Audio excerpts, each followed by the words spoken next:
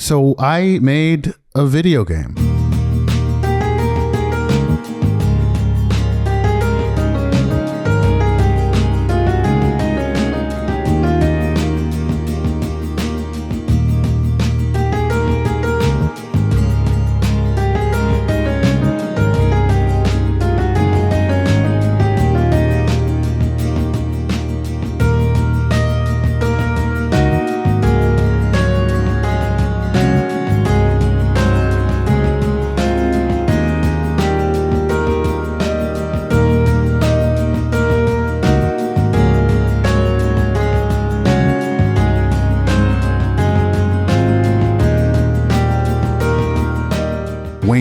Waning Sea of Flame, which is like an upgrade, overhaul, expansion pack for the first game, and then Waning the Rite of Spring. So I guess technically 2.5 games is what I like to say.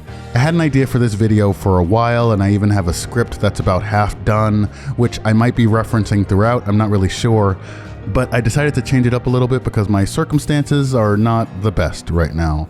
This last year has been fraught with abuse and trauma and death and loss and heartbreak and all kinds of uncertainty, and the self-loathing is up and raging, and the self-love is really in the toilet. So just being able to go back and see a bunch of the stuff that I created and look back on it and think about a time when I really felt like I'd done something special and meaningful, it helps. It helps me just feel that much better about myself, I think.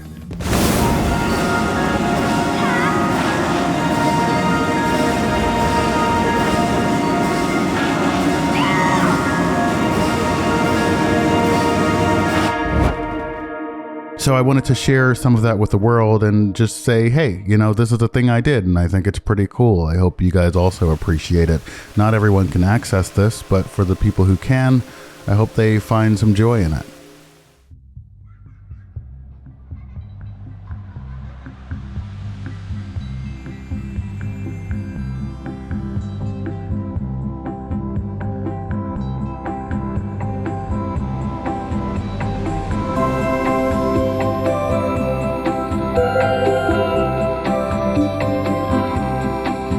Dreams, fantasies, ideas.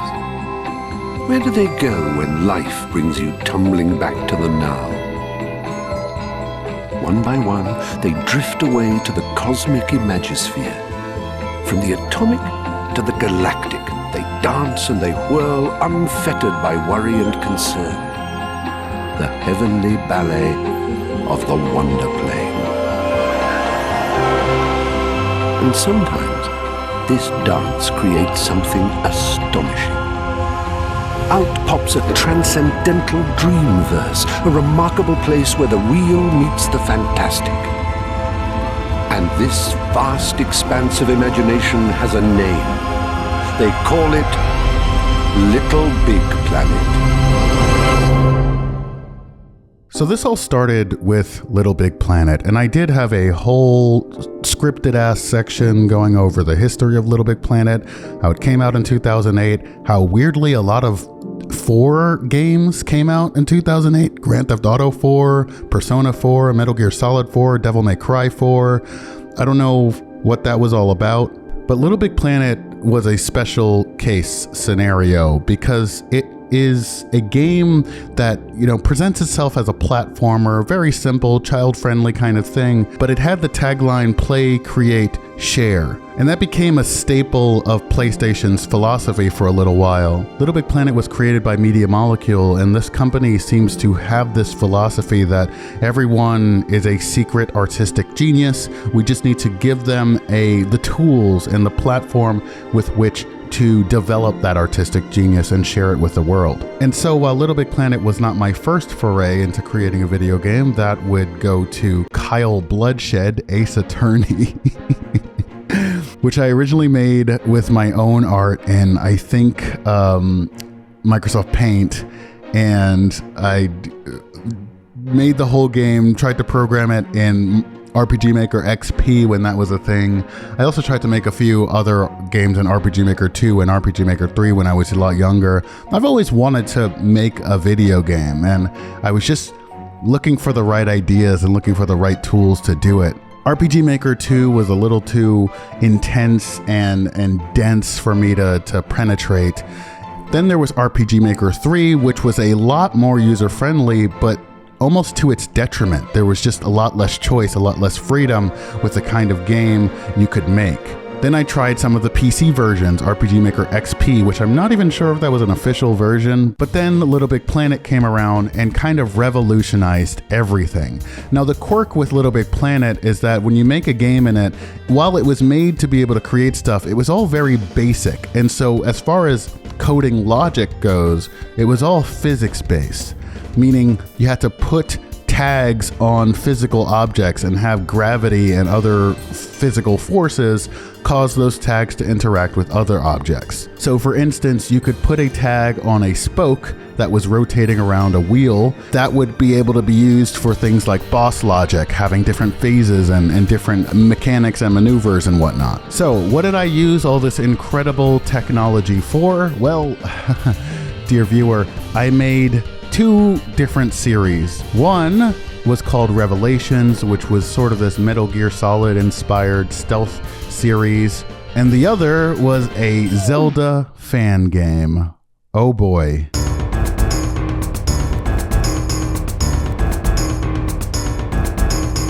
So the Zelda fan game came first, and it's rough. It's definitely very rough. I really thought I was cooking with this one. And it's got the typical LittleBigPlanet amateur designer kind of stuff in it, like a lot of just weird random puzzles that don't make any sense, a lot of just random objects and shapes strewn about an otherwise empty level to give the appearance of game design.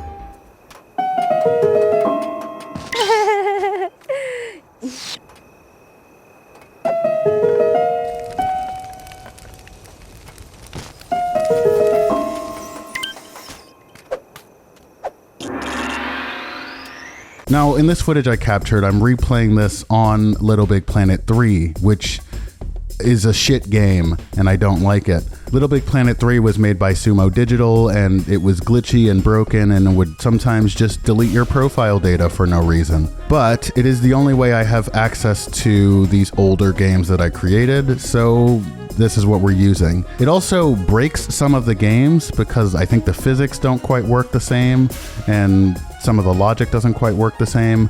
One of the later puzzles in my Revelations game just straight up doesn't work anymore. But as you can see, it really doesn't matter. I don't think there is a best version of these games. Like, look at this shit. Don't jump down, jump across these platforms. Like, what the fuck is this game design? And then you do it and some random platform just spawns in, and there you go.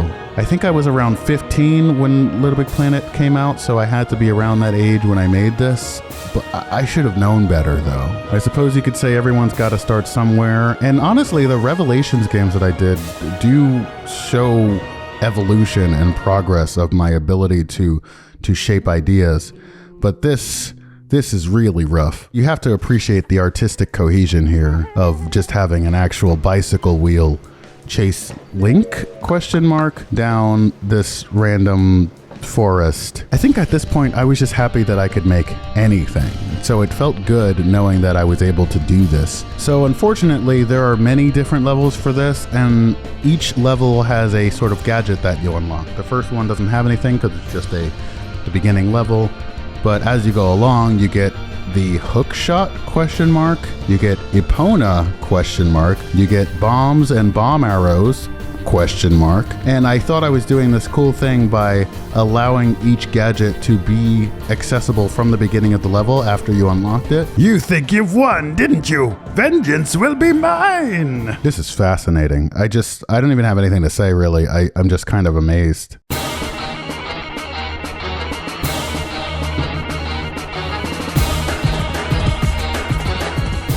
When I listen to some of the old music I've created, I can sort of get it, right? Even if it's not a good song, I can understand the themes I was going for, the phrases, the harmonies. I can understand what I was getting at, even if I didn't execute it properly. But this is something else, man. Now we move on to Act 3, Old Comrade. You'll never guess who the old comrade is.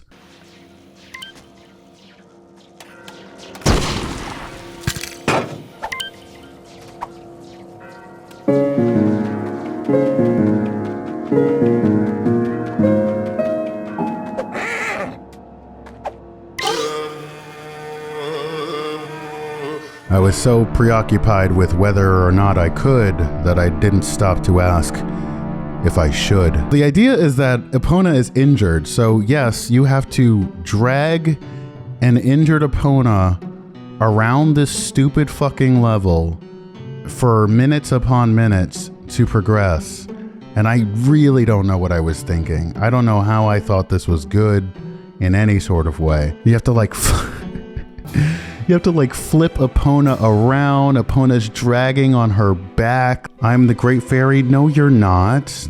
Don't lie to me. These little chain things are supposed to be the hook shot because in this game specifically, there was no way to make your own power-ups. They would add that in LittleBigPlanet 2. I think what's worse about this boss is that you can't even really tell what you're trying to do. You're just constantly raising on these hook shot things, hoping that you're doing something. But by the end of it, Epona is fixed, sort of, and you get access to bomb arrows. Yep, that's Epona all right. And this is my way of having story pacing, was just putting a bunch of random walls and hook shots, quote unquote. It doesn't really get any better from here. It's the same bullshit. I do long for the world where I had so little shame that I would put something out like this and think it was good and worth playing. Now I spend years upon years on anything that I create, and I never put anything out because I want it to be so good and so meaningful and to have as few mistakes as possible. And they still have mistakes. I still fuck shit up all the time. So it's like, why do I even bother? Uh-oh, we died. Time to do that entire level over.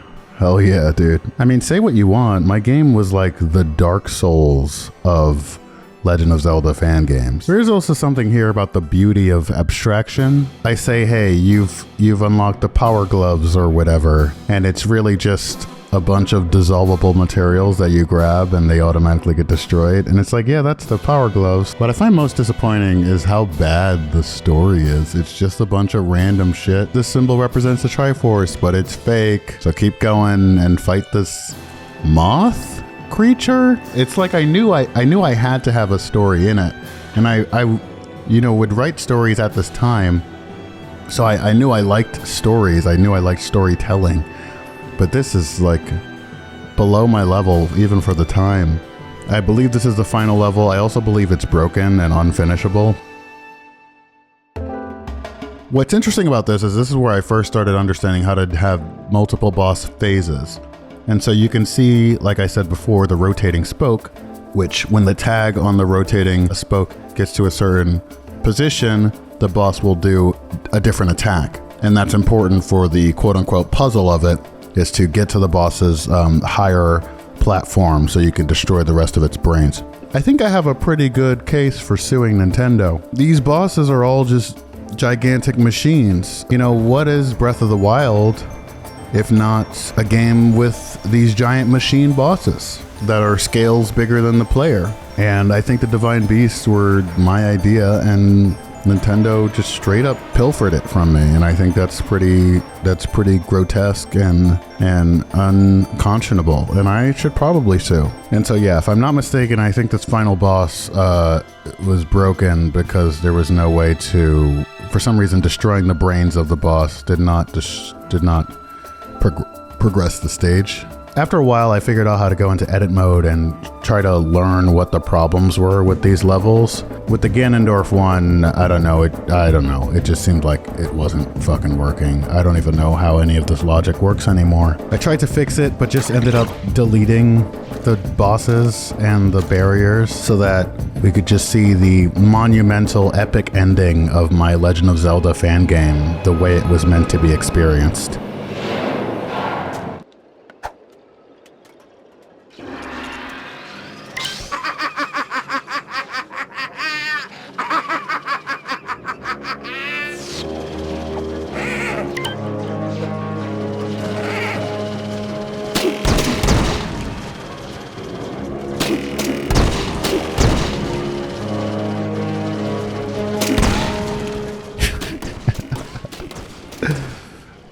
Oh man, Ganondorf has really let himself go. Oh dear God. We freed the Great Fairy, we destroyed the Triforce or whatever, and we did it. That was probably the greatest Legend of Zelda fan game that's ever existed.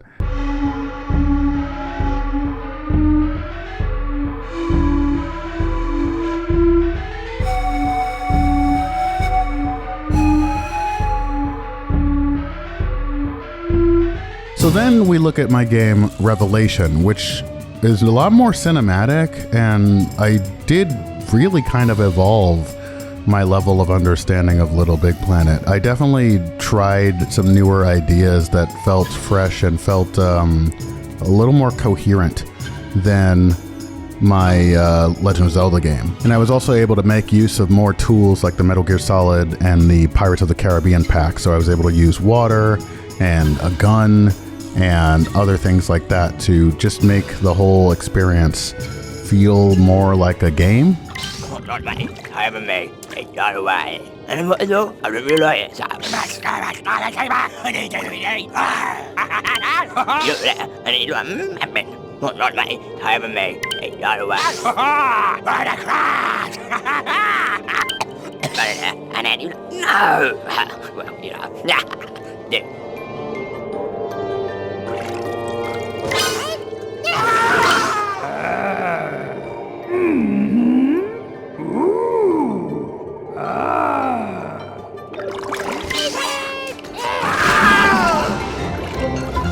Whatever you say about me, it's obvious that I wear my influences on my sleeve.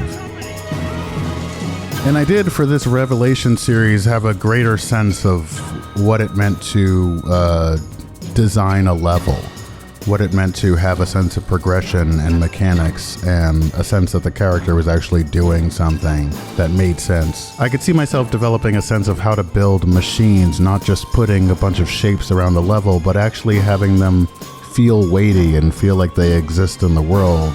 Even just having an elevator respond to a button or open its doors when it gets close to the player felt like an achievement. Having this little counterweight balancy thing go down when you put a bunch of weights in this little crate felt like I was really building something. I was starting to understand how to build systems. I remember being extremely proud of this level, Revelations Act 4, when I had finally finished it. Just the boss felt like I've spent a lot of time on it. A lot of the machines and a lot of the different ways that the level develops and moves over time felt like a real achievement. And going along, I would try to get a little more creative with a lot of the objects I made, more elevators, more little tools and gadgets that had specific functions that felt like it took a lot of thought and creativity to put together. And the highlight of all of this is this stupid fucking boat.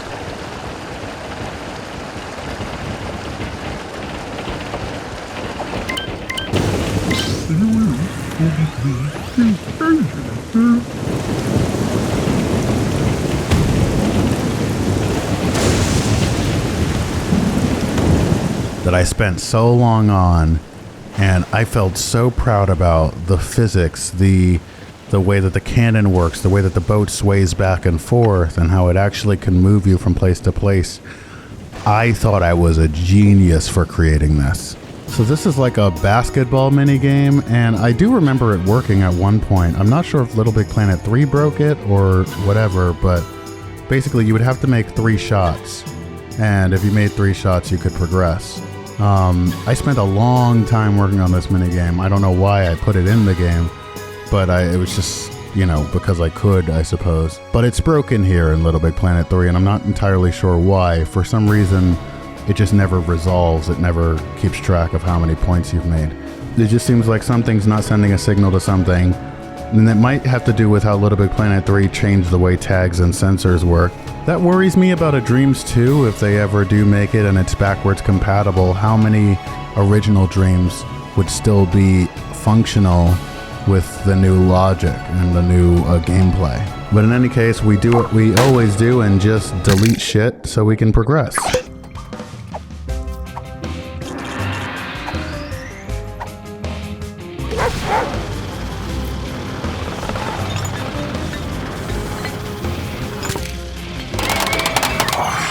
More animals being grievously harmed in the making of this video game. And then we get back to the boat, and there's an actual boat boss fight.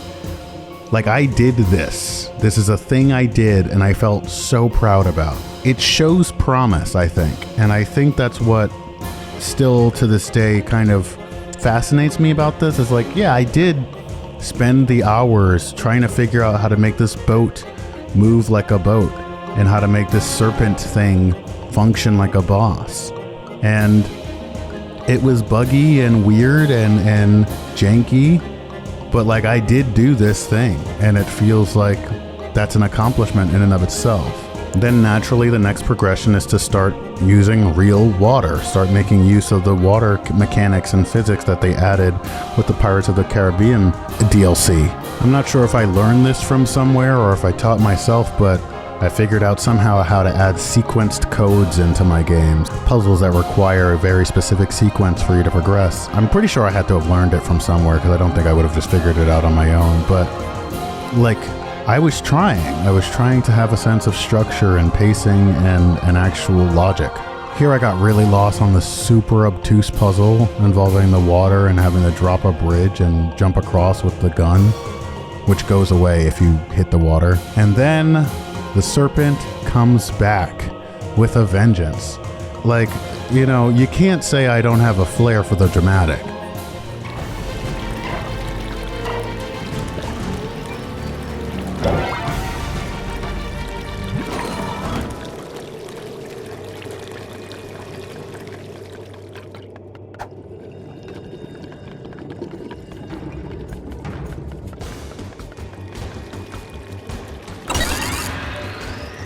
And that was Revelations. I do believe I had more ideas, like more stuff that I wanted to do with it, more levels that I wanted to make, but I never got around to them. You know, we came a long way. I had this other level called Ruins of Naught. I don't know what this is. I've come a long way, you know, from Ganondorf to the Serpent to, or the prototype, I suppose, to Adam in Sea of Flame.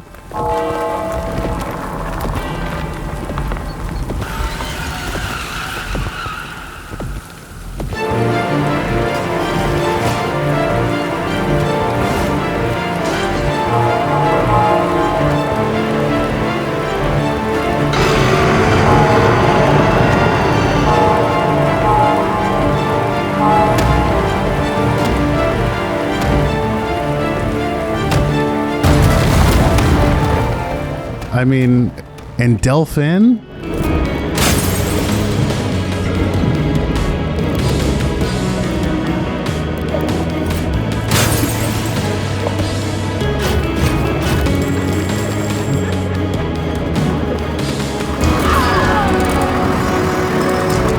I gotta say, you know, for what it's worth, I have evolved, and I think I've evolved in the correct direction.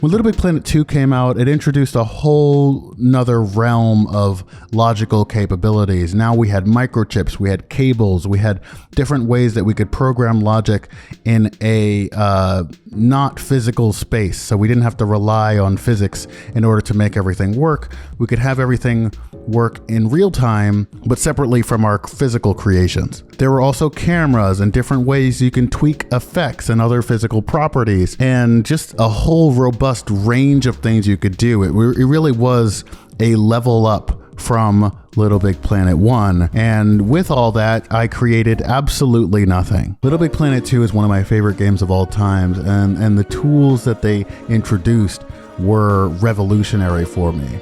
And I guess I just had trouble finding the right ideas, and it's one of my fatal flaws is that I don't like to create anything unless I feel like I have something to say. I have to feel like the experience is meaningful and really worth experiencing, which I guess makes it good that I'm not one of these slop assholes who just asset flip something and put it out there with no real intent or artistic pride or whatever. But it does make it hard to create when you're constantly getting on your own ass about whether it's worthwhile or not in some deeply human sense. When LittleBigPlanet 3 came out, it introduced more tools, but like I said, LittleBigPlanet 3 it was made by Sumo Digital, and I didn't like the game as much as LittleBigPlanet 2, and I felt like it took a lot of steps backwards in a sense. They introduced new character archetypes and more dimensions to work with, which on paper is a really good thing. They also added to the tools that LittleBigPlanet 2 had, and I tried to make something work. Like, I would focus on creating different characters. I had this character named Destel who could control gravity. I had another character who could make decoys and phase through solid matter, and this decoy ability is one that I would eventually end up using for the Rite of Spring.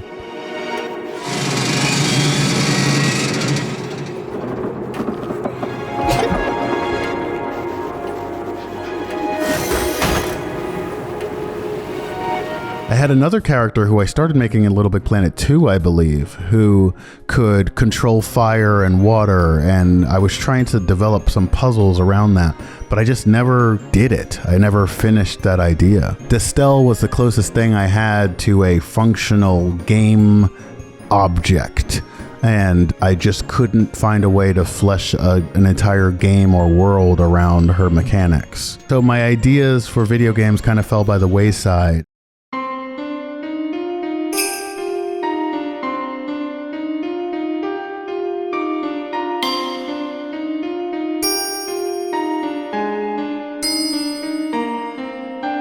Seemingly out of nowhere at E3 2015, what a different time it was back then, Media Molecule would unveil Dreams, an all-new creation platform much more focused, more accessible, and larger in scale than anything that came before. Dreams isn't just a game, it's a universe. Well, you know, technically speaking, it's a game engine, but what sets it apart from other tools like Unreal or Unity is that, well, firstly, it's a PlayStation exclusive, though I'm kind of surprised they haven't ported it to PC yet, and I would really like them to do so, because not only would it breathe life into the game again, it would also make it more accessible just in general. But secondly, Dreams is its own collaborative ecosystem. On the individual side, there are many tools for automation, procedural animation like walking and running, easy sketching, and music performance and production tools, and a lot of the same but expanded preset logic gadgets that we saw back in LittleBigPlanet 2.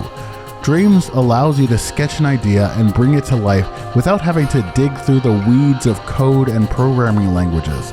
If you want a character to walk forward, it's as simple as plugging and playing. But that simplicity snowball gives way to an avalanche of complexity if you allow it to. On the communal side, if I want, say, a character model of Freddy Fazbear, I can just search for it, select the one I want, and plop it into my level because someone's already made it. And there's no monetization model here. Outside of the price of the game, money is not exchanged. Dreams understands in a very anti-capitalist way that when people have the tools to create, they will create and they will share. Everything published in Dreams is allowed to be played or utilized by another player, which creates this atmosphere of collaboration, of learning, of growth that truly exemplifies the beauty of human society, a world in which competition is not hailed as the only true motivating force. I could not have created anything of worth if I could not outright steal,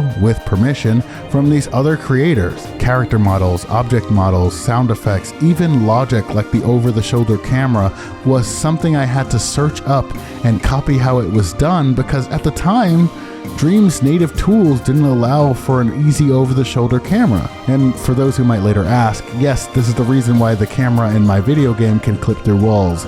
It's not programmed with any logic for avoiding obstacles.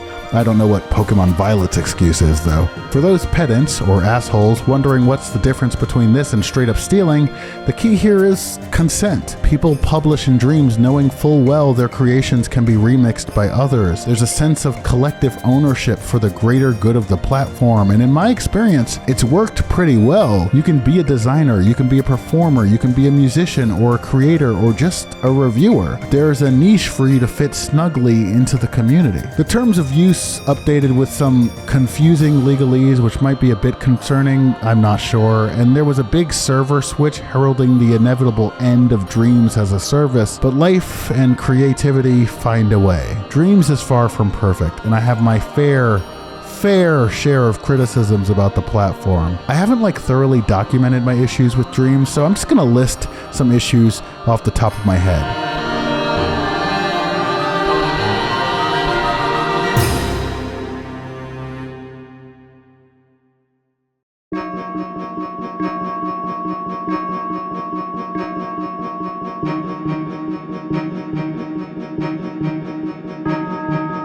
One, storage management.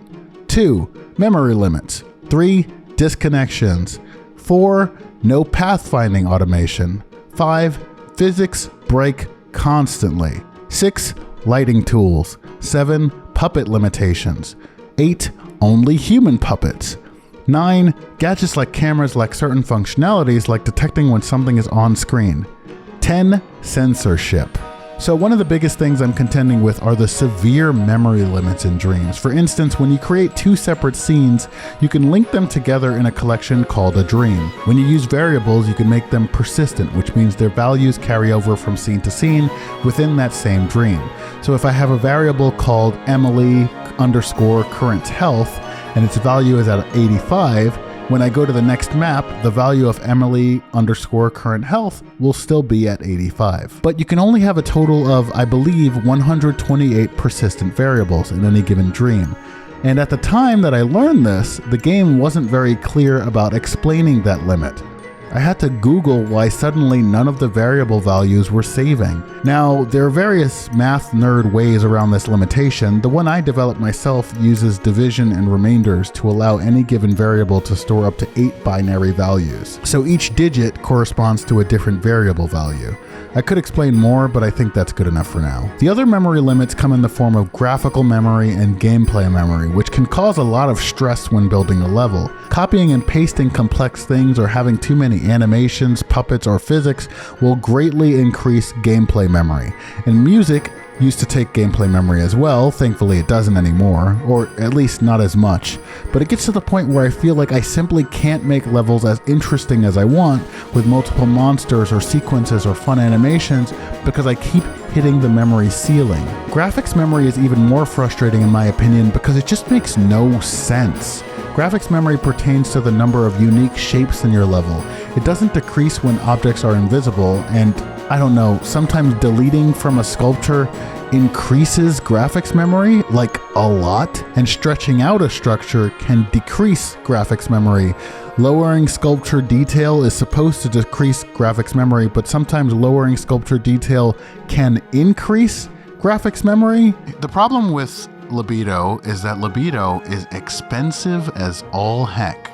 Pretty much any map that Libido is on is at either 99 or exactly 100% gameplay memory or graphics memory, I can't remember. To the point that I can't have much else on any map that Libido is on. And now we're just gonna look at this map real quick. Quick zoom out here. Like look, 94% graphics memory. And this map is literally just Emily, Libido, and this. It's just this. It's not a lot of stuff. But all of that is 94% graphics memory. Some things from other creators use up so much graphics memory that they're basically unusable in any moderately complex scene. I know what you're thinking. Optimize. Trust me, I've tried. You can lower graphical detail to decrease graphics memory, and you can tweak things to have fewer cables to decrease gameplay memory, but I don't know, maybe it's just because I'm not a real game designer, but it would constantly feel like I had just gotten going when suddenly I'm hitting the ceiling for memory in my scene. It kills me that there hasn't been a next-gen update for this game, and now seemingly there never will be, to address these old-gen issues.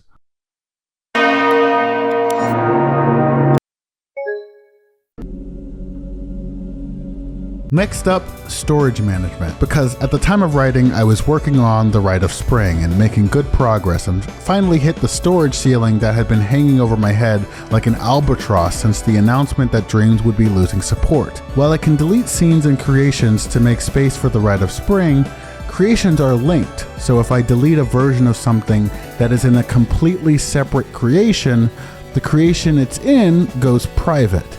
When I first upgraded Waning to Sea of Flame, I started building on the old maps without separating or categorizing them, mainly because I didn't really have a process, and wound up deleting versions of the maps that were in Waning Vanilla without realizing. Dreams has some communication and interface issues. It tells you that deleting something that's in another creation will private what it's in, but it doesn't warn you when that's about to happen. So I deleted the creation thinking I'd get a pop-up saying, hey, this thing you made 3 years ago is stamped in this public creation, and are you sure you want to fuck everything up? And like, nope. I had to find out via notification I received after the fact and didn't realize I had until about 30 minutes after I did the thing. Also, I have to delete things one at a fucking time, which takes literal hours.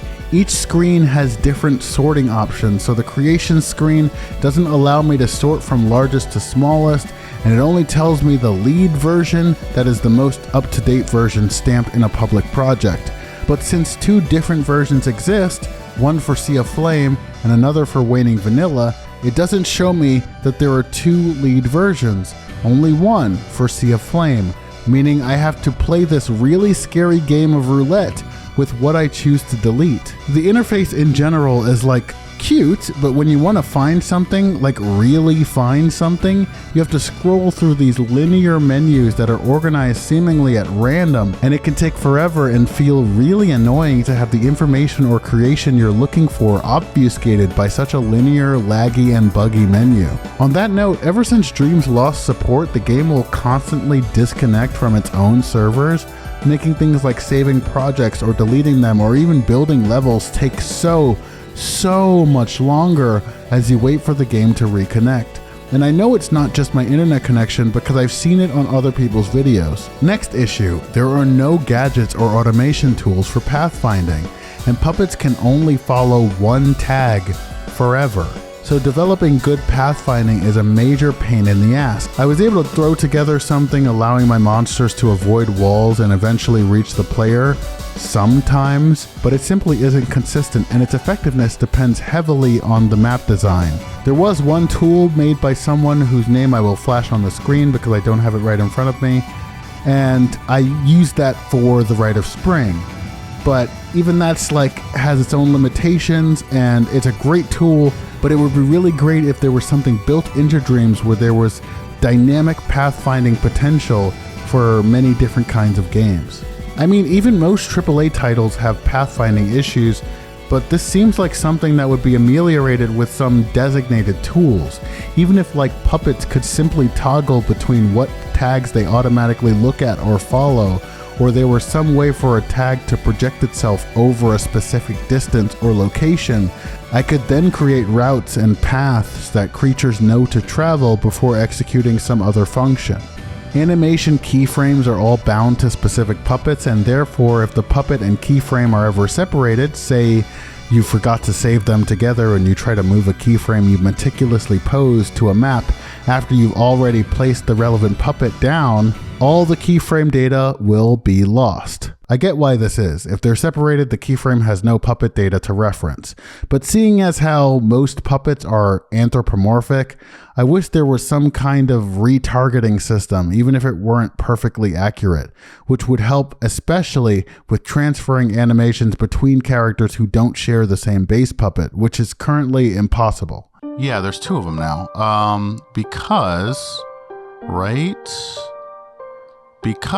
this one, this one is here, it's in the wall, and this was a prop from before. So in Waning 1.0, this silhouette is the one that chases you around. But because I didn't want to mess with any of its animations, after I overhauled all the shadows and their AI and whatnot, and animations, I added this one in, which spawns in after pick up after the cutscene is over. So you pick it up, the cutscene plays, and then this one disappears, goes invisible, and then this one is the one that actually stalks you, because it has completely different animations and AI than the original Silhouette did. There are no timescale gadgets. Timescale affects things like slow motion and fast motion, and a timescale gadget with options to allow for certain microchips or objects to not be affected would have made it very simple to program pausing into the game. Dreams has a built-in pause menu which stops all time, but if I wanted the player to be able to navigate my in-game items menu, for instance, I would have to have set up things in a very particular future-proofed way to ensure that animations, physics, and interactions properly stop when the menu is up, and I just didn't have the know-how at the time to figure that out. Honestly, I still don't, not without making the gameplay memory skyrocket. I find myself getting frustrated often that I can't rely on tags for certain gadgets. Like, I can't directly have a laser scope only respond when it hits the tag that it's aiming at. And I can't have an impact sensor only respond if it's being touched by an object with a specific tag. This one bugs me constantly. There's no simple way to have a camera detect when an object is on screen. Lights can't output a signal when they're hitting a specific object, and puppet cameras don't have depth of field settings, among other things. As I worked on the Rite of Spring, I was wishing there were more lighting tools. Light tends to bleed through objects, which is fine for smaller levels with more controlled environments, but when you have scenes with indoors and outdoor locations and complex layouts, it made me wish that there were gadgets like, I don't know, a light blocker or something that would prevent light from spilling into areas that it shouldn't, and just other objects to more finely tune world lighting than just the native light gadgets. There are no default non-human puppets with all the built-in procedural automation that the human puppets have. Searching for anything sucks major ass. I tried finding a specific version of my game once, and the version I was looking for straight up wasn't populating in this terrible list. Physics break constantly and are just frustrating to deal with, though this one I don't entirely blame Dreams for. And lastly, there's the censorship. Dreams is a rated T game, and it really doesn't want you using any naughty words. It will automatically censor words, acronyms, and segments that it deems inappropriate, even if they are used in the most innocent ways. For instance, if I have a tag called moth_current health, the tag's name will automatically correct to ****current health, because THC is a no-no term. This can and does fuck up tag behavior if you have two tags that autocorrect to the same name. It's fucking stupid. I can't use the word thorny because it has horny in it. I can't say fuck or shit, even though I'm pretty sure the official Media Molecule story Arch Dream, which released with Dreams on launch, has the word shit in it. Siren. Oh, you're in for it now, you big bastard! Desert 180. Why am I even searching for stupid shit like dragons anyway? I can use the word sexy, but not sexier for some weird reason. So I have to use the grammatically frustrating more sexy to say the same thing but worse. It begins to feel incredibly frustrating and nerve-wracking when you spent 3 years working on a game with strong language and sexual themes, and you don't know if at any point some mod somewhere is going to pull the plug on it after it's released. This already happened with one Dreams game called House of Beavis, which featured suggestive and sexualized content. Media Molecule investigated and eventually reinstated the game, but the fact that this sort of thing was even possible creates this air of insecurity surrounding the whole platform. My stories are explicitly political. I like to push boundaries. I like for my stories to address meaningful human experiences like death and mental health and sexuality. I found a convincing way to circumvent the text censor, which I use in the Rite of Spring, and I also have outright nudity in that game, if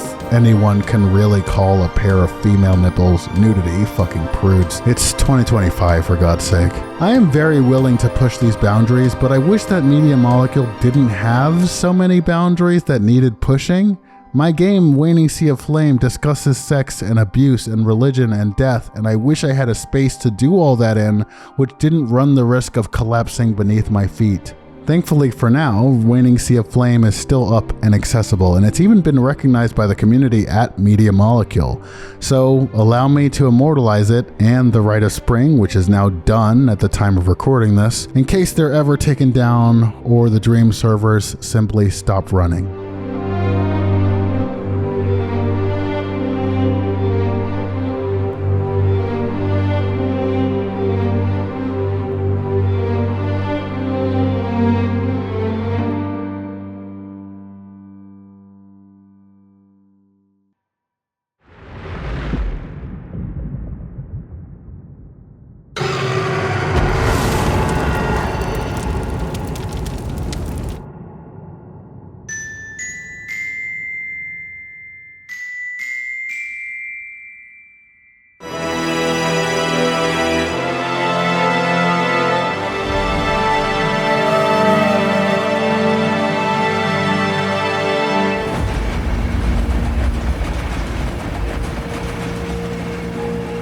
Waning began as an idea I had a long time ago. I wanted to explore this idea of concentrated open world, where you'd be stuck in a mansion but be able to explore every nook and cranny of that mansion and its surrounding grounds, finding your own way to progress.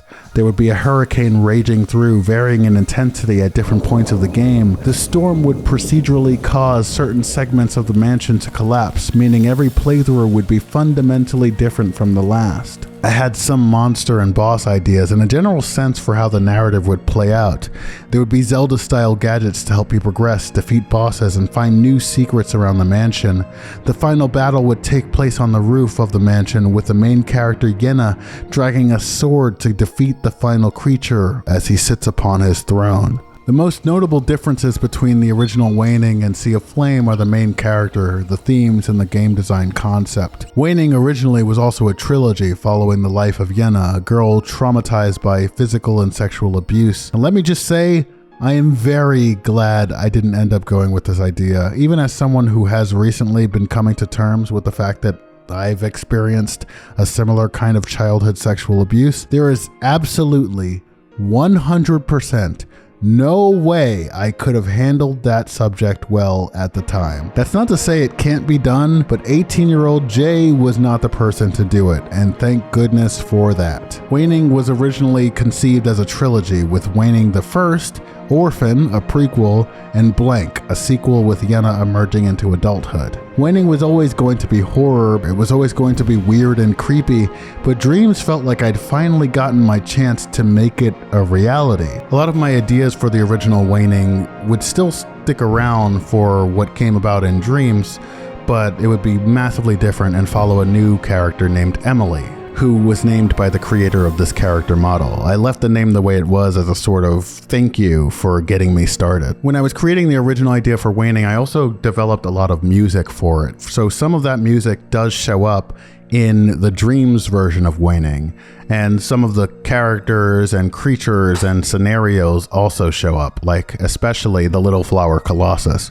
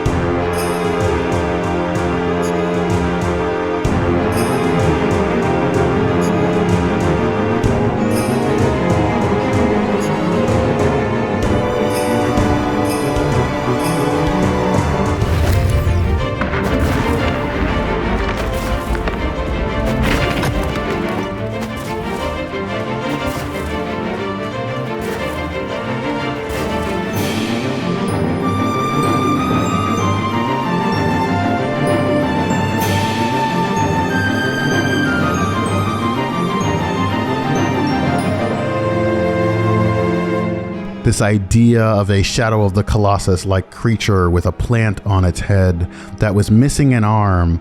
The original concept was that its missing arm was clutching its little baby in its hand, and at first this creature would be hostile to you and you would have to solve a puzzle in order to get around it or defeat it, but eventually you would find it again and have to find the creature's gigantic missing arm, and within its clutched palm you would find its baby snug and safe, being protected from whatever forces lied outside. A lot of the details of that would change, but the idea that this little flower colossus as a mother just trying to protect its child would stick around. So I think now it's finally time to show Waning Sea of Flame off to the world. Well, off to the YouTube world anyway. It's already been out for some time. I introduce you all to Waning Sea of Flame. I hope you all enjoy. I guess I should explain things. Your soul, or whatever you want to call it, is trapped. Die full of regrets, or with an unclear conscience, and you end up here, the Wavering Mansion.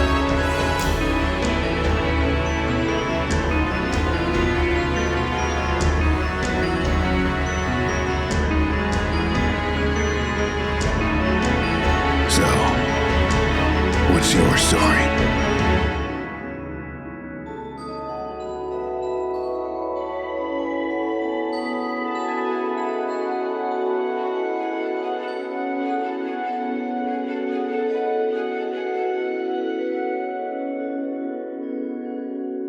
For those who wish to see a recent playthrough of Waning Sea of Flame without commentary, I will have a link to an unlisted video in the description.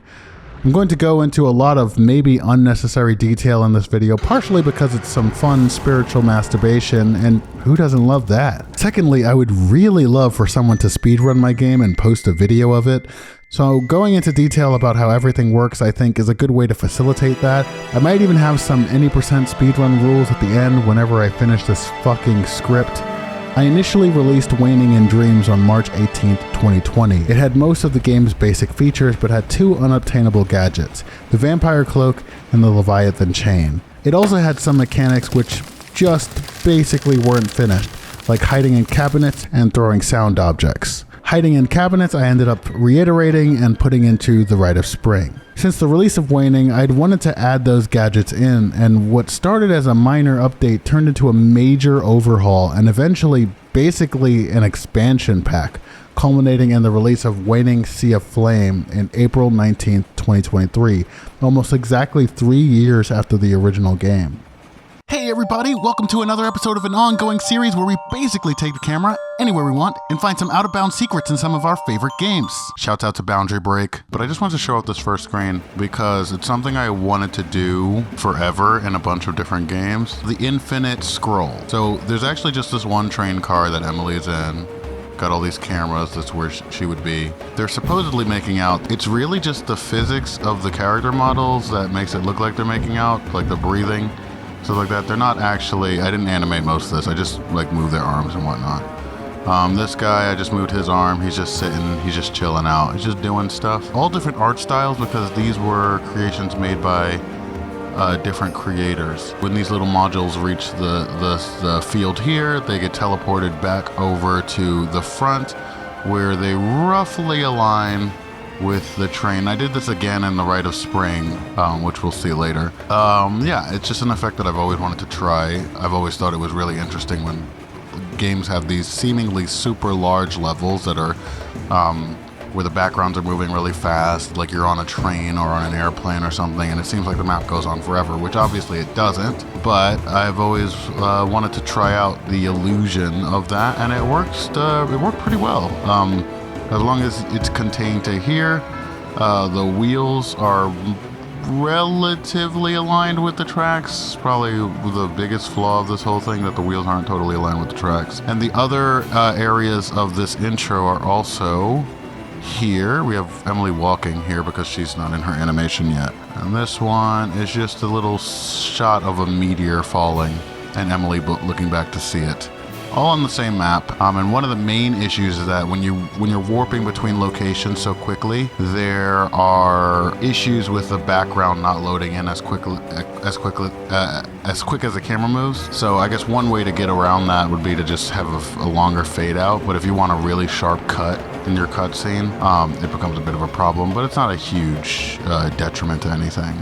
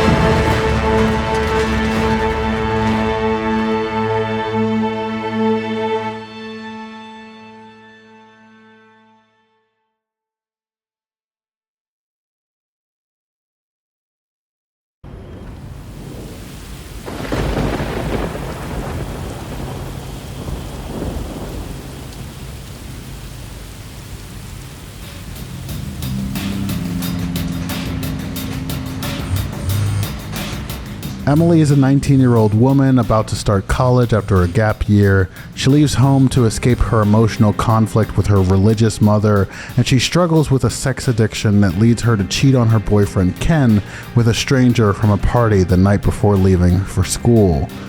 This is the framing device of this Waning retelling, Emily's search for herself, navigating the religiosity of her upbringing to either embrace herself, including her libido, or reject the parts of her deemed sinful. We flash back to Emily in a drunken post-coital haze. The theme that plays here is called Guilty Conscience, Last Night version.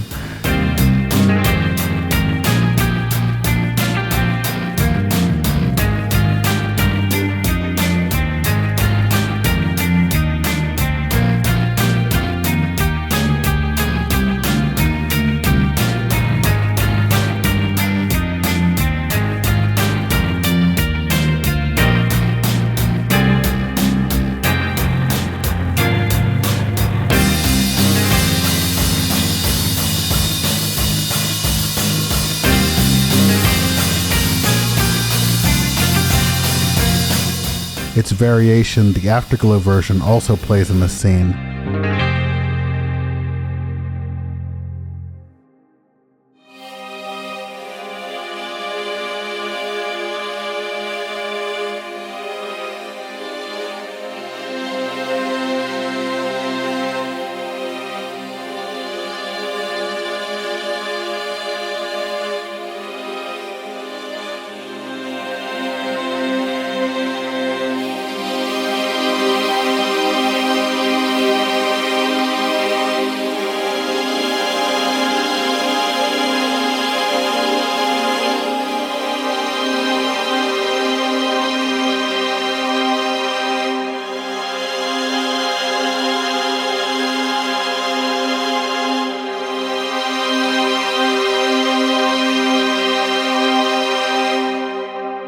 The final variation, Libido version, will play later when Emily revisits the scene in the stranger's bedroom. Guilty Conscience was one of the first songs I composed for the game. I was just getting used to using the sound tools in the game, so I settled on a simple alt-rock theme you'd hear from any no-name indie band just starting out. Emily is mostly a silent protagonist, save for a few dialogue choices I made here and there. I thought having these moments of choice in the flashback sequences would be a narratively interesting way to express Emily's inner thoughts and provide exposition for the player.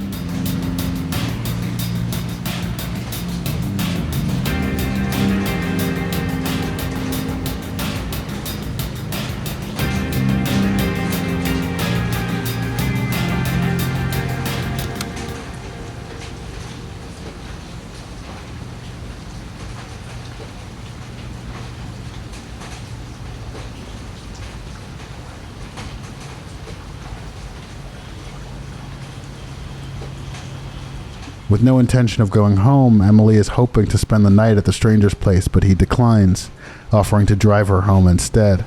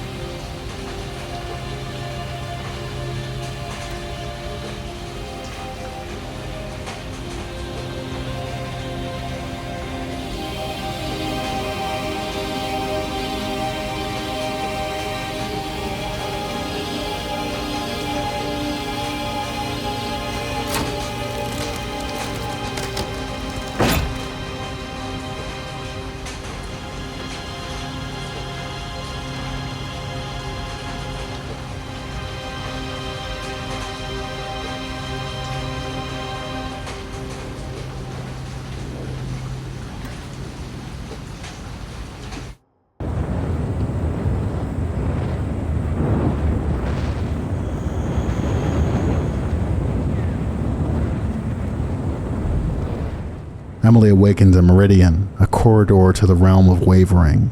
A great flame blazes in the distance behind her. With nowhere else to go, Emily staggers forward.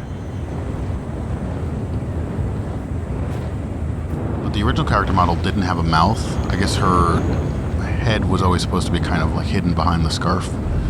I had to find that mouth, which is painted on, and put over Emily. And you can animate it and make it expressive, but I just decided to have it closed the entire time. Every other character doesn't move their mouth.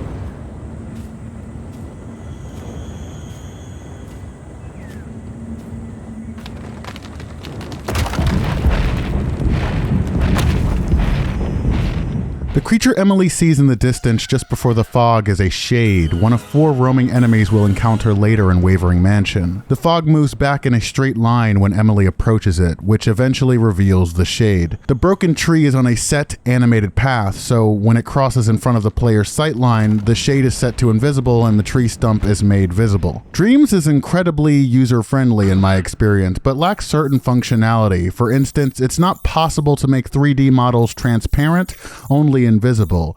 Paint can be made transparent, but has its own limitations, which I'll mention later. Because this shade model and the model for the darkness, the other creature Emily encounters, contains all the logic of the gameplay enemies, I had to be careful never to update the logic of the enemies on this map because it would cause them to behave differently for this basically interactive cutscene sequence. Ideally, I'd have just deleted all their gameplay logic, but I was not confident enough in what I was doing when I started working on this scene/game/series/life. The transition to the next area is triggered by proximity to the darkness, which means for speedrun purposes, moving backwards after the tree falls will trigger the chase cutscene that much faster.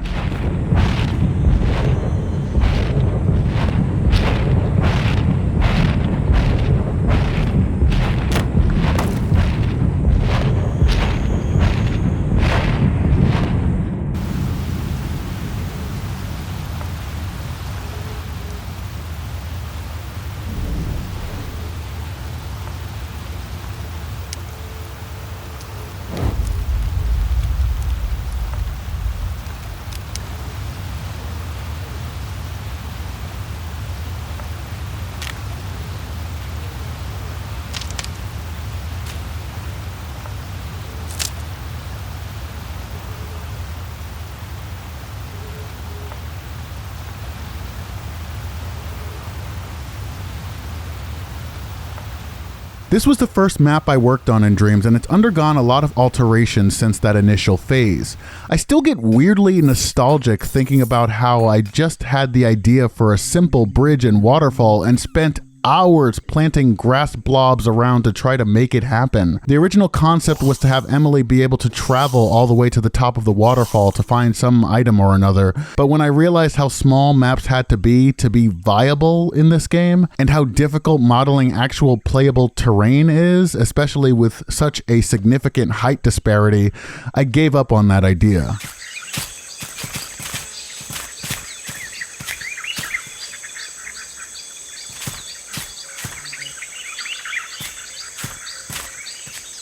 Another idea I gave up on, but I wish I hadn't, was the idea of allowing the roaming enemies to wade through the river in order to reach Emily.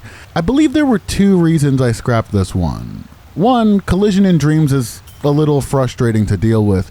Even if a puppet is set to not collide with things, each individual sculpture which makes up the puppet's model also needs to be manually set to not collide with things. Otherwise, character models will stretch out in, unfortunate ways. Two, I put up a bunch of invisible walls to create a set path across the river, and at the time I didn't understand how to make the invisible walls collide with Emily, but not with the shadows. I also didn't understand that collision is sort of a two-way handshake, where an object has to basically say, I am a target, and I will not collide with scenery. And the other object has to say, I am scenery, and I will not collide with a target, in order for the collision to behave properly, or something like that. Honestly, I still don't really understand it, but I got it to work for the most part. But, oh god, he's too fast, he's too fast, he's too fast, he's too fast, he's too fast! Oh, I'm stuck. Oh, this has never happened before. Oh dear. Oh dear, this has never happened before. How am I stuck? Why can't he kill me? This has never happened before. I can't believe we're stuck. What am I stuck on exactly? I don't know exactly what I'm stuck on.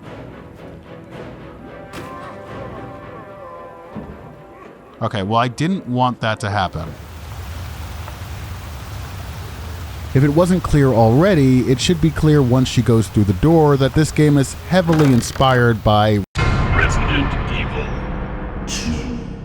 Specifically Resident Evil 1 HD and Resident Evil 2 Remake. The labyrinthine halls which loop back in on themselves, the puzzles and keys to unlock new areas, and from 2 Remake, the persistent roaming enemy that is difficult or near impossible to kill. One of the major differences between Waning and Resident Evil, aside from the obvious stuff, is that my game doesn't have a map. I had no idea how to program one. Okay, I did have a few ideas, using some central node in each map to pinpoint Emily's coordinates and cast it to some set of variables, then emulating those variables in some 2D representation of the scene. But then I'd have to draw the layout of each map, including some indication of height level for more complicated maps, and making like any HUD elements in Dreams is a gigantic pain in the ass. That's why I opted for very minimalistic aesthetic for health and stamina. I also just really like minimalism. I mean, this is what my desktop looks like on my main computer. Like, this is it. I'm not a big fan of clutter. Using the VR gadgets, you can make more interesting HUD elements like 3D objects, which are pinned to the screen, but then you run into issues like going over your memory budget, especially if a game is tracking Emily's location across various scenes, so the full map of the mansion has to be loaded into each one. Maybe it's just laziness, but I ultimately decided it would be better and cheaper to have the player memorize locations through physicality. I mean, Dark Souls and Bloodborne and Sekiro did this for the most part, I think. The mansion itself is not that big. Its entire main playing area consists of about 20 small scenes, each with its own distinct elements and layout, and only 7 of which the roaming shadows can actually spawn in. So I figured the game area was small enough and each area distinct enough for players to form a mental map of the doorways and shortcuts as they steadily navigate the mansion. The game also never pauses, for reasons I explained earlier, lack of timescale, needing to wire every animation and microchip manually, etc. But I ended up feeling like that shortcoming adds to the thrill.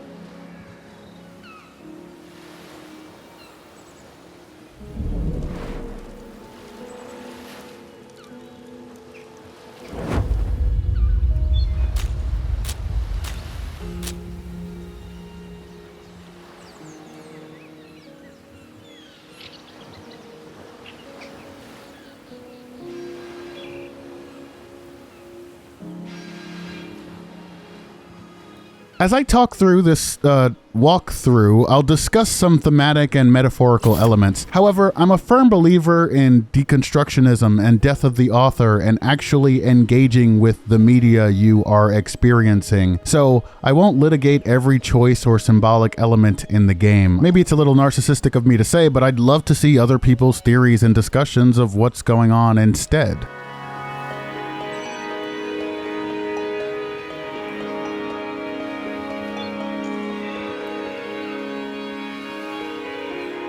Haven, or the safe room, was originally supposed to be a realistic room furnished with a bed and whose aesthetic would vary based on where in the mansion the safe room is. Instead, I went with a surreal aesthetic, making it simpler to place safe room doors around the mansion wherever I thought they would fit. When Emily interacts with a safe room door, the variable which safe room is updated to correspond with the door from which Emily entered. This way, whenever Emily leaves Haven, she exits from where she entered. But it also allows certain sequences of the game to automatically drop Emily off at specific Haven doors when she exits.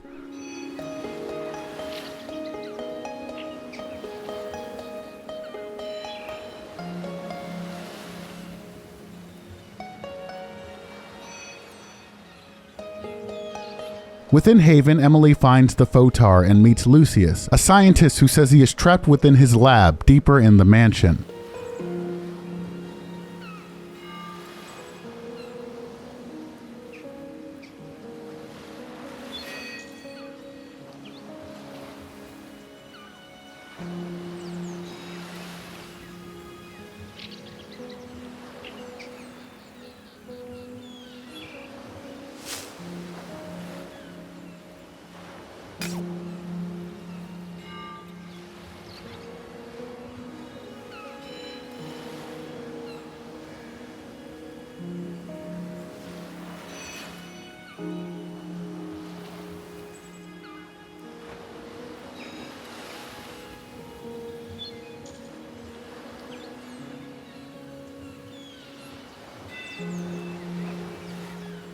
The player learns how to sleep in beds, which cures Emily's weariness and restores her maximum health.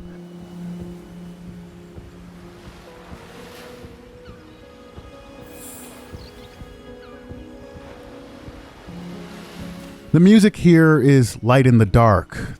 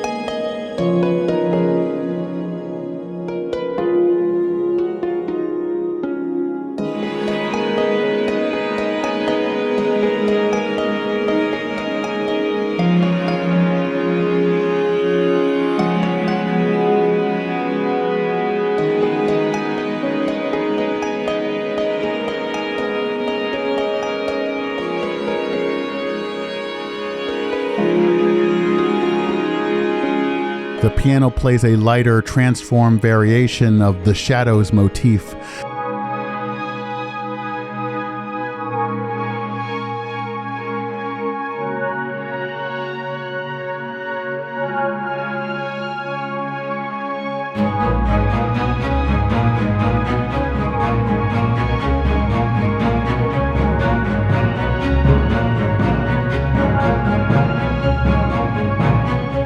The strings play what I like to think of as the theme of light, which shows up several times throughout the game.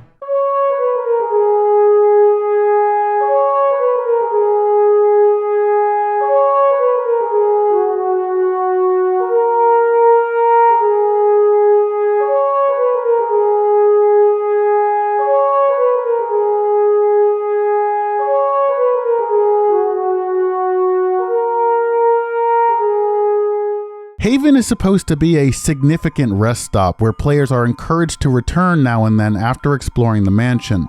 Balance is the biggest issue. I wanted players to feel like visiting Haven was helpful and desired, but not necessary. Weariness is perhaps the most punishing stat because at high weariness, the player's view becomes blurry, which for most is pretty annoying, I'm sure. I had a huge back and forth with myself, wondering if the nuisance was worth it. I wanted weariness to mean something, and my intention was to make it more difficult to see enemies, hopefully adding to the tension of exploration if Emily has not rested for a long time. The bokeh effect, with its subtle blur and circular particles, creates this dreamlike sensation where colors and shadows feel as though they're blending into one another.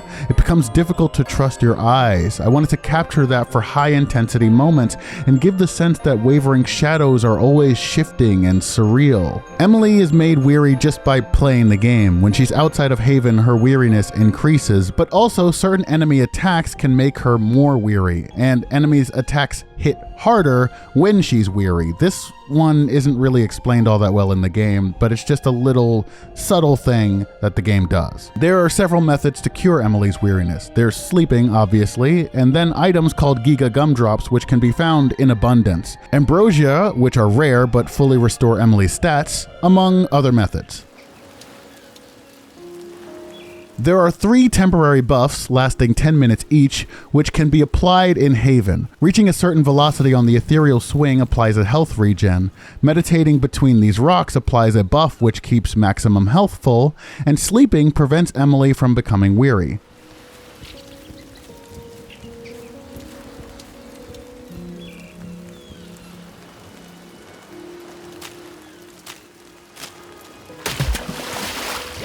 When Emily uses the hot spring, her current health is restored. The hot spring was a nod to Death Stranding and Ghost of Tsushima, obviously, and works well with this game's themes of Emily learning to appreciate herself, her physical body, and her sexuality despite her past.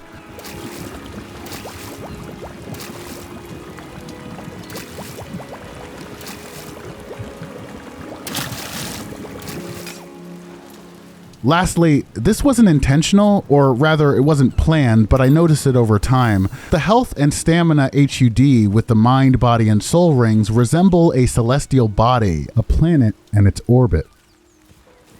What's new in Sea of Flame from vanilla is a breathing gauge showing when Emily is out of breath. Previously, Emily's breathing was only hinted at by the tone that rises in pitch as she holds her breath. I wish I handled Emily's breathing with a variable, but instead it's timer-based, which makes it harder to control, though it works well enough for the game.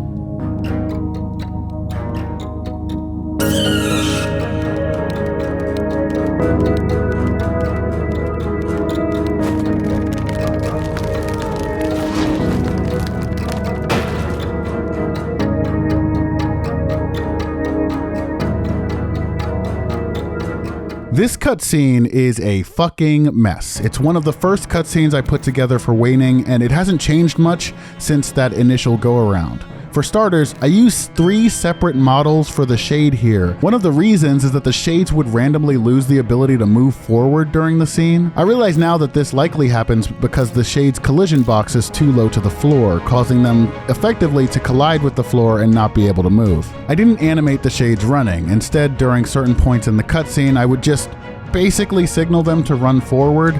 I did this for a fair few cutscenes because animating walking and running cycles is not fun and never comes out well.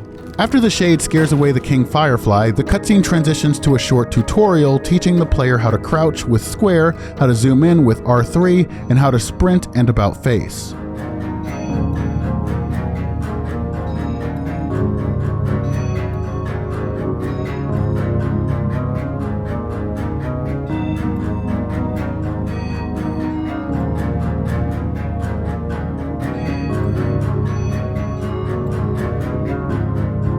Short tangent, maybe I'm just getting old, but ever since Metal Gear Solid 5 had this feature, I've wanted a zoom in button in every game ever. Death Stranding has it, Cyberpunk 2077 has it. Like, my eyesight's pretty good, but there are so many times when I just want to get a closer look, even if it's just a slightly smaller field of view. I think it's just a good accessibility feature, especially as visual detail gets a lot noisier, so I made sure to have it in Waning, regardless of what character you're controlling. And it's in the Rite of Spring as well. Hell, I even included it in that little Pokemon proof of concept thing I put together.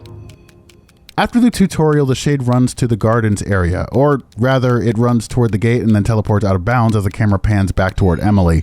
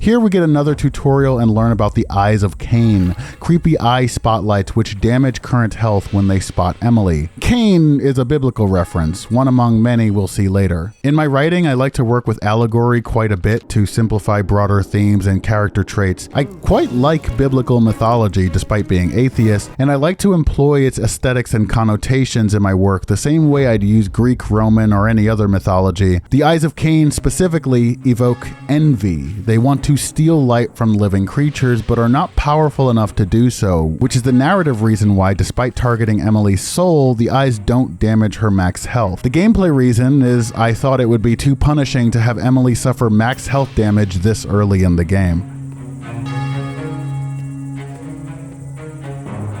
The mausoleum was originally comprised of 4 separate levels, each meant to train the player in a different mechanic. The first level was largely the same as it appears here. Hold R1 to hold your breath and walk past the creepy eye spotlights. The second room involved pressing timed switches to reach an open door before it locks again. The third room basically just involved crouching and holding breath simultaneously, and the final room is a simple switch puzzle as it exists in the final game. I scrapped the middle rooms partly because it seems silly to have a pop-up asking players to warp back to the first room to cut back on wasted time. That's just a sign of bad level design, I think. The other reason is that these puzzles were just kind of obtuse and boring. Like, I don't need to teach players how to sprint. I think they will figure it out. They've probably already figured it out by the time they reach this area. And I had to keep flashing reminders to inform the player what I wanted them to be doing, which just, again, meant bad game design. The new version of the first map is mostly the same, except that the gate in the back is blocked by what we we will learn is a Grendel route. In this new version, there is a small crawl space where the Eye of Cain shines from above. You can brute force past, but the player should intuit that it is possible for Emily to hold her breath while crouching. Reaching the end takes the player directly to the mausoleum's final room.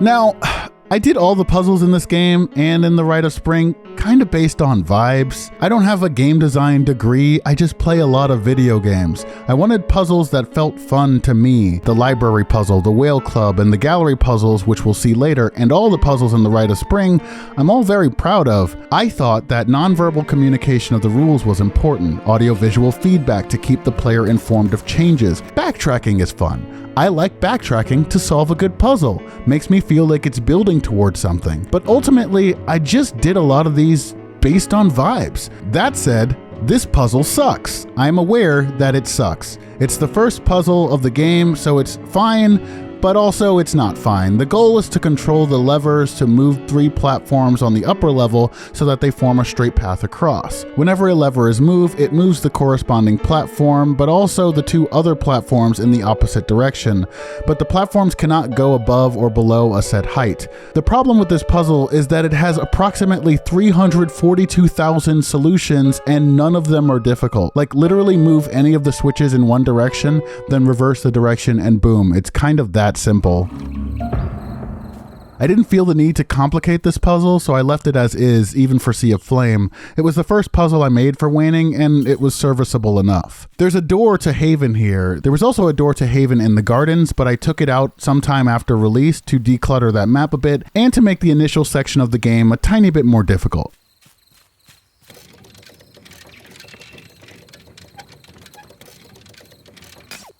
On the upper level of the mausoleum's puzzle room, Emily can find a chest key, a giant sunflower seed, and the dying king firefly.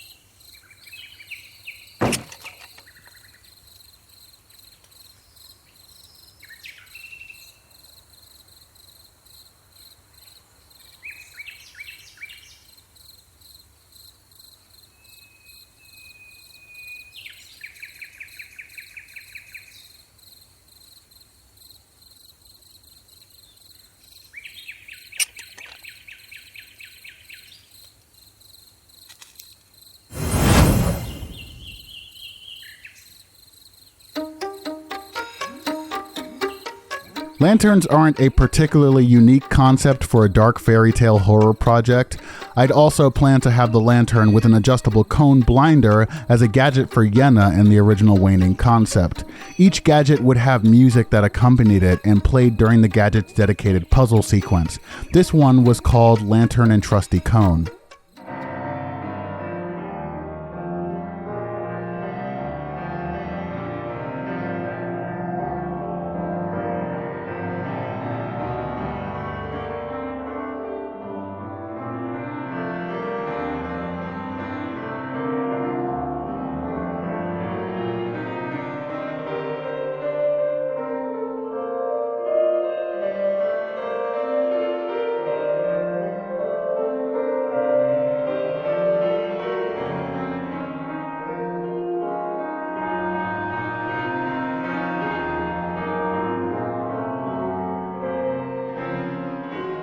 It's a simple modulating phrase that's also used in the battle music for the Little Flower Colossus, as that would be the gadget necessary to overcome that encounter.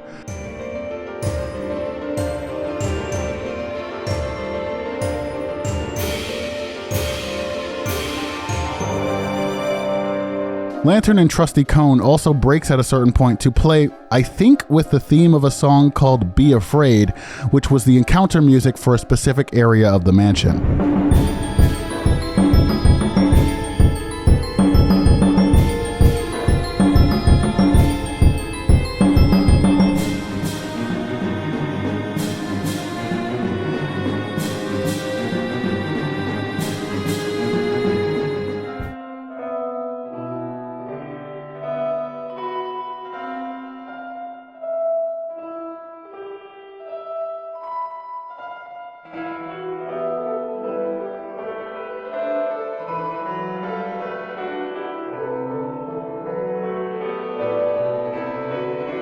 Upgrading the lantern spawns the dots, simple shadows that are literally just the head of a shade and which don't roam the mansion. Rather, these ones persist in a specific area. They have two attacks, one that targets current health and one that targets max health. And when they take damage from the lantern or other gadgets, they disappear for a time, then respawn sometime later. Part of the Sea of Flame update was putting more dots around the game, most notably in areas that had few or no enemies. With the lantern, Emily can destroy the Grendel route blocking the exit and make her way back to the foyer.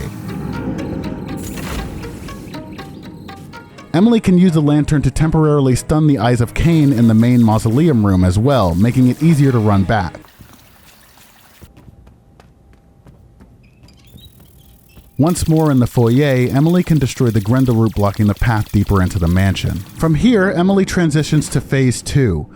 That's a fancy, overcomplicated way of saying in order to optimize this map in particular, I have two versions of it. Well, three if you include the cutscene version. Basically, all of the roaming shadows need to be loaded into every map at all times, even if they're not active. They are always stored out of bounds. That ate up quite a bit of gameplay memory, especially in the original version of Waning, so I made a Phase 1 foyer, which only has one shade loaded into the map, and a Phase 2 foyer, which has all the shadows loaded. This game originally came out on a base PS4, which meant there was a lot of lag when you reached those upper memory limits. When I eventually got a PS4 Pro and then a PS5, the lag became less of an issue, but it would still be a problem for players playing on the base PS4. Ultimately, it doesn't really do anything, but I like this small cutscene signifying that so much more lies beyond that door.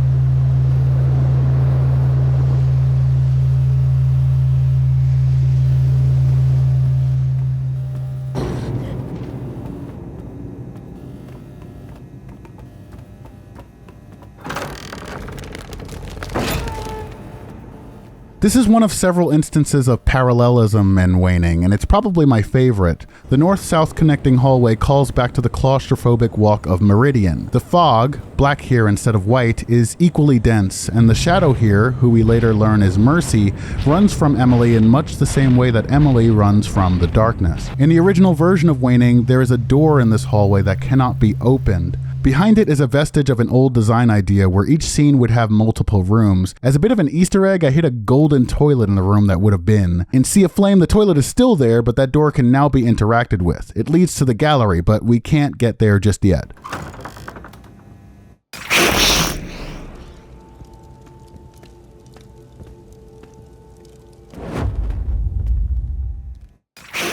And now we reach the North Junction, which is completely different. It's just a completely different map.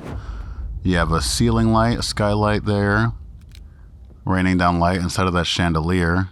You have this area here, which you can't go through. And you have monsters that can jump between levels a lot easier. So the other shade actually just jumped. I don't know where it is. You also can't go in from the side now. You can go in from... Oop, there's that shade. You can go in from the back over there using this...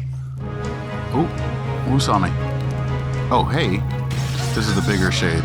Now in the North Junction, the mansion has opened up quite a bit. From here, Emily can head down to Lucius's lab, northeast to the trick room, or around the junction to the west hallway.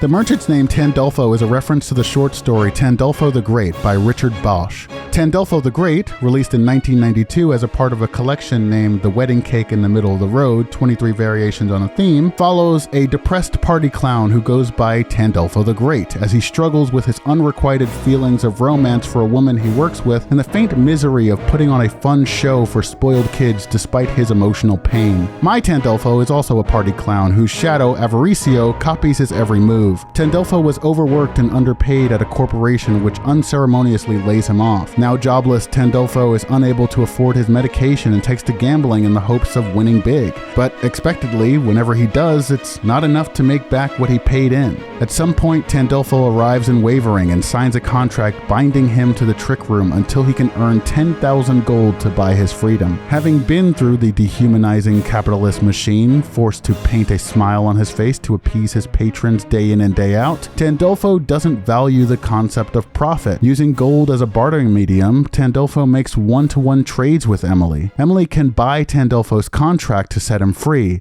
Gold cannot be found through Wavering, though it can be found in the down low, which will come up later.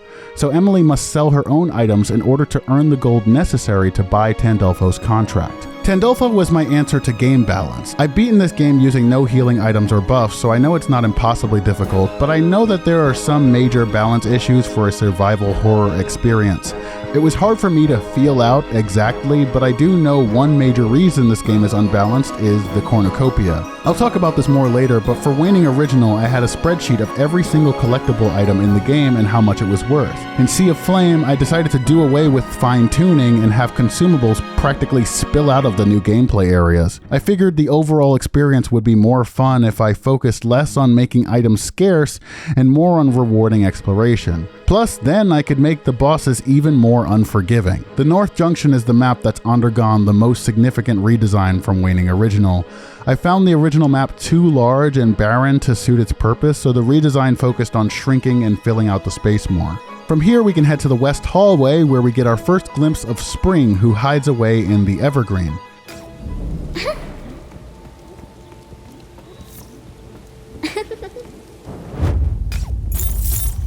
That model of Spring is an old one, featuring elf ears, which I hadn't deleted before animating. As mentioned previously, animation keyframes are all bound to specific puppets, so when I eventually changed Spring's model in the Evergreen, I didn't feel like redoing her animation and logic on this map, so since she's far enough away for it to not really matter, I left the elf ears in.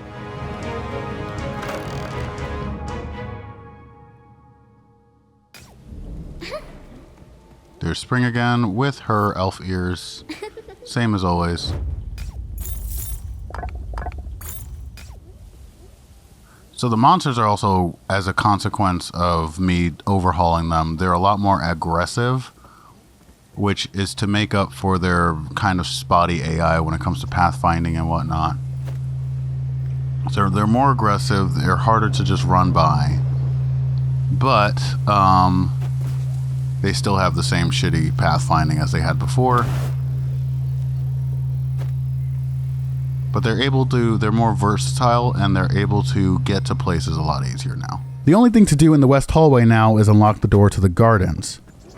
When we make our way back to the North Junction, lower the shortcut down to the middle area, we can head to Lucius's lab.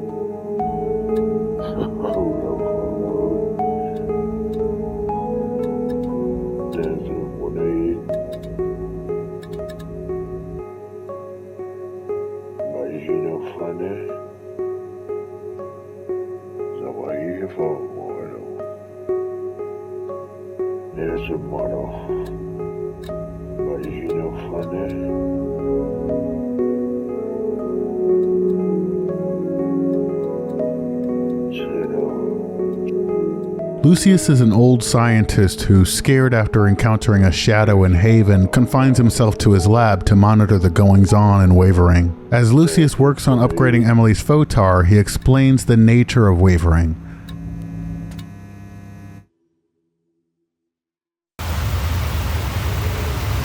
There's your 1OR.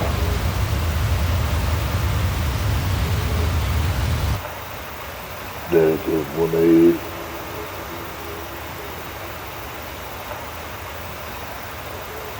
Yeah.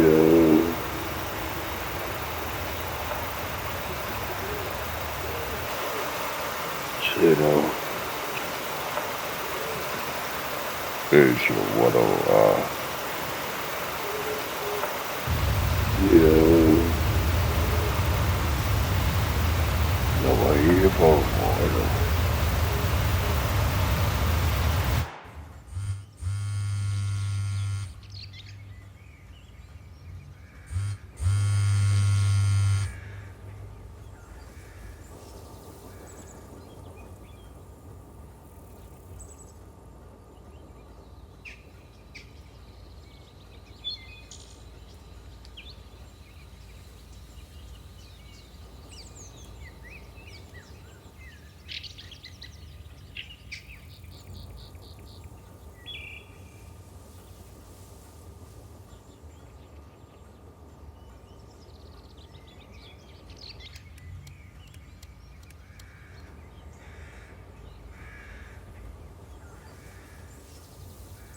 Emily is emotionally lost, running from home, running from her mother, running from herself.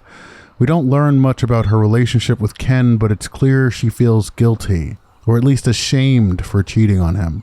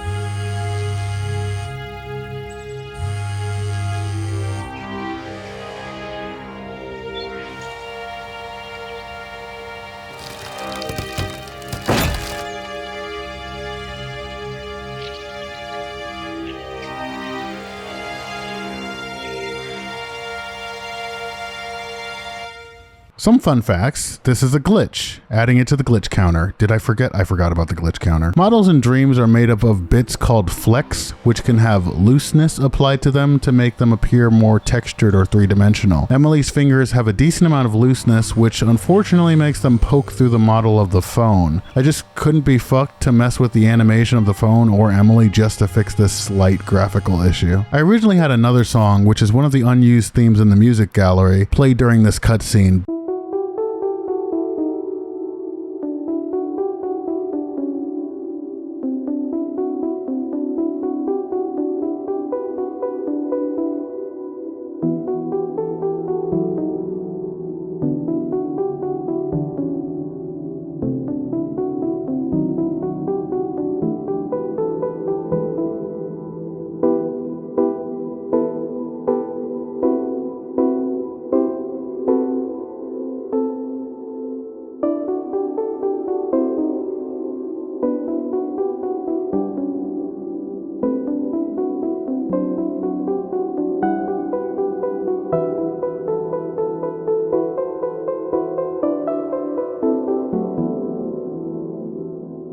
But I didn't like the theme very much, so I swapped it for a variation of Guilty Conscience.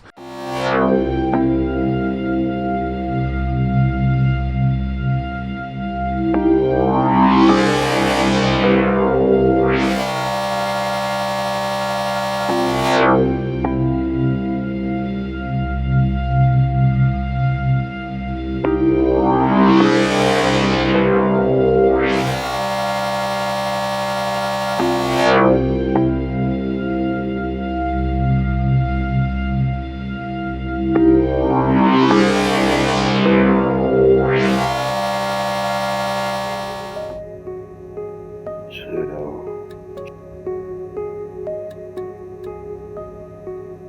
Imagina funny.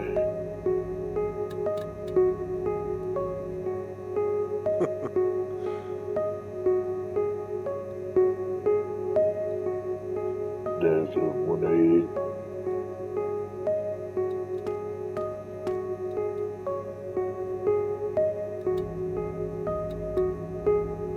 There's a 1-0. There's a 1-8. There's a model.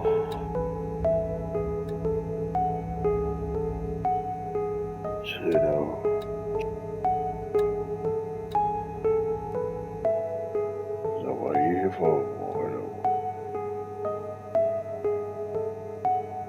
There's a model.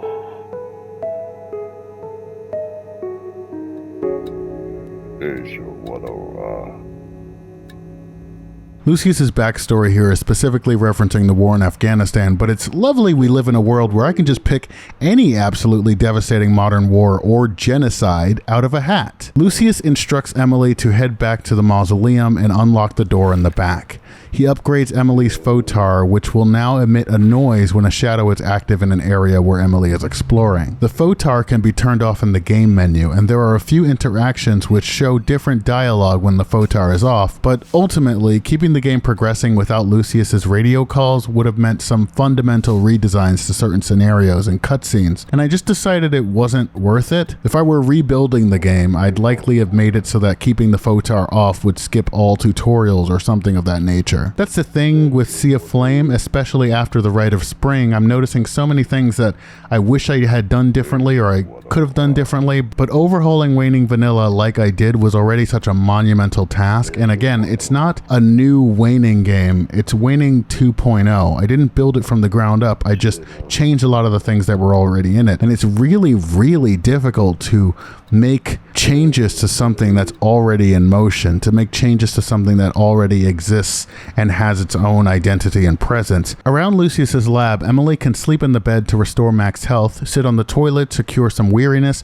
and take a shower to restore some current health. She can also talk to Lucius about various aspects of the mansion and her gadgets. Some more fun facts: I changed Emily's pose and the camera angles while sitting on the toilet to make it clear that she's not actually taking a shit or piss. She's just resting. One of the major changes, or at least one of the most time-consuming, between Waning Vanilla and Sea of Flame is that the characters in Sea of Flame give little gibberish vocal lines when they speak. I felt like this added some more personality to the game, though given the limited voice lines available in Dreams, I had to do a lot of mixing and matching audio clips. Funnily enough, I ended up using a lot of voice clips ripped from LittleBigPlanet and LittleBigPlanet 2, especially when I needed angry grunts or sobs or screams. Thanks to all those people who ripped those and uploaded them, by the way.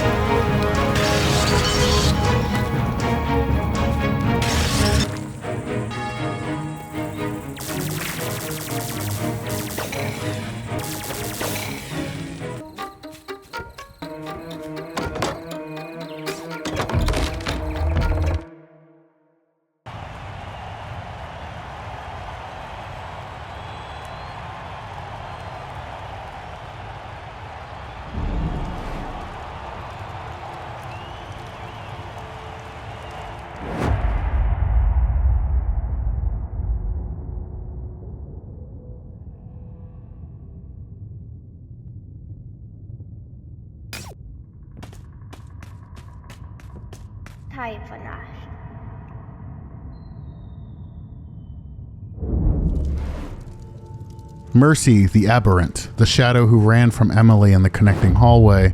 Mercy keeps her distance, peppering Emily with questions before urging her to take the enchanted hook and leave her alone.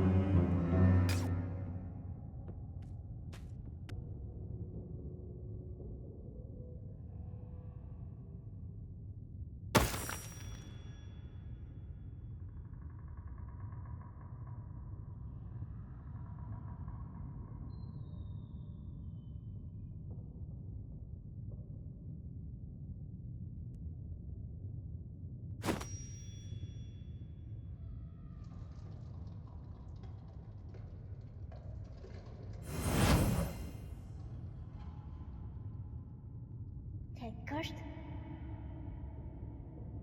Donate. Kenestun. Star. In Sea of Flame, Emily can swing the hook twice in a combo as opposed to just once. The reason was to help Emily match the aggression and fast pace of later bosses. I wanted to have combos and unlockable combos in Waning Vanilla, but didn't know how to logic that out until Sea of Flame. It's simple enough. A tag is active during the animation, which triggers a counter if R2 is pressed simultaneously. Then once the first animation finishes, the combo animation plays right after. There's probably a better and more sophisticated way to do it, but that's the way I figured out. The hook as a gadget is, well, it's fine. It's heavily inspired by the clunky melee weapons of Silent Hill 2. The issue is its range is too short and its hit detection is a little wonky. The hit detection is tied to a laser scope attached to the tip of the hook. I believe I increased the range of the hook in Sea of Flame, but even so, I'm not amazed with how it works. It is serviceable enough to not be game breaking, and at the end of the day, isn't that what matters?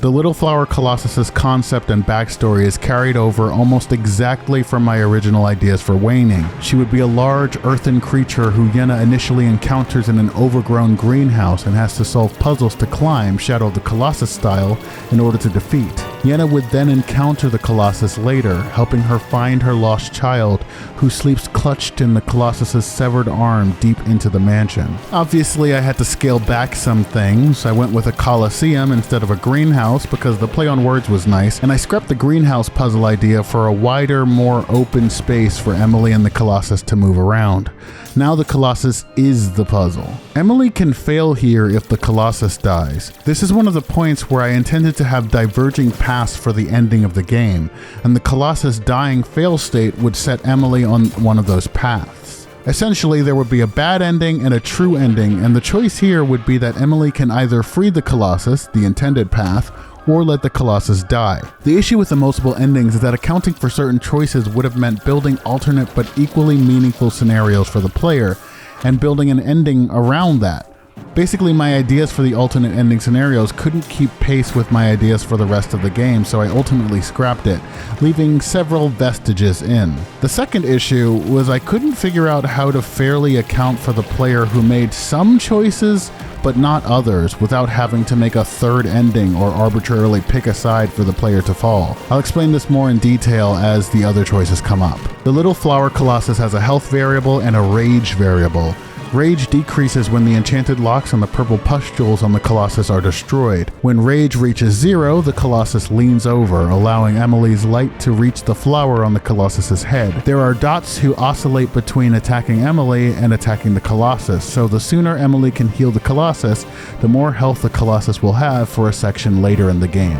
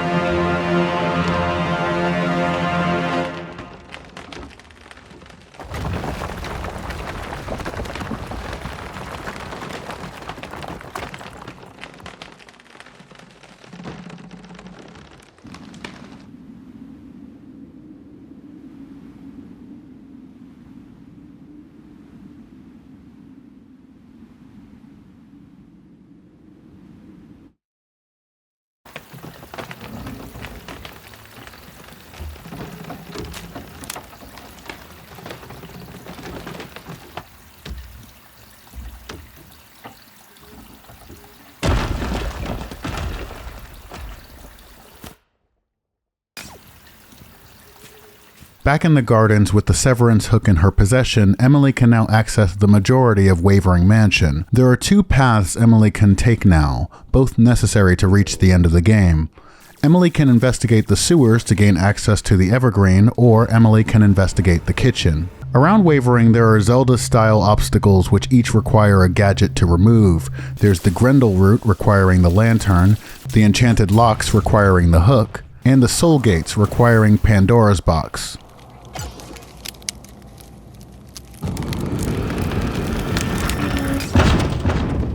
New to Sea of Flame is the Hear No, a disembodied ear requiring the cornucopia to gain access.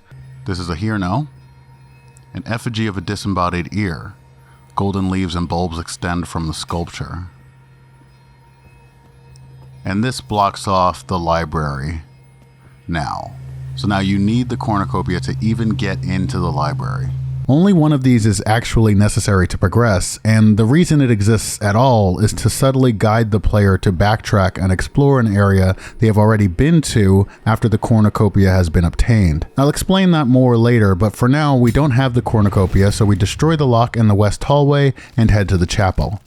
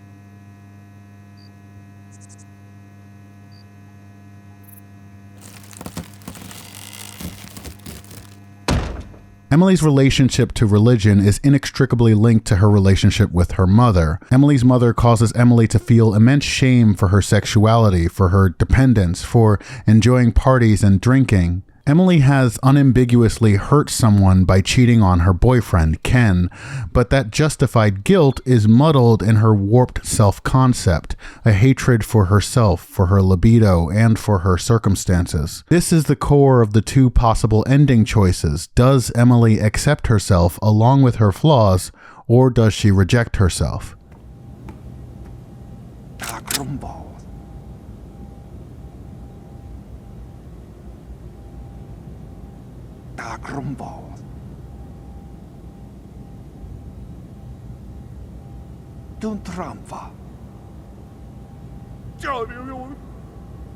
Within the chapel, Emily meets Simon, the hunter, a religious man who worships the nameless virgin.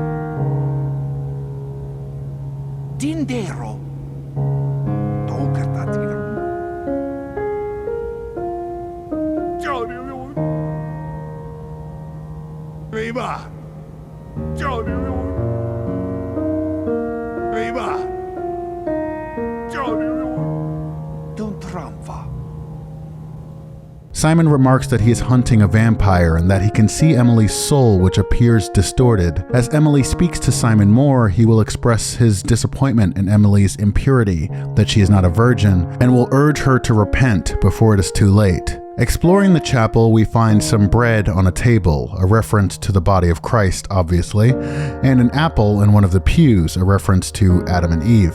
We also find a golden record, unlocking the Nobody Home and Ethereality tracks in the music gallery. We also find one of 4 unusual braziers which glow when struck by Emily's light.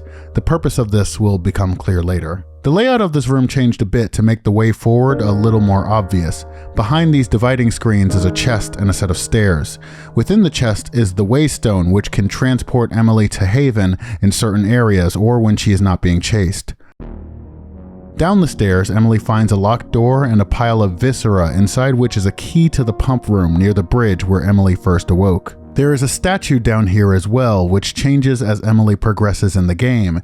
In its current state, the statue is a representation of shame, a hooded woman covering her breasts and genitals. Speaking with Simon after interacting with the door unlocks some more dialogue, and Emily is now equipped to head to the sewers. So, of course, I get immediately fucked by all the shadows just outside.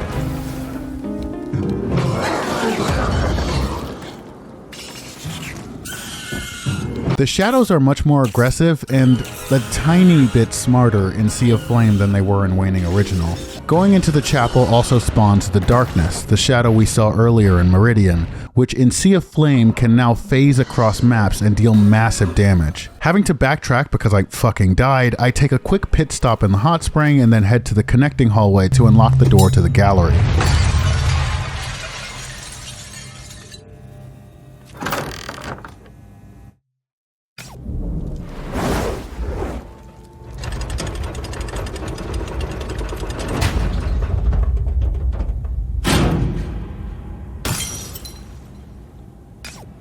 We cannot complete the gallery puzzle yet, but lighting the brazier in the center of the room teaches the player to find the remaining braziers to lower the chandeliers.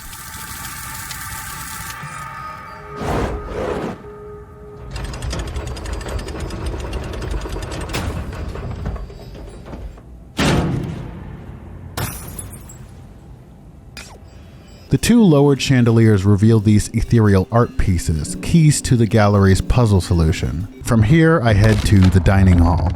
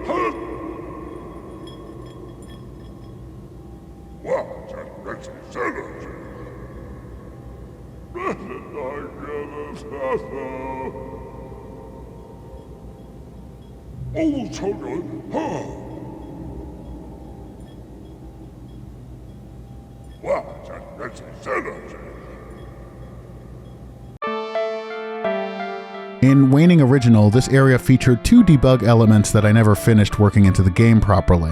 One was a cabinet Emily could hide inside of, the other was a cube Emily could throw to emit noise and lure enemies away.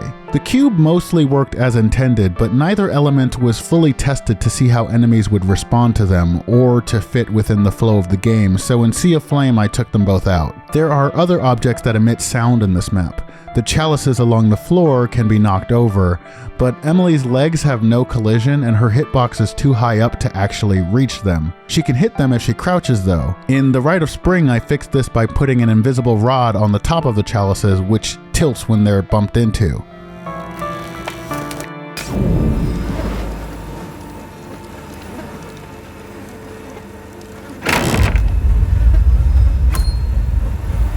In Waning Original, I had this super inane puzzle, big air quotes, where you go into the freezer, pick up a bucket, bring it to the sink, and use it to drain the flooded sink. It was kind of an inside joke with myself about some of the really stupid get a thing to get another thing puzzles in Silent Hill, but it wasn't very funny and it felt dumb wasting a key item slot on a useless bucket. So in Sea of Flame, I replaced it with the bird cage, which unlocks a new character to speak to in Haven. Now the bucket is already next to the sink. Interacting with the sink allows Emily to drain it and obtain the storeroom key. Also, this kitchen area is a completely different map. I don't know if I showed this in the last recording, but this kitchen area is a completely different map than the dining hall. In Rite of Spring, I combined the two, which was a little bit more difficult than I thought it would be, but it wasn't that bad. Pathfinding isn't great in this game, but if it were better and I were more confident in my ability, I would have made it possible for Raphael, when chasing Emily, to climb over the table to strike at her, similar to how the zombies in Resident Evil 2 Remake will crawl over desks and other short obstacles to reach Leon, Ada, or Claire. I do want to get that chest key. We're just gonna run and grab it. He didn't even see me, what a dumbass. He's stuck over there. See, they have no pathfinding. They're smarter now, but they have no pathfinding. We stopped back in Haven and placed a birdcage on the unusual staff to summon Thanatos, a spirit of death who can give Emily hints for the various bosses around the mansion and the down low. I got a comment or two on Waning Original about certain bosses, specifically Pride, actually just Pride, being very difficult to figure out. Pride is the biggest difficulty spike in the game, I think, and we will talk about him later. I know I'm saying that a lot. I wanted a way to help players along without just throwing a guide in their laps. Thanatos' memory is tied to collecting recollects, these black floating feathers around Wavering and the down low. These can often be found in the same room as a boss, assuming the boss is not immediately active when Emily explores that room, or near the boss fight room if there is no time for Emily to explore a place before a boss fight. Aside from giving boss tips, Thanatos can warp Emily to the trick room, which creates a great shortcut loop for players who have picked up the Waystone. Thanatos is crass and abrasive, but my favorite detail about him is that he has a huge crush on Mercy, which comes across in several of his interactions later in the game. Thanatos can also give hints for unlocking another optional companion. By planting the giant sunflower seed we received from the mausoleum and showering it with light, we grow Lazarus.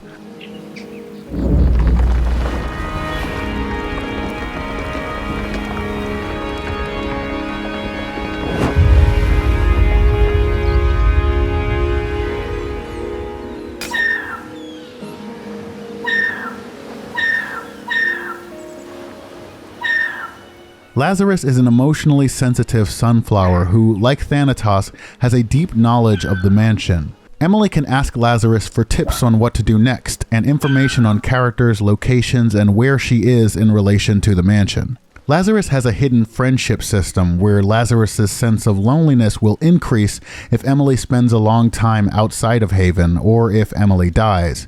Emily can decrease Lazarus's loneliness, increasing his friendship, by asking how Lazarus is doing and by showering Lazarus with light. There are 4 levels to Lazarus's emotional state: depressed, average, happy, and overjoyed. When happy or overjoyed, Lazarus can randomly give Emily items to help her on her exploration. These items are all consumables. Lazarus even has a 1 in 100 chance to give Emily a chest key, which shares the same variable as the chest key which can be bought from Tandolfo.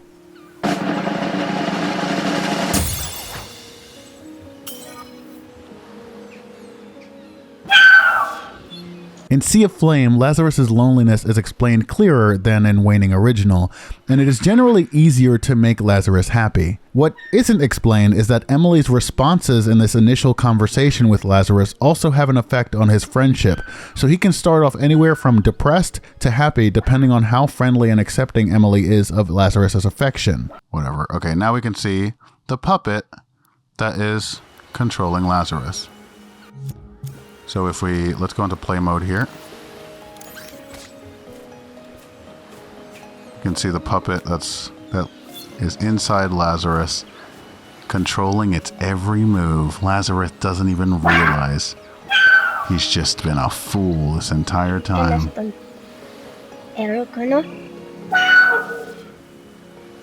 Look at that. All lies, and you would never have even known. You would never have even known, you fools, you sheep. Don't you realize you're all just being puppeted? While we're here, the rain in Haven is triggered by a timer that ticks regardless of what map Emily is on. Every minute, while it's not raining, there's a 50-50 chance to start raining. When it is raining, there's a 2 in 3 chance that the rain stops.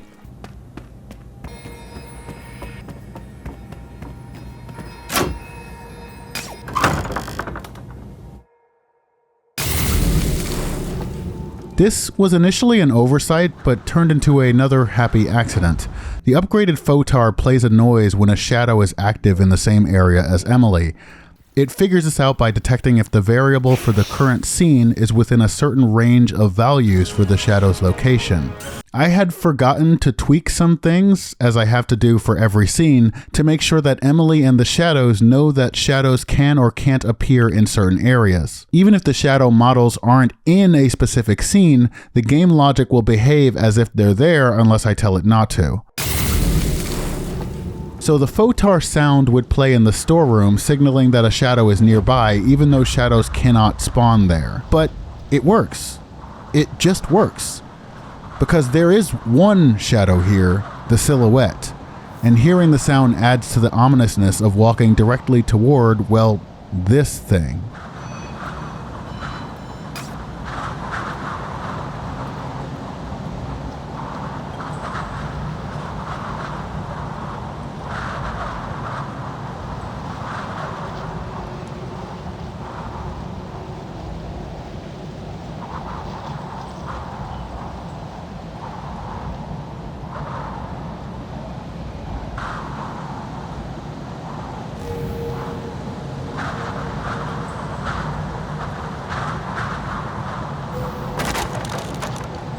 The staging of this cutscene is a reference to the creation of Adam, painted by Michelangelo in the early 16th century. With the scene blocked as it is, Emily would be Adam, and the silhouette, this tall, lanky shadow, would be God.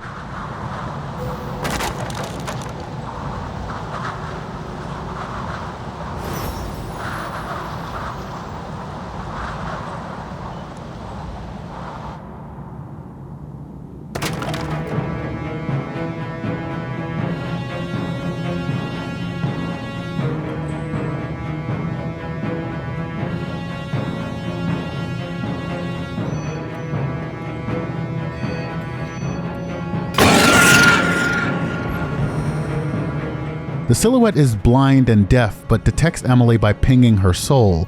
In Sea of Flame, the silhouette has a wider range of mobility, even going on all fours to leap forward. I also fixed a few of its animations in this version. If I could figure out how to automate its walking animations, I'd have wanted it to have a different stance when it becomes feral and moves on all fours during an attack. The silhouette's coolest and most devastating attack, the Soul Blade, is rare to see and easy to avoid, but melts Emily's maximum health if she ever gets caught in it. The way back is closed off, and after escaping the storeroom by the ladder in the back, the storeroom becomes inaccessible for the rest of the game.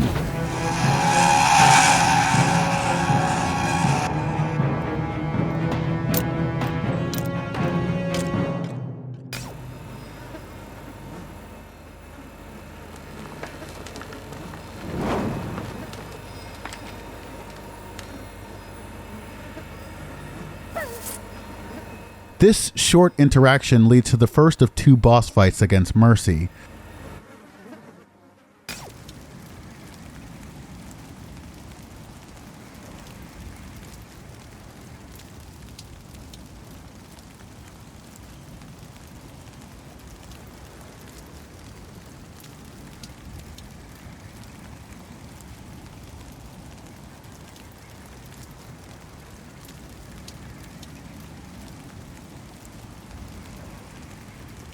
I'm going to describe it more later, specifically after the second fight against Mercy, because I have a lot to say, but I want to follow the narrative as closely as I can. For now, suffice it to say that this is phase 1 of an ultimately 3-phase fight.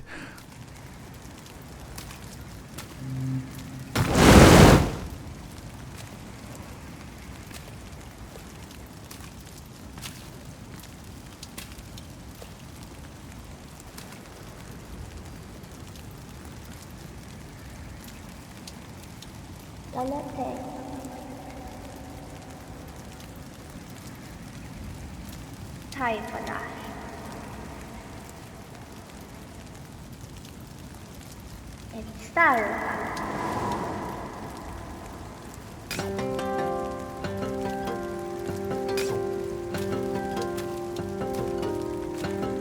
In this phase, Mercy stalks Emily along the ground, lighting the way with her glowing eyes. Emily can use the King Firefly's light or Soul Pulse, an ability only available in this plane, to damage Mercy.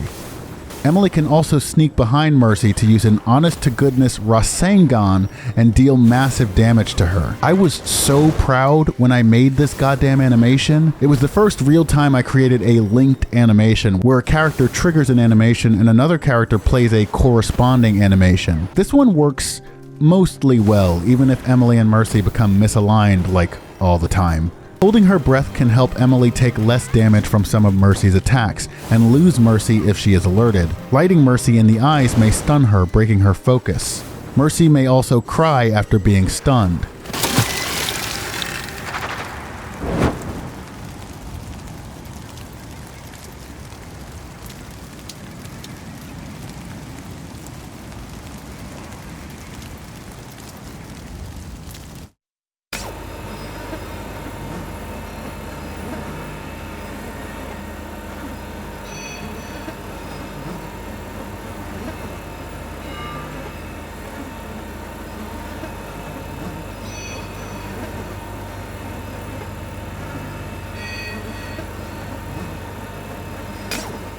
Normally in a playthrough, I'd go straight from here to the ballroom, which was previously inaccessible, but I decide to go instead to Lucius's lab. I get a little confused because almost always the silhouette is right outside the dining hall door when I leave this area, so I wasn't prepared for her not to be there this time around. I guess that's a good segue into how the roaming enemies work. Taking cues from Resident Evil 2 Remake and Silent Hill 2, I wanted to have enemies which roamed around the mansion to create a persistent and very difficult to kill threat like Mr. X or Pyramid Head in the later parts of Silent Hill 2. The idea is these shadows would be so difficult to kill that the fact that they even can be killed is effectively a secret. Each location in Wavering and later in the Down Low has a scene value. This value is an indicator to the enemies of where Emily is in the game. There are also values for different areas within the specific map. To use the North Junction as an example, the space near the connecting hallway door has a value of 3.4. The area at the bottom of the stairs has a value of 3.5. The front of the west hallway door is 3.6, the front of the dining hall door is 3.7, and in front of the dormitories door at the north end of the map is 3.8. Shadows have a location value which is always changing, so for a shadow to be considered quote-unquote in-map for the North Junction, their location value must be greater than or equal to 3.4 and less than or equal to 3.8. When a shadow is not in the map and then changed to be considered in-map, it warps to whichever location matches its value. While in-map, the shadow's location value can only change if it passes through the zone of another location value or if it stands on an exit, which will set its location value to a corresponding one for an adjacent map. Here, oh god, hello.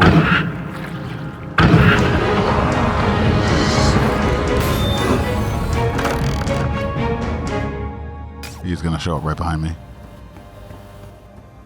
Oh no? Maybe not? Question mark? I think there might be a glitch where when you go between areas, they don't actually keep chasing you for some reason. I might have just messed something up, because they do that in the original, and they're supposed to. But it seems like they don't always in Sea of Flame, which is fine. The game still works fine, but it's like something that is supposed to happen and doesn't. See, he's coming from there now. When a shadow is not in map, its location value will randomly increase or decrease every second. But when a shadow is alerted to Emily's presence and is therefore following her between maps, the shadow's location value will increase or decrease until it reaches the in-map range for whatever scene Emily is in. This system works pretty well, especially considering the maps are not linear. Because of this, I needed to create handlers for when a shadow is not on the map, but is moving between two maps that, in theory, are adjacent to each other. The connecting hallway is between the North Junction and the foyer, right? So if Emily just left the foyer while the silhouette was chasing her, I didn't want the silhouette to suddenly appear from the North Junction door. This meant manually setting values in the handler so that when a shadow's location value decreases or increases in certain instances, it instead jumps to a specific value. That said, certain maps, the east hallway, the west hallway, and the connecting hallway, have built-in handlers which may occasionally randomly set a shadow's location value to be just outside the in-map range. This is because, well, I wanted the shadows to be unpredictable, and not in the Five Nights at Freddy's security breach sense, where animatronics will just fucking behave erratically and teleport right behind you, and there are 50 godzillion motherfucking security bots all over the goddamn place, and it isn't scary, and Vanny will T-pose if you stand on a goddamn counter. Sorry. No, I wanted to give the sense that the mansion is always moving. The shadows are always shifting, just out of view. This turns off when a shadow is alerted to Emily's presence, but when everything seems normal, you can never be too sure where a shadow might turn up from.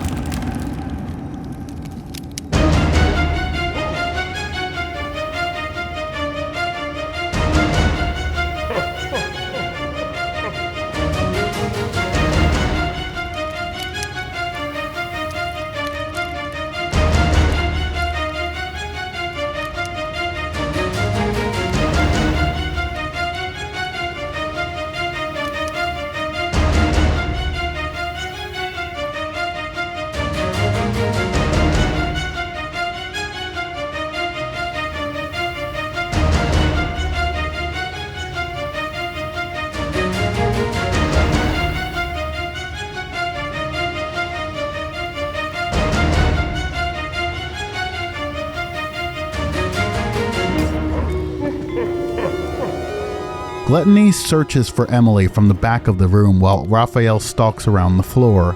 Emily can evade Gluttony by holding her breath or by hiding behind the various obstacles in the room. I have to admit, I'm not in love with this boss fight. I love the music. This track is called Soul Vulture.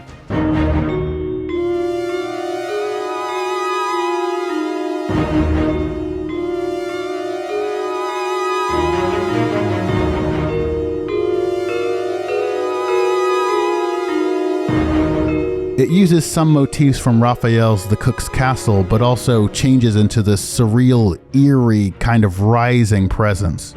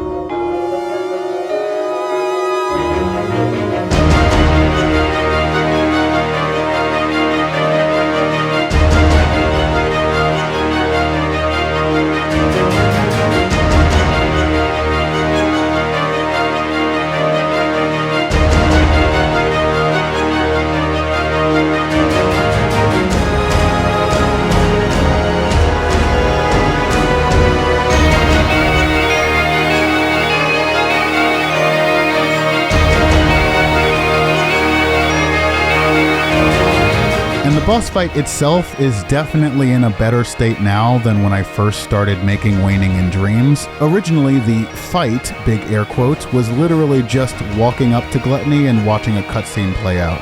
Now there's a bit more of a game involved. Emily has to destroy the Grendel root pustules on the two precariously leaning statues at the back of the room. These statues are references and flash forward to two specific characters we'll be seeing later, but essentially, the one on the left is meant to represent nature or entropy, and the one on the right is meant to represent justice or order. Raphael's stalking logic is the same here as it was in the dining hall, except that he'll also become alert to Emily's location if Gluttony spots Emily. Gluttony also, Gluttony sometimes just doesn't work right. Gluttony is hard-coded to not be able to spot Emily if she is hiding behind the obstacles. Like, I literally put zones in there which are supposed to tell Gluttony that he's not allowed to see Emily right now. Or at least I thought I did, but when I went back in, I didn't find the zones. I might just be missing something here. Anyway, sometimes Gluttony just spots Emily anyway. And I don't know why. Whether the zones are there or not, he's not supposed to be able to see through walls. Gluttony is also not supposed to see Emily if Gluttony is not looking down the correct lane. Basically, there are 3 lanes Gluttony will look down: the center of the map, the left side, and the right side. And sometimes Gluttony will just ignore this too. Gluttony really wants to find Emily, I guess. If Gluttony spots Emily, Emily's max health will steadily decrease every 1/10 of a second, and soul swords will spawn, dealing damage to her current health if they hit. Gluttony also has a third ability which it can perform if it has not spotted Emily. I call this ability the Black Hole. In Waning Original, this ability pulled Emily closer to Gluttony, which was kind of dumb since it made the boss fight even quicker. In Sea of Flame, the Black Hole holds Emily in place, but that also kind of doesn't work, because if Emily is crouching, she still retains some movement speed. I know why this happens. When Emily's movement speed changes, it's handled by a keyframe, so when multiple keyframes are active, Dreams just splits the difference. But this feels more like a fun exploit than a glitch to me, so I'm not inclined to fix it. Hey, if Gluttony can cheat, Emily gets to cheat too, and she already has.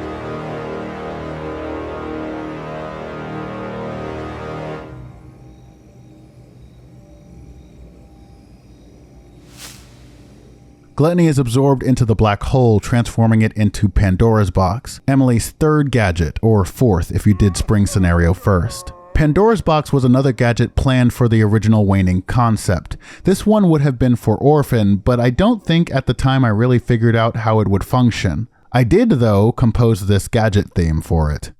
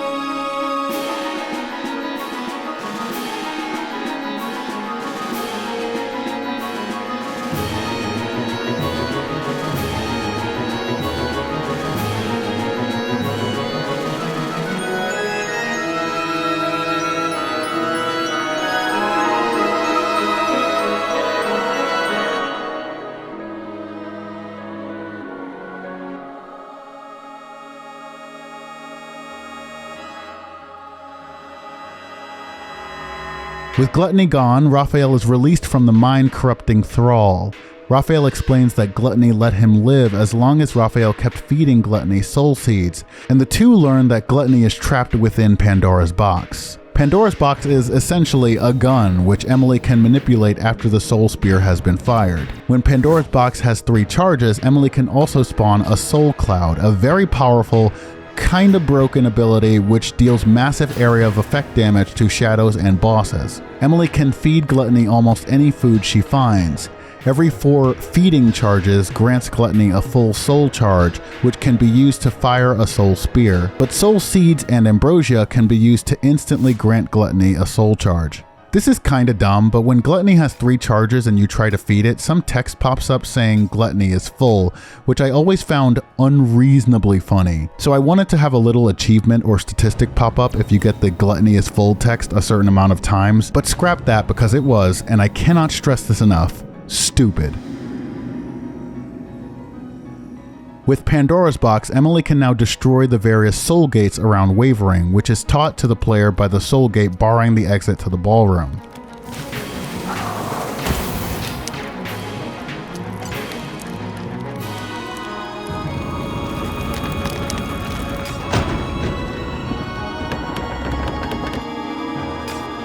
Back in the dining hall, Emily can talk to Raphael and learn about his relationship to Gluttony, as well as his struggle coping with the loss of his child due to hunger and malnourishment. The guilt crushed him, and for a time, Raphael had well and truly lost his mind. After speaking with Raphael, I used the Waystone to make a quick trip back to Haven.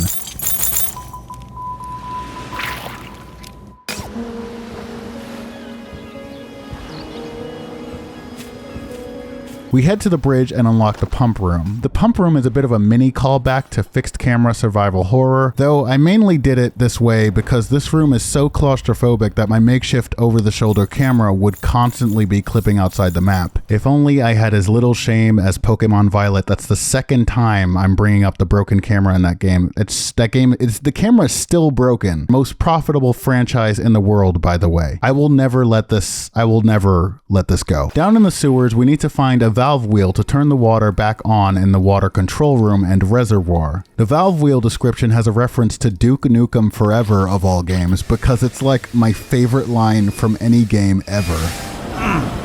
I hate valve puzzles. God, that game was so fucking bad. In water control, there's another weird brazier, our third in this playthrough, and an entrance to Haven. A couple months ago, I fixed a soft lock here where progress would be impossible if the player left the game without unlocking the filtration chamber door and without entering the Haven entrance after turning on the water in water control. I hate valve puzzles. You can turn on the reservoir and water control pipes in any order, but doing the water control first shows off an otherwise missable cutscene later. The jingle that plays during the reservoir's intro stinger is the melody of A Siren's Calling, which we'll be hearing more of later.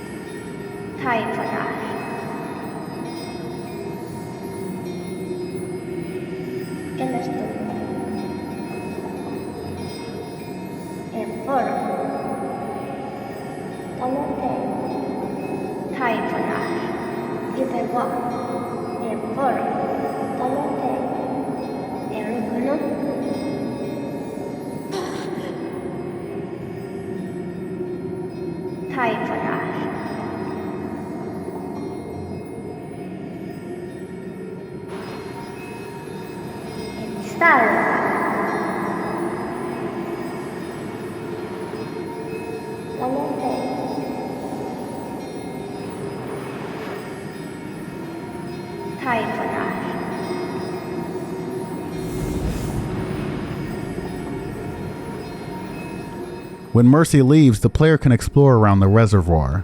They can unlock the doors to the chapel basement and to the filtration chamber. They should also notice this giant Hirno right beside the tree roots. This is the biggest sign that the player should return here later, as they do not have the necessary gadget to interact with it. There is literally an entire other world to explore here later, so I needed to make sure players wouldn't avoid this place in the late game because they felt that they had thoroughly explored it earlier. Heading down a ladder into the reservoir basin, Emily can turn on the water, which floods in immediately, resulting in this cutscene.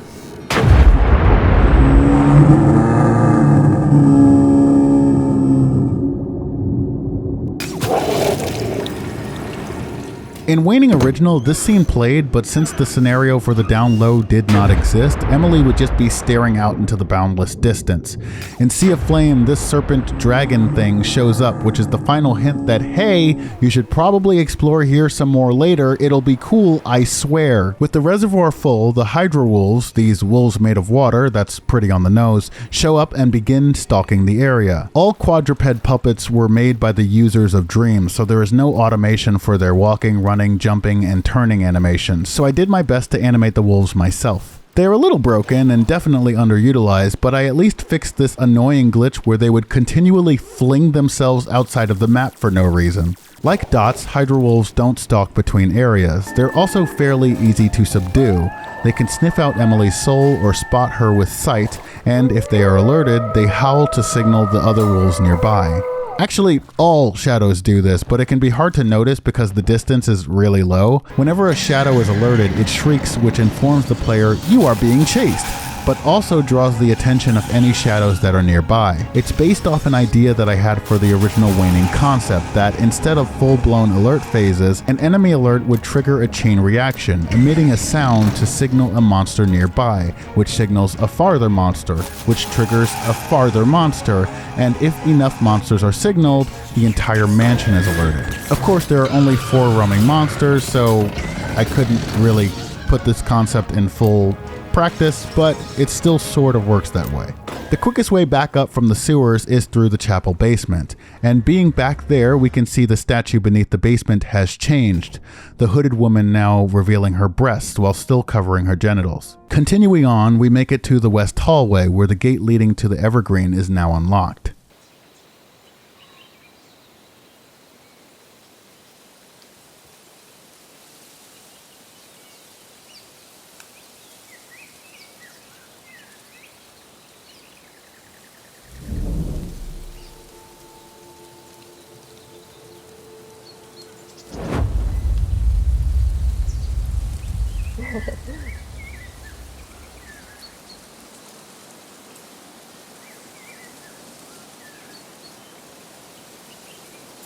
Ano pa?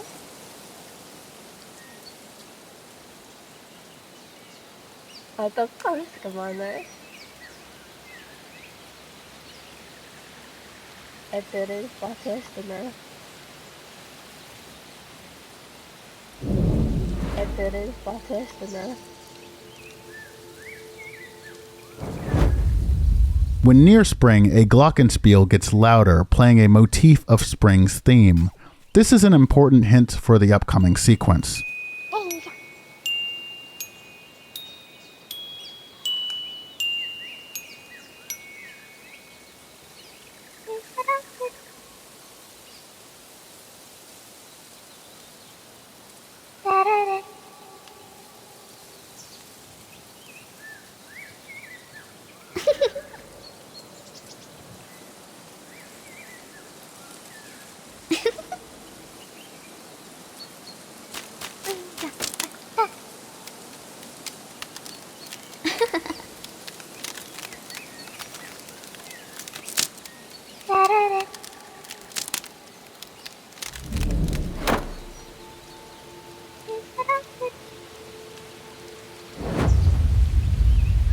Spring is, hands down, one of my favorite characters. She has the best music, the best backstory, the best personality, one of my favorite boss fights. I also had to composite her character model from a bunch of different parts, which is why her earlier model had elf ears.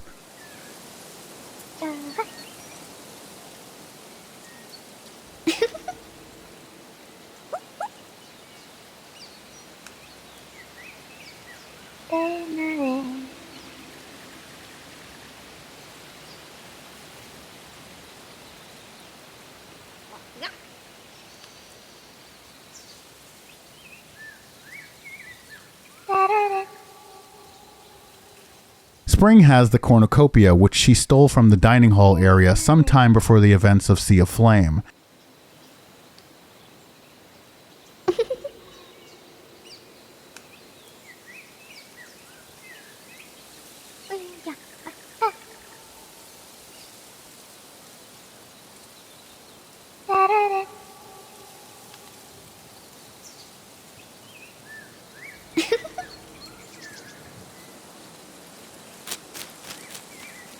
The big tree in the middle is internally, and by internally I mean in my own head and on some of the game tags, named Yggdrasil. In the Rite of Spring, I finally got around to actually explicitly naming the tree Yggdrasil.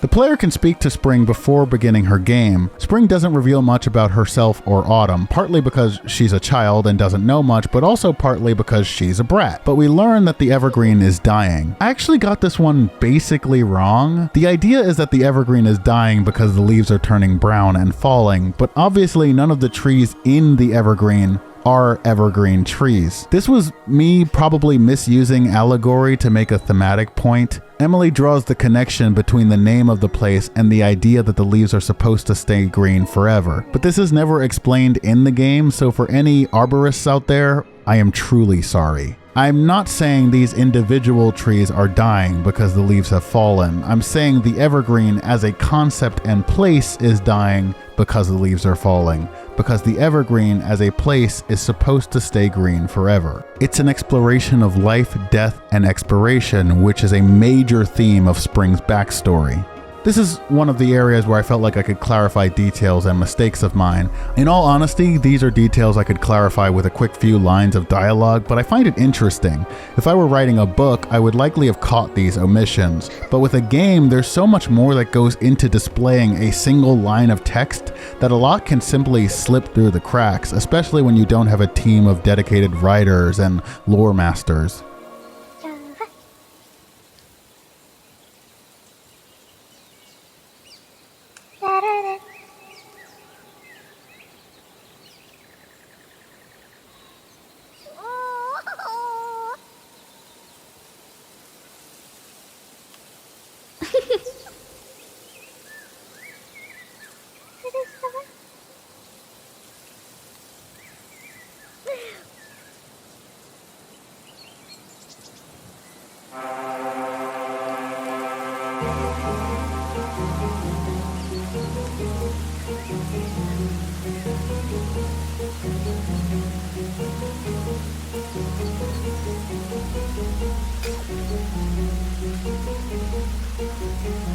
Taking cues from the incredible boss fights of Metal Gear Solid 3 and Metal Gear Solid 4, Spring's boss fight is a 3-round game of hide and seek.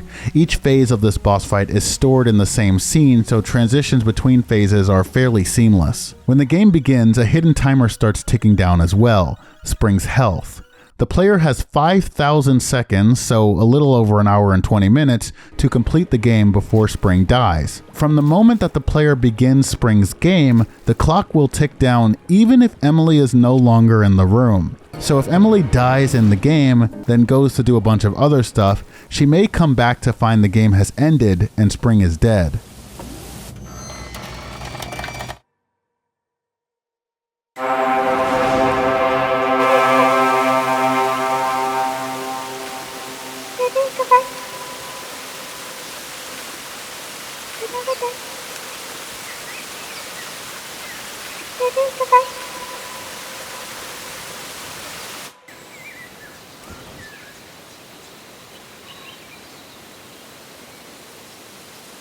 There are two possible states for this game. Emily wins or Emily loses. If Emily loses by running out of time, she still gets the cornucopia, but there's a strong sense of incompletion, that she did the wrong thing. This would be one of the flags to determine the bad or true ending, which I talked about earlier. Of course, Sea of Flame only has one ending, but the idea was that if Emily doesn't provide closure to the lost souls and ultimately forgive herself, then she cannot achieve completion, and she therefore gets the bad ending.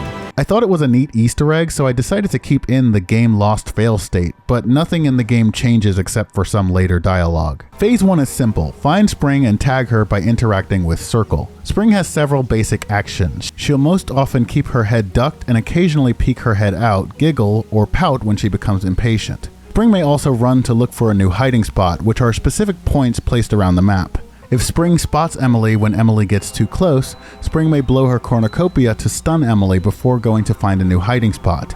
And in Sea of Flame, Spring now has a slingshot which she occasionally may shoot at Emily from a distance, or if she notices Emily approaching. In the Rite of Spring, I've made use of all these abilities to inform how the player will solve puzzles. I think Spring is one of the most interesting characters in Sea of Flame, with abilities she has fairly good control over, so exploring those abilities felt really fun. Spring's theme, Hide and Seek, is also one of my favorites in the game. It's a simple piece with 3 main motifs, which I'll highlight here.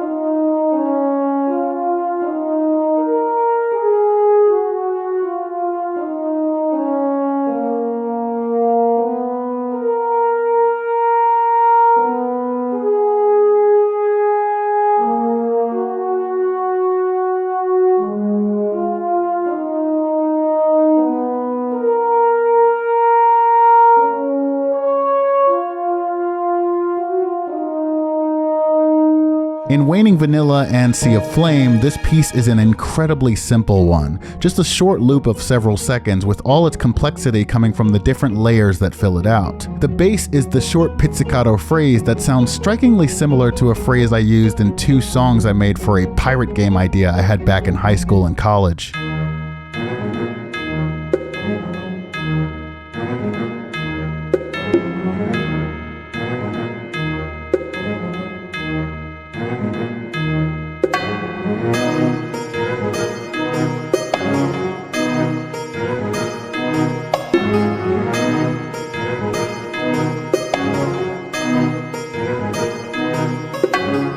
It's just a really satisfying sounding phrase. There's the glockenspiel.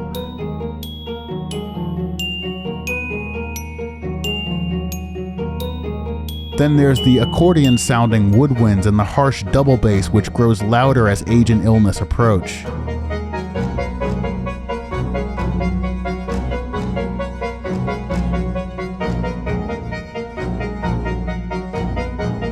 And there's a piano phrase that increases in intensity as Spring's time, and thus the time for the game, runs out. Finally, when age or illness are alerted to Emily, the horns blare and the major motifs ring with greater strength.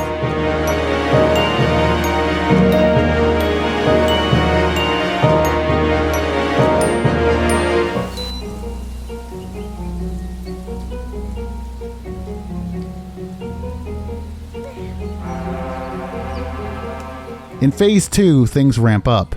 Age and illness, 2 eerie creatures, begin stalking the evergreen in search of Emily. Spring also creates 2 decoys which move between hiding spots and around the space. The decoys can be told apart from Spring because they lack certain details like the tourniquet on her arm, the cornucopia, and the glockenspiel.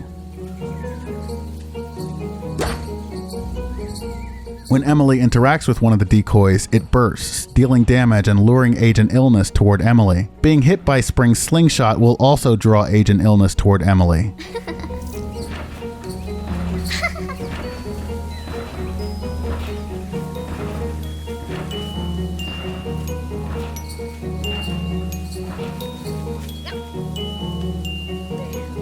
Then comes Phase 3, the hedge maze.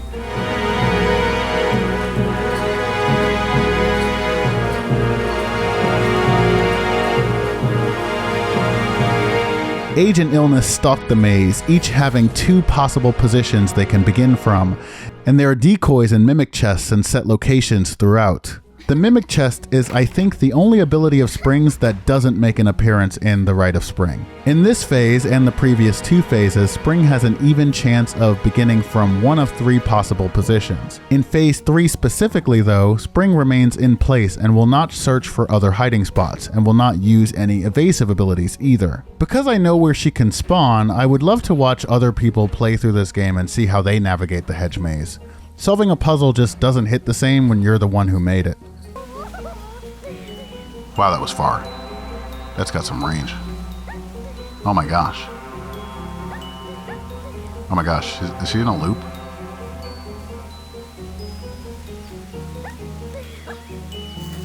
I tried to make her as aggro as possible in her defensive, her evasive maneuvers in Sea of Flame, so she really will try to stop you if you get too close, but she's still just slightly too slow, and you can just press circle and stop her that way.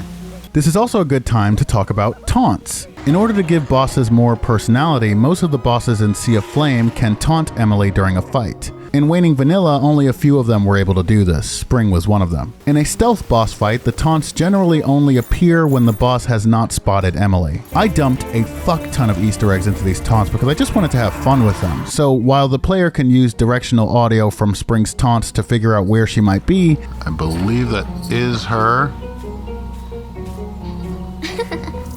Yeah, that's her.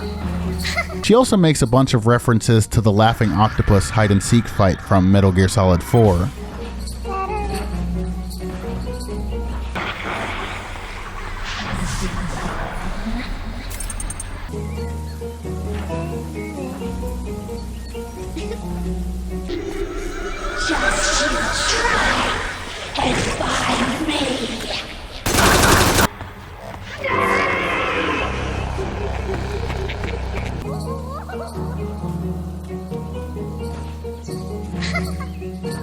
The other taunts generally highlight Spring's impatience. Tagging Spring in the hedge maze unlocks the win ending, where Spring and Autumn get a chance at closure before the 2 pass on.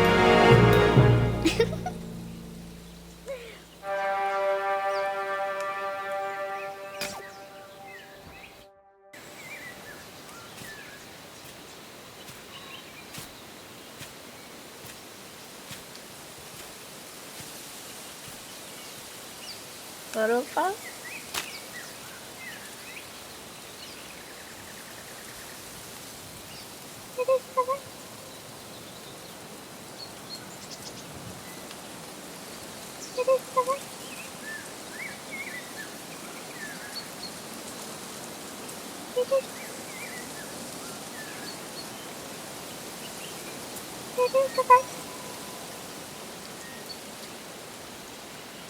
Atau kemana?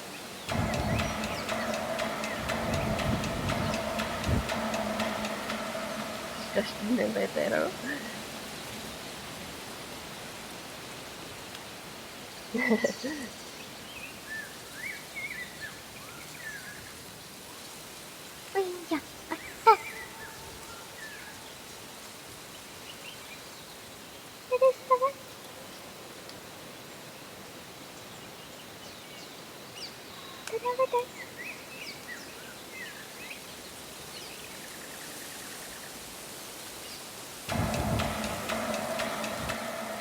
Está na parede.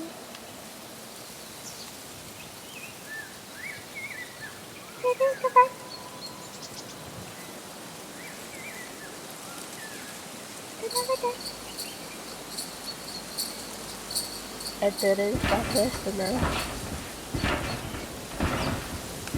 Vai acabar.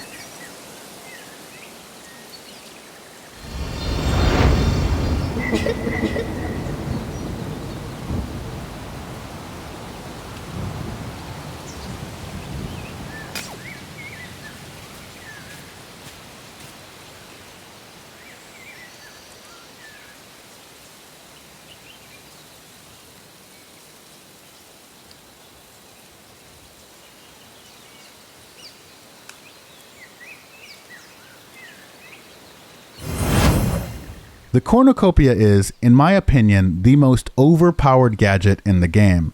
but its overpoweredness kind of helped inform some of the later game design choices for the bosses.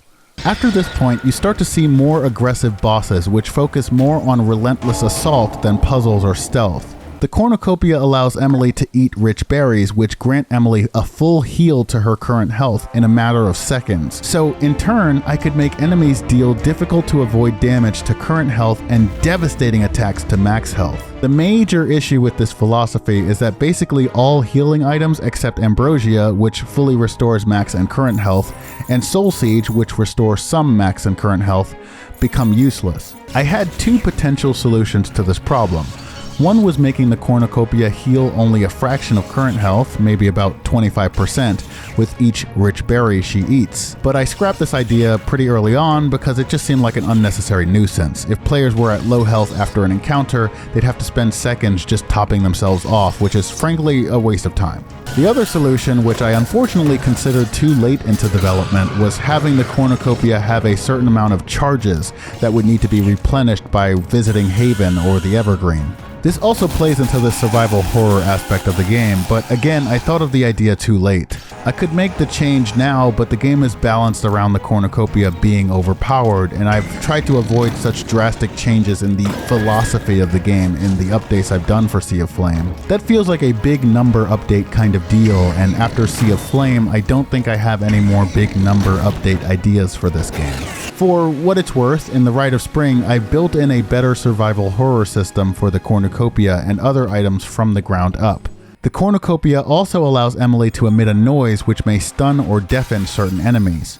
Making a use for the cornucopia was really fun in certain boss fights because it is sort of a trick item with a less direct purpose than the lantern, hook, and Pandora's box.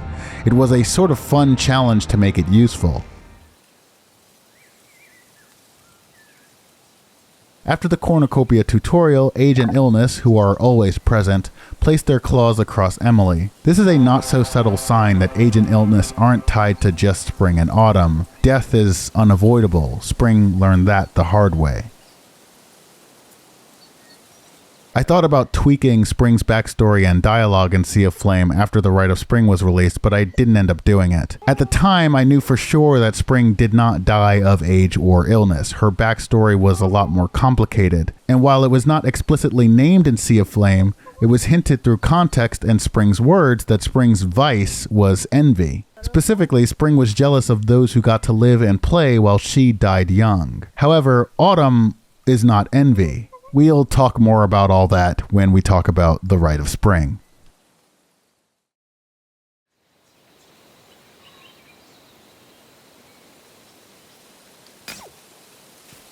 Emily can blow the cornucopia to explore the other areas of the Evergreen and open any chests she may have missed during the hide-and-seek boss fight.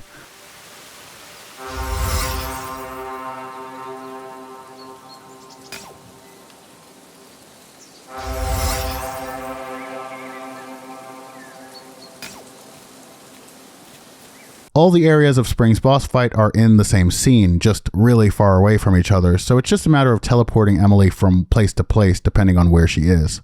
This map looks a little bit different. There's more mountains now. You can't really see them for the most part, but there's more mountains, more rocks blocking the horizon there. This part is pretty much the same. It's just same with mountains around.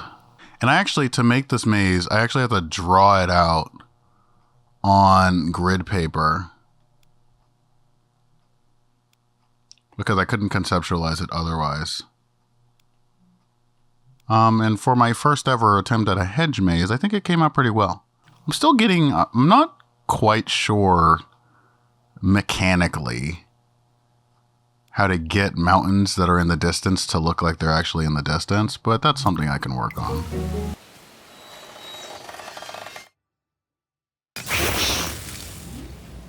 After obtaining the cornucopia, a new scenario opens up to the player, and with the cornucopia and Pandora's box, the majority of the mansion is now open to explore. Emily can use the cornucopia to destroy Hearnos, including the one used as bait to lure the player into returning to the sewers. But I needed a way to teach the player to use the cornucopia to destroy the Hearno. We go to the library door beside the chapel, whose Hearno will now automatically be destroyed by the cornucopia when we interact with the door. Destroying any Hyrno gives the player an ambrosia. With this new gift, we can enter the library, but for now, we're going to return to the reservoir.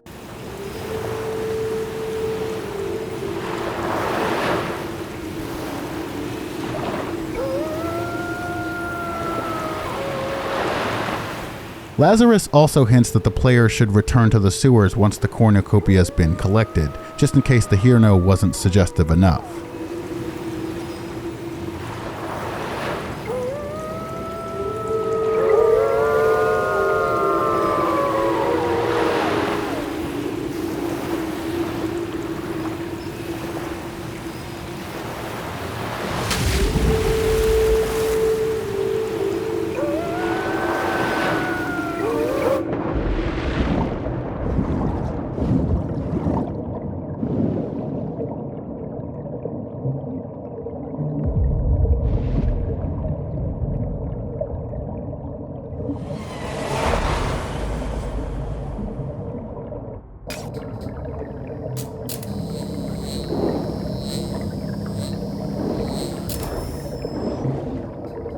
Now in Atlantis Alley, players are greeted with a new environment and new mechanics. The cornucopia gains the ability to destroy barriers. While the Severance Hook and King's Lantern work the same, Pandora's Box is not available in this area. Lore-wise, opening the box would suck up all the water.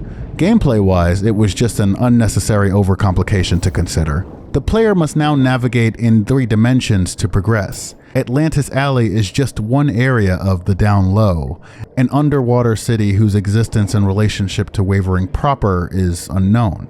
Drawn by a faint, muffled melody, Emily investigates an old, abandoned theater at the end of the park.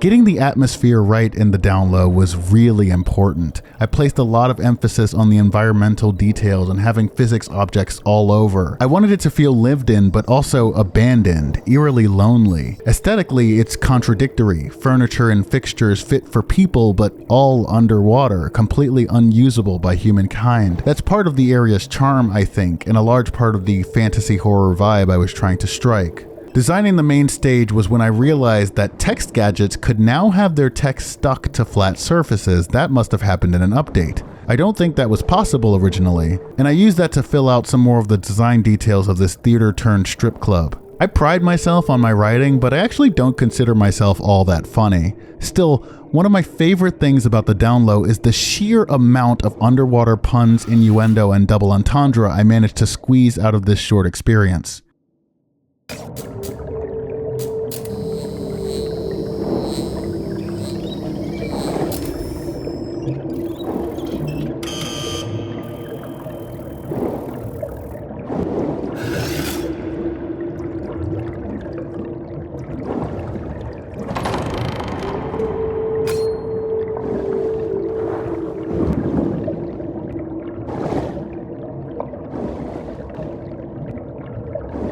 Following the voice, Emily eventually makes it through the dressing room where she meets one of the denizens of the Down Low.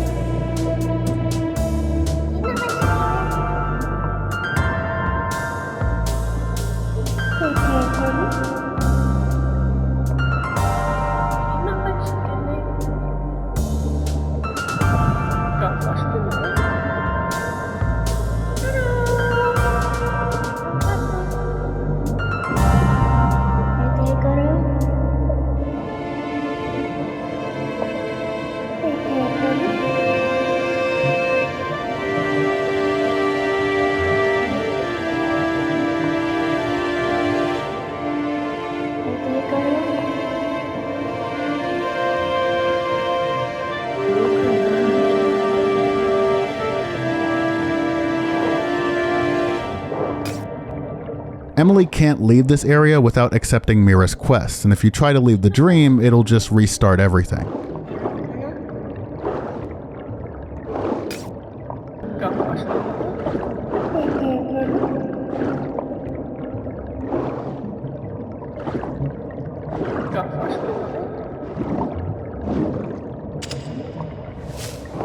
Having the fuse crystal in the inventory triggers the first checkpoint and the rest of the scenario to begin.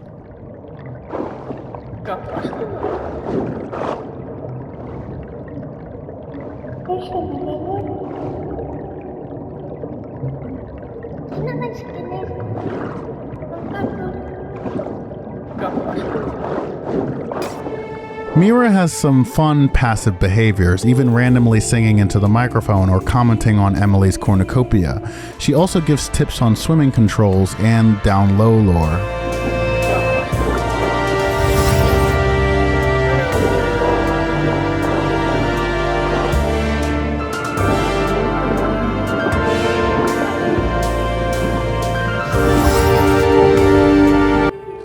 And one of my favorite things, if you pull out the cornucopia here, you get this little secret cutscene.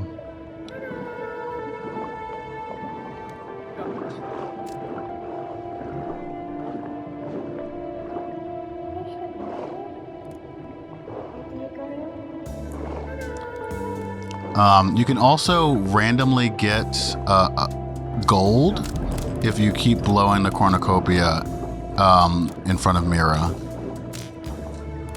I believe it's a 1 in 100 chance. I could double check, but oh yeah, I forgot to do some zoom outs as well. This is what this map looks like. Out of bounds. It's actually very simple. It's kind of what you see is what you get. If we try to go here, Mira will be like, no, not that one. Literally.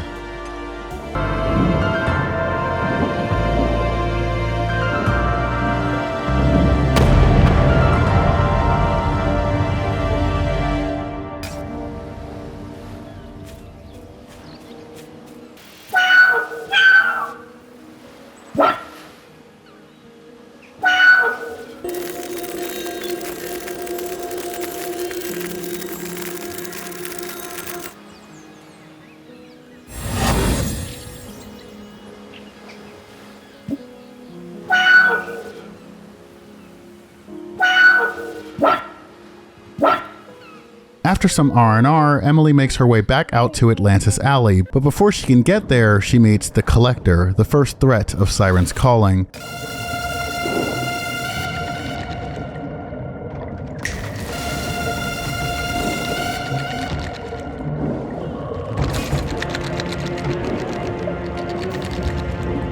The Collector uses sight and soul alternately to find Emily.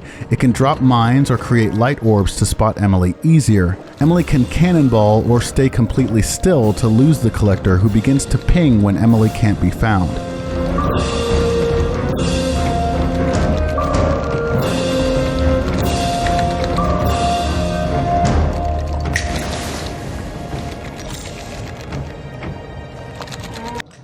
And making enemies that move in 3 dimensions, like can go up, down, left, right, forward, back, was really difficult. I mean, there's a lot of situations where they can kind of get locked and not be able to hit you if you're a certain distance away, which I saw in Gaming from Canada's video, which is a little annoying because it's like, you know, I wanted to make sure they're actually a real threat, but sometimes it's hard to like kind of account for that sort of thing, especially when you have free range of motion because you're underwater.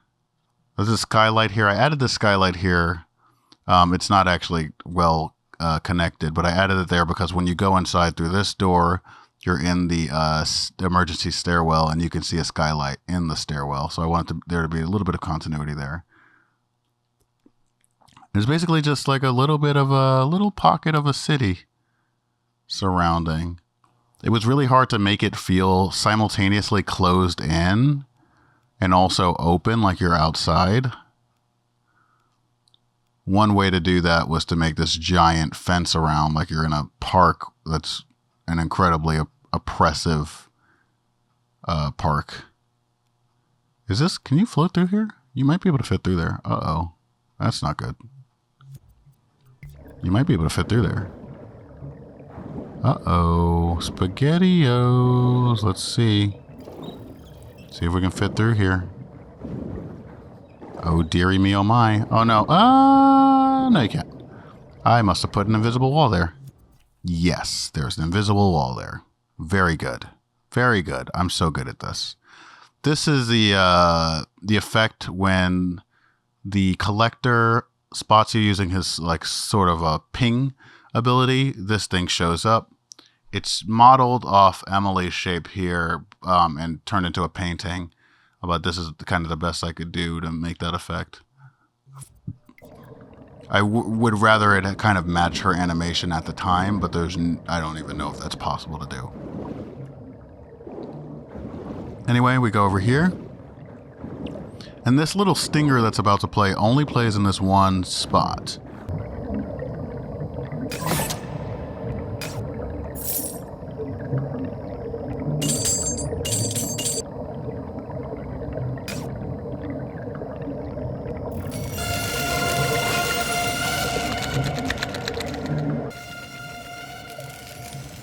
Oh, I'm hitting him. And I'm hitting the fuse crystal? How is that working?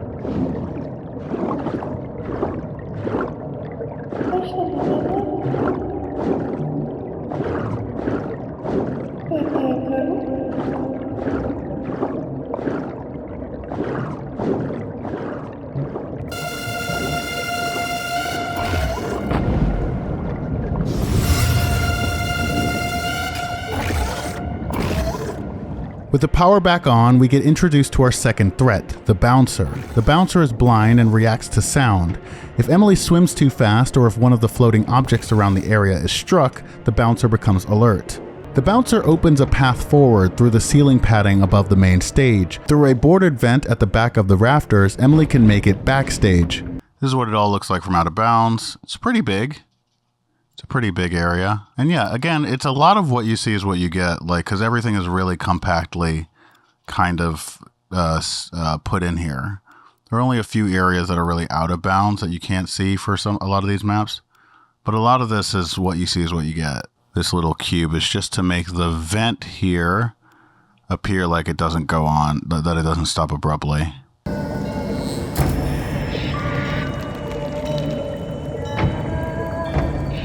Most of the backstage area is blocked by a sphere of ice. For now, Emily heads to the control booth.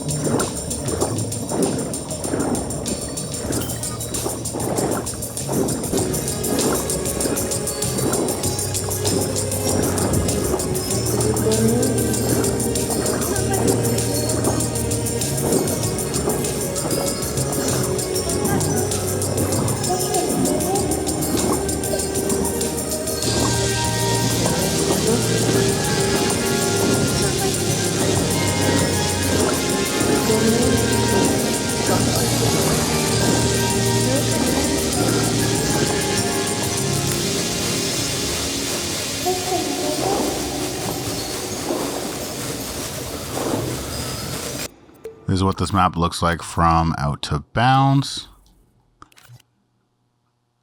Again, pretty simple. What you see is what you get. This is what it looks like from Out of Bounds. The floor stretches out really far. Also have these little columns from the actual theater area. All these red blocks can actually be seen. They're not invisible. But you wouldn't see it because it's all hidden behind these walls.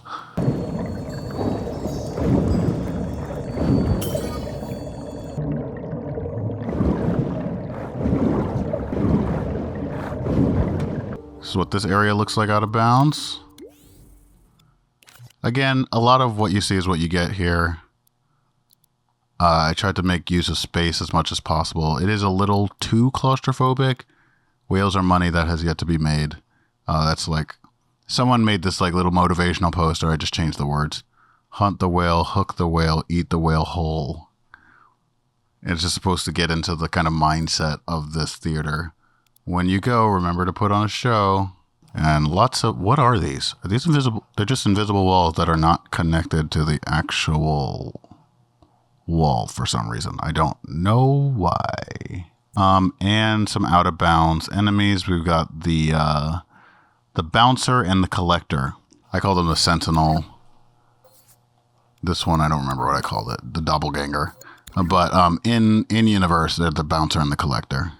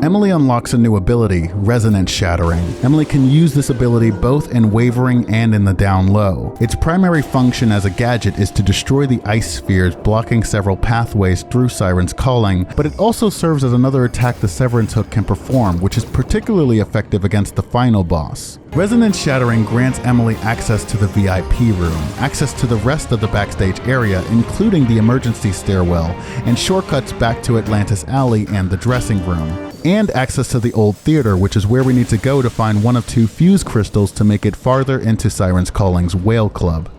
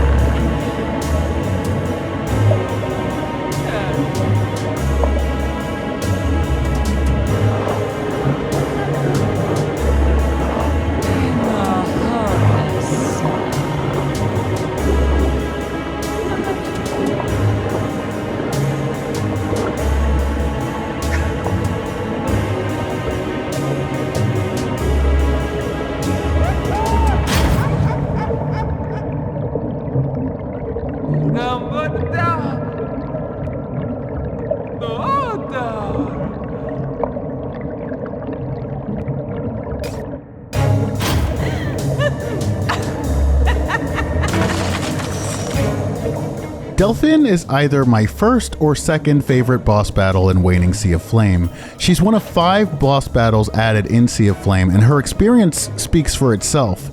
Her animations play in time with the music, so Emily's positioning and predicting what Delphine will do next are large parts of overcoming her. Delphine stays grounded when searching for Emily and switches to aerial poses when alert. Each pose comes with different potential actions. I actually looked up different pole dancing poses and tried to replicate them as well as I could for this sequence. I am very proud of the animation quality for this sequence alone.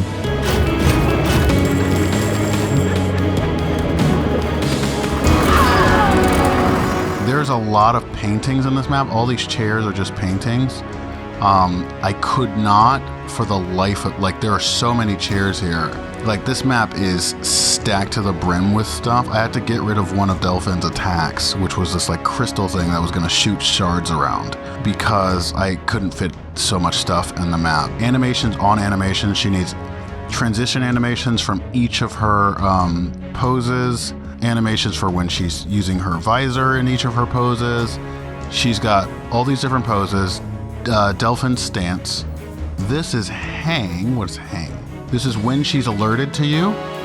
When she's alerted to you, she starts to hang upside down, and then she can either transition to pose 1. All of these animations also have searching animations, even though they're more aggressive. And then she has pose 3, which is her, oh, it's all fucked up because she's in a different animation right now. Each of these poses has transition, so stand to spread, stand to squat, stand to cling, stand to pirouette, idle to hang. And they also have their own attacks. And I think this way that I did Delphine is how I did some of the enemies in Rite of Spring, which works really well, which is having each animation, idle animation, and state being tied to a variable. Now, like, their states are already tied to a variable. Are they alert? Are they aware? Are they chasing you? Caution mode or whatever, to use Metal Gear terms. Those are already tied to a variable. But I mean literally having every possible animation tied to a variable as well. It worked really well, which we'll get to later, for Agony. Because Agony in Rite of Spring is flying sometimes Agony is on the ground. Yeah, I had no idea what I was doing with Delphine. Managed to make it work, and I'm just constantly surprised that it works as well as it does. Each pose comes with different potential actions. With every pose, attack, stagger, and transition animation, Delphine likely has the most individual animations of any character in Waning. Needless to say, I really had fun with this one. My biggest personal issue with the battle is that it's a straight up fight. I've criticized games like Lightning Returns in the past for using physical, no-holds-barred battles to progress conflict between otherwise non-hostile characters. The idea of my critique being that beating someone half to death probably isn't the best way to help them heal or bring them closure or over to your side. So ideally, I'd have wanted to make this Delphine battle more puzzle-based, maybe restoring power to spotlights to blind her or throw off her step or something of that nature. My biggest problem with this battle in specific is that in a ludonarrative sense, it doesn't really work because you're just wailing on this poor dancer. And the idea is that she has gigantism. She is so huge that it's not really hurting her. And also she's trying to kill you, so it's kind of balances out. But I hate the idea of you beat someone to death and then you beat someone half to death and then they suddenly join your side or whatever. I think that's a little stupid. So what I could have done instead was have some sort of puzzle solution. I thought about doing something with these little balconies and the lights here. Maybe you could do something with the stage lights to blind her and then wear her down that way. But in lieu of that, this straight up battle is pretty fucking awesome, I think. Delphine can be blinded and staggered, and can blind herself whenever she uses her showstopper ability. When staggered, she takes increased damage and is stunned for a time. The cornucopia has probably the most Easter eggs related to it, because it is kind of a weird item. It's like kind of a gimmick item a little bit. And it's like, how do you make this useful in a fight? Well, you do get the max hit heal, which is helpful. I was wondering, I was trying to see if I stood still, what would happen. I knew what would happen because I wasn't holding my breath. But for some reason I thought if I stood still it wouldn't matter. And now she won't respond if I do this. Oh no, she still does. What was that noise? Quit making that noise. I said shut up. If you do that one more time, and she means that. Oh, is she gonna use a visor? She didn't. I feel like it's a 50-50 chance. Why is she not doing it? And it's supposed to be really trippy. All the lights are out. It gets kind of like disorienting a little bit. Like genuinely, where is she? What the hell? Okay, I see the snowflake is there, so it looks like eyes on the crowd. That's the center light, right? Oh, there it is. Oh, now she's squatting. Okay.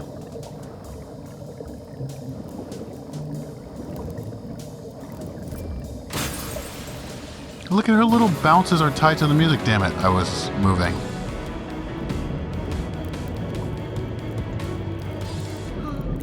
Hold on.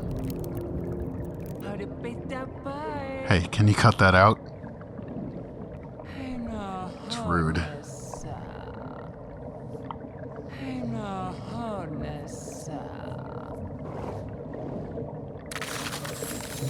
And then this is fun because you get your cornucopia disabled for the rest of the battle, which means you can't use it to heal.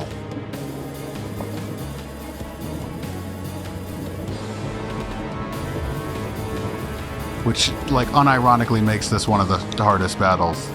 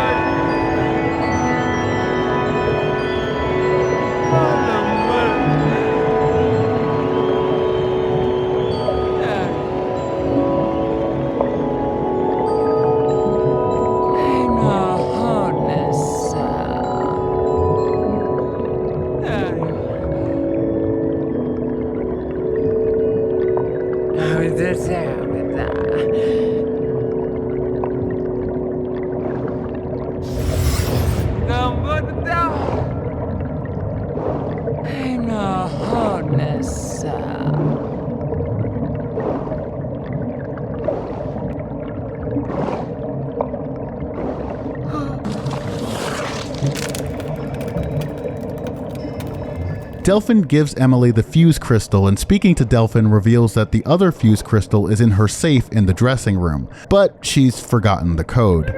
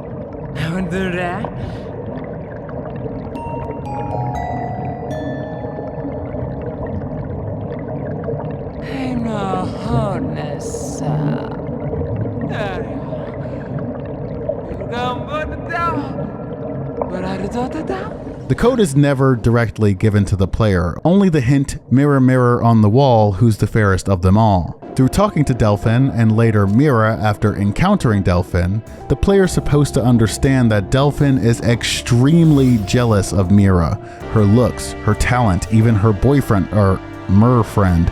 And Delphin, as an insult, only ever calls Mira Blue.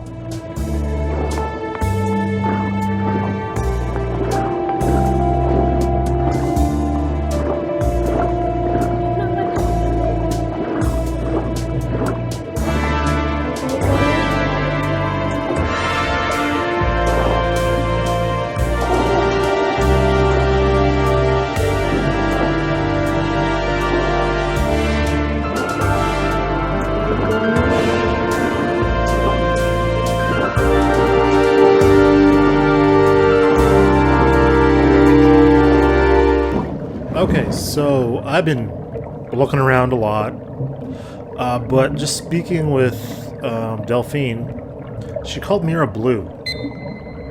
She doesn't call her Mira, she calls her Blue. So trying this out. There we go. Hey, we got one. Picked up Fused Crystal Tea. Let's go put it in.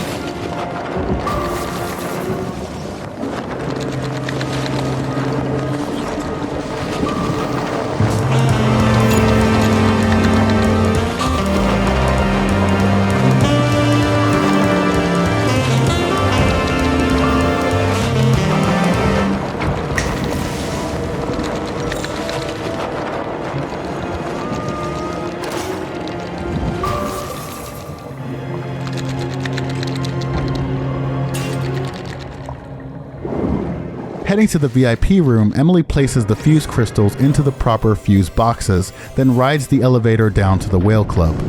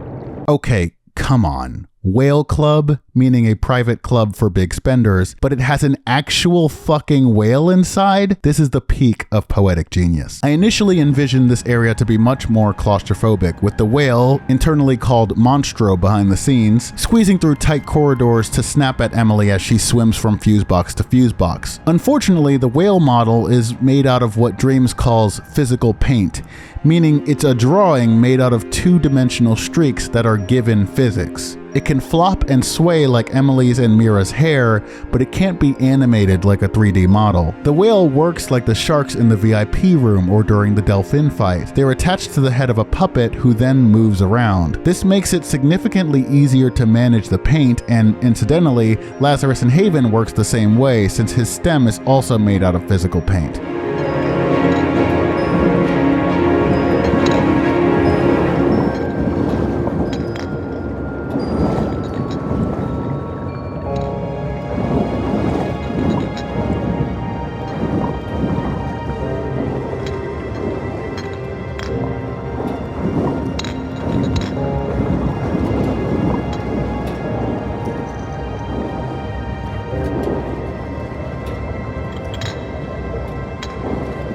Monstro has a force field around it which roughly matches the shape of its body, not including its tail. This pushes Emily back and deals some physical damage, creating the illusion that she's being knocked back by the whale's body. When alerted to Emily, Monstro also has two attacks, a physical attack where it flails while moving forward somewhat, and an attack which shoots red beams from its spout and damages Emily's soul if she's not holding her breath. All in all, Monstro is not a huge threat, more impressive for the pun and spectacle than its combat prowess. Although during some playthroughs it does have a tendency to get in your way in such a way that feels really oppressive. I also had trouble getting the feel of this area right. The scale mixed with Emily's movement speed and the overall structure always felt off. So I settled on this larger, more open middle area with a tighter side corridor and a creepy skeletal fixture in the middle, something that would strike a massive tonal shift immediately upon entering the area. Hello, what the heck is this? Dude. It's a lot of skulls. All the grating and fencing creates this almost Silent Hill Otherworld sense of claustrophobia, where you feel like you should be able to see off into the distance, but you still feel boxed in. There's a particular order to solving this sequence, with an optional fuse box and another one that you can get to at any point. The final fuse box opens the elevator, which leads to the second to last explorable area of the down low.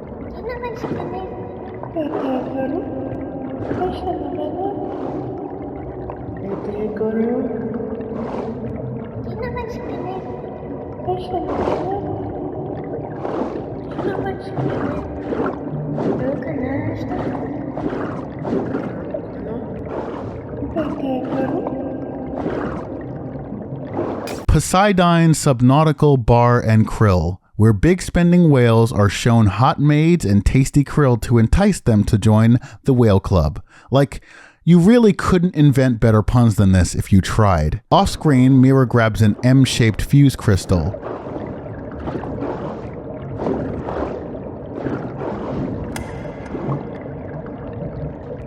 After Emily interacts with the jukebox, Mira tells her to take a shortcut back to the main stage and meet her back in her room. Like we'll see later with the Pride battle, this is a chance for the player to open a shortcut to reduce runback as well as rest in haven before the big boss fight. After the cutscene in the manager's office is triggered, Mira will no longer be in her room and can no longer be interacted with for the rest of the game.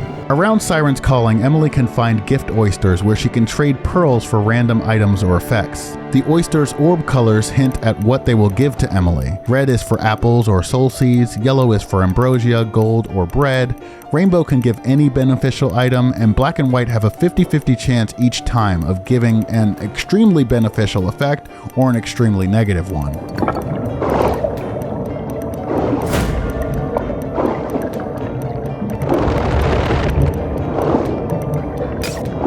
If Emily has no pearls, she can find more around the down low, or she can get free ones from Tandolfo in the trick room. The overall item economy is less fine-tuned in Sea of Flame than it was in Waning Vanilla, where before I had a spreadsheet of each item in the game, including value, location, and memory variable. In Sea of Flame, I winged it quite a bit. I decided it was much better for the game overall if players had access to unlimited items, and given how easy it is to fail on some of these boss fights, it would be good for players to have alternative means, albeit randomized, for obtaining consumable items. You can just kind of gamble with it. It's a 50-50 chance. Max health depleted. Jesus. Okay. Wow. Wow, that's just mean. Okay.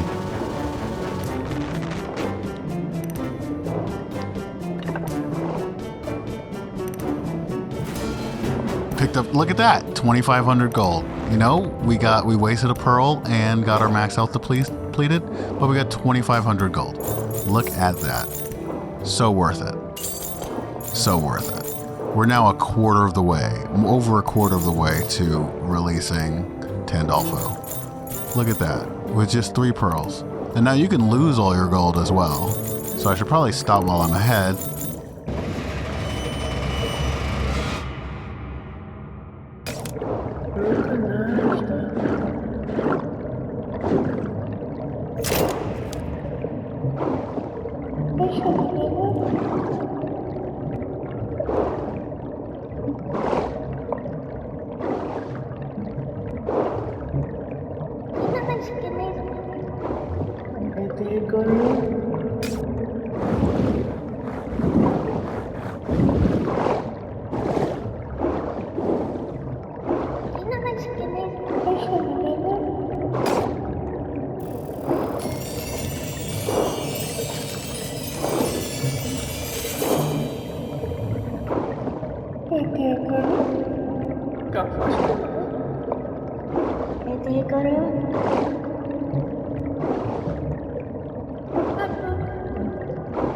If you swim all the way up here, this is about as far as you can go. And so you can see the skylight hanging over there. You can't see that it's clipping through a million things and not really aligned with the building. But that's as far as you can go.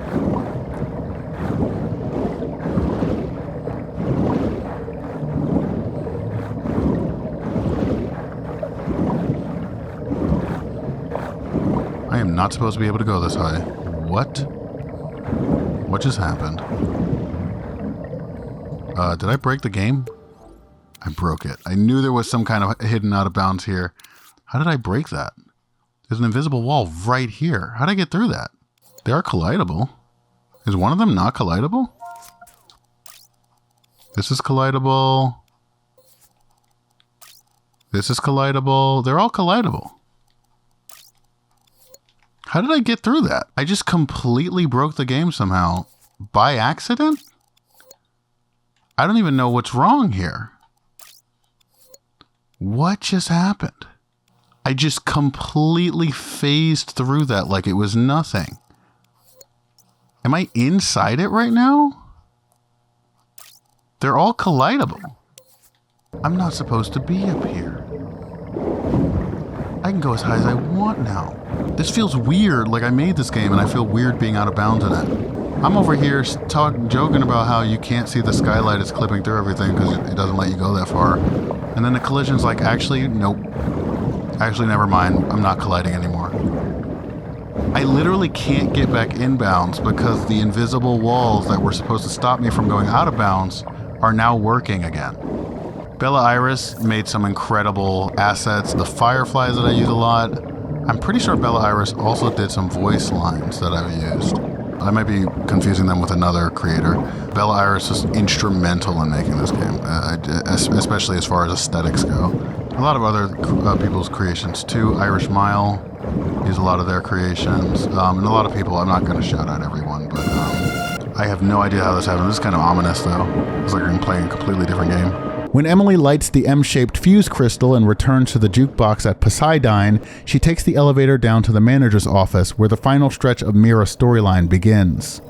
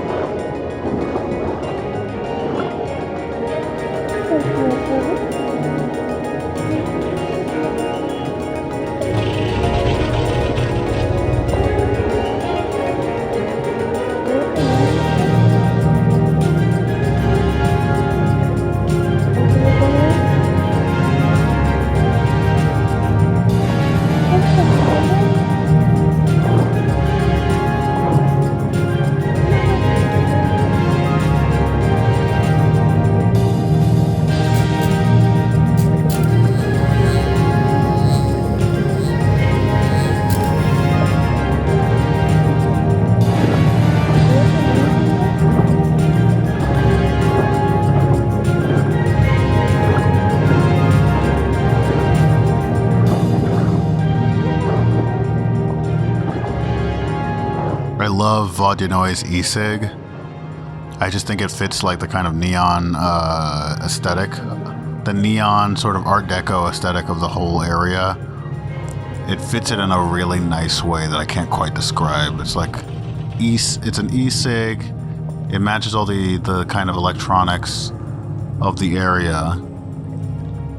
And it's also still got that, like, the aesthetic of smoking.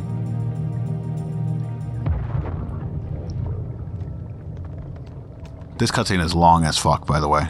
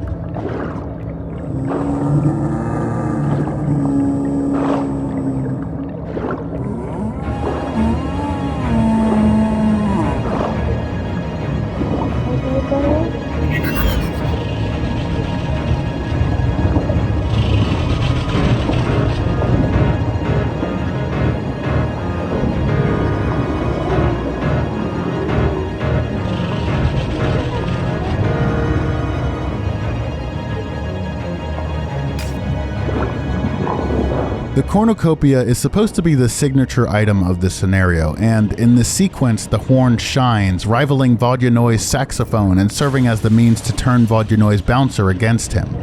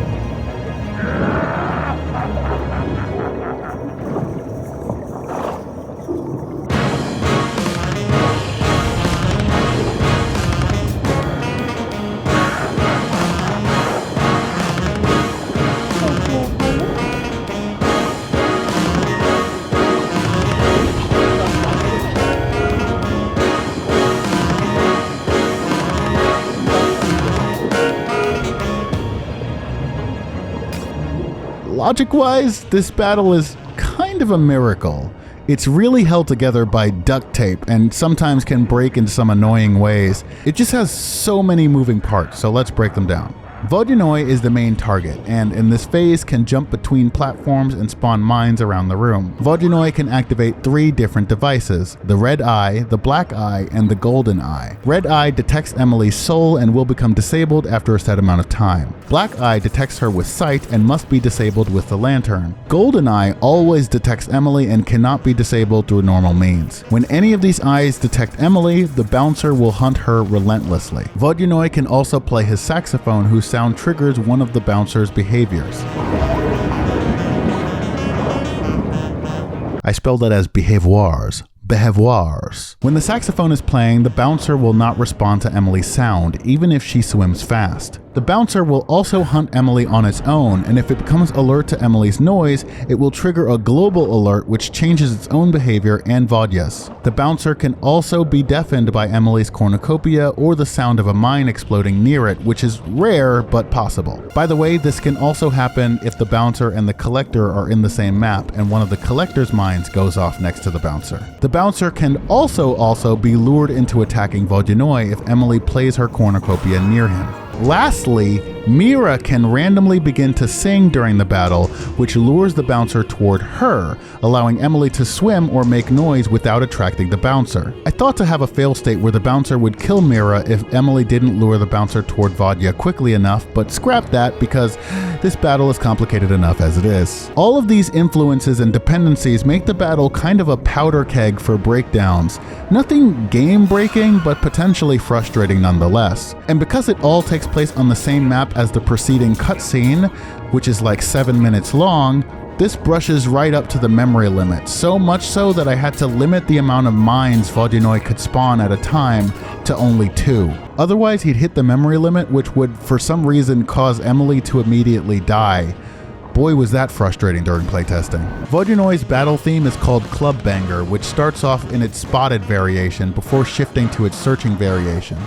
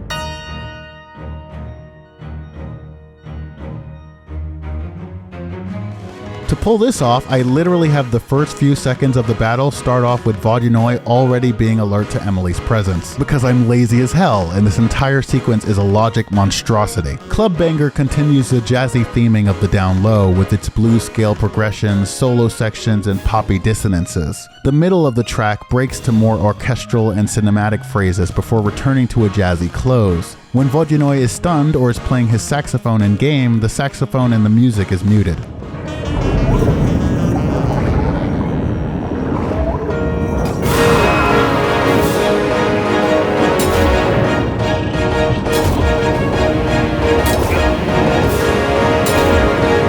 When Vodunoi's health is low enough, he activates the Golden Eye.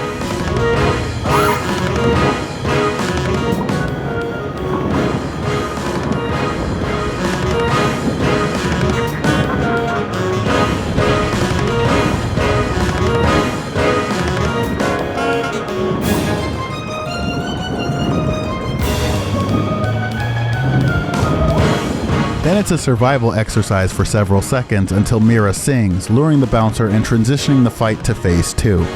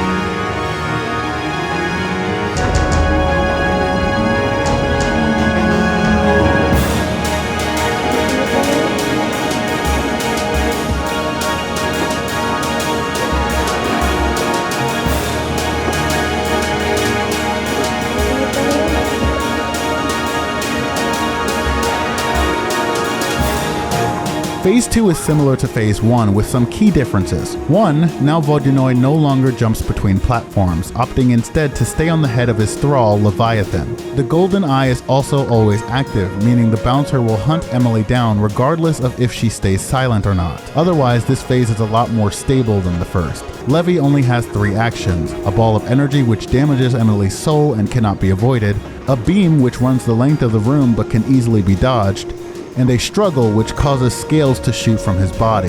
Grabbing a scale causes Emily to go invisible, allowing her to evade the golden eye and lure the bouncer toward Vodunoi once more.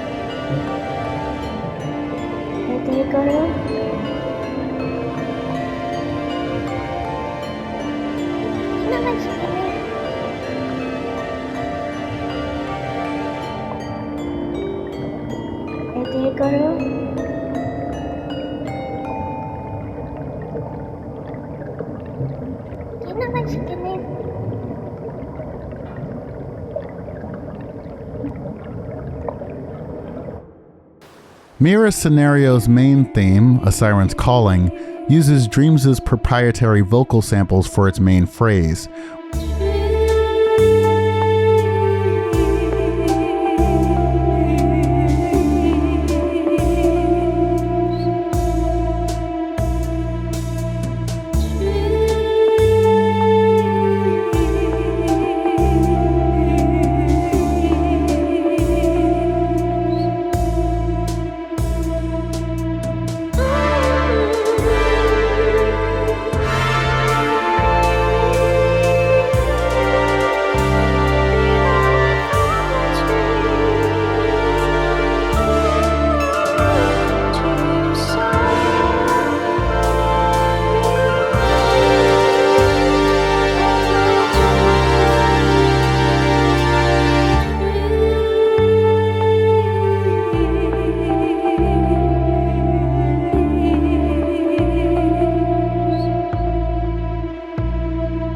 Which just so happens to sound like the Light in the Dark theme, which plays in Haven and throughout other songs in Wavering.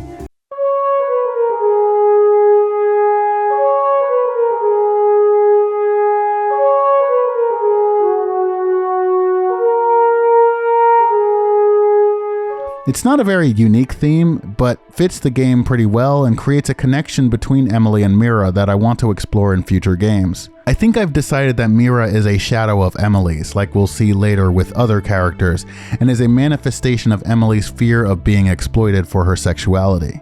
The music of Mira's Scenario utilizes poppy and jazzy rhythms throughout, making Siren's Calling feel like the kind of lively club that would have had its heyday in the 60s and 70s. Mira's single, Farewell Father, on the other hand, I tried to make sound like the kind of classic pop of a Jackson 5 type group.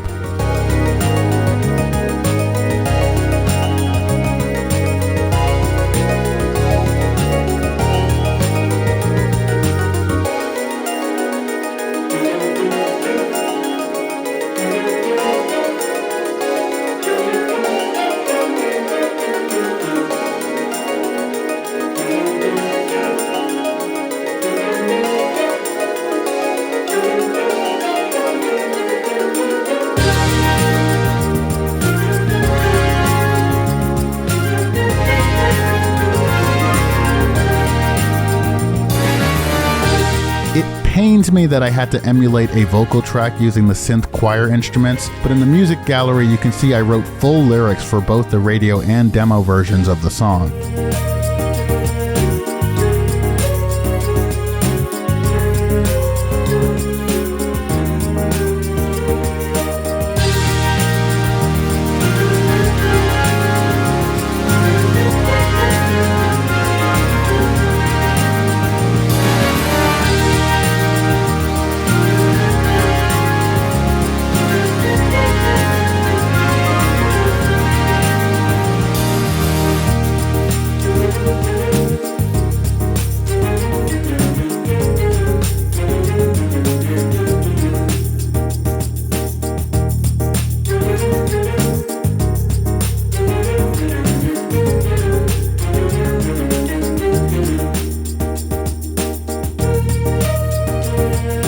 Delphin's theme, Primetime Blues, is my favorite of the bunch. It has a stealth version,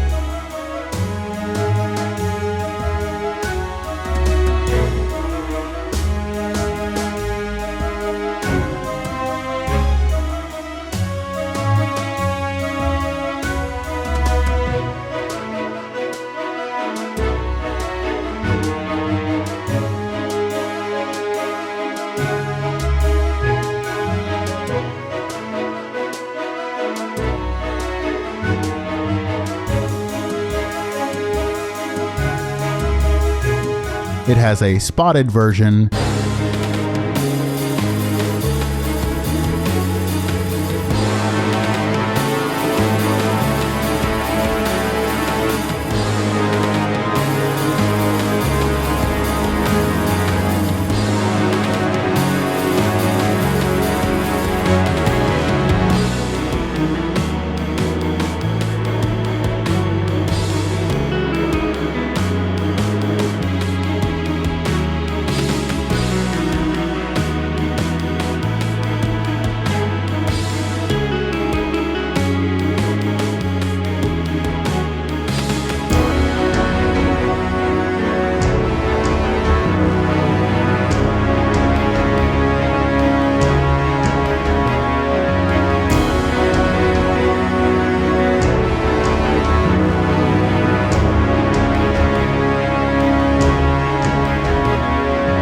And it has a staggered version.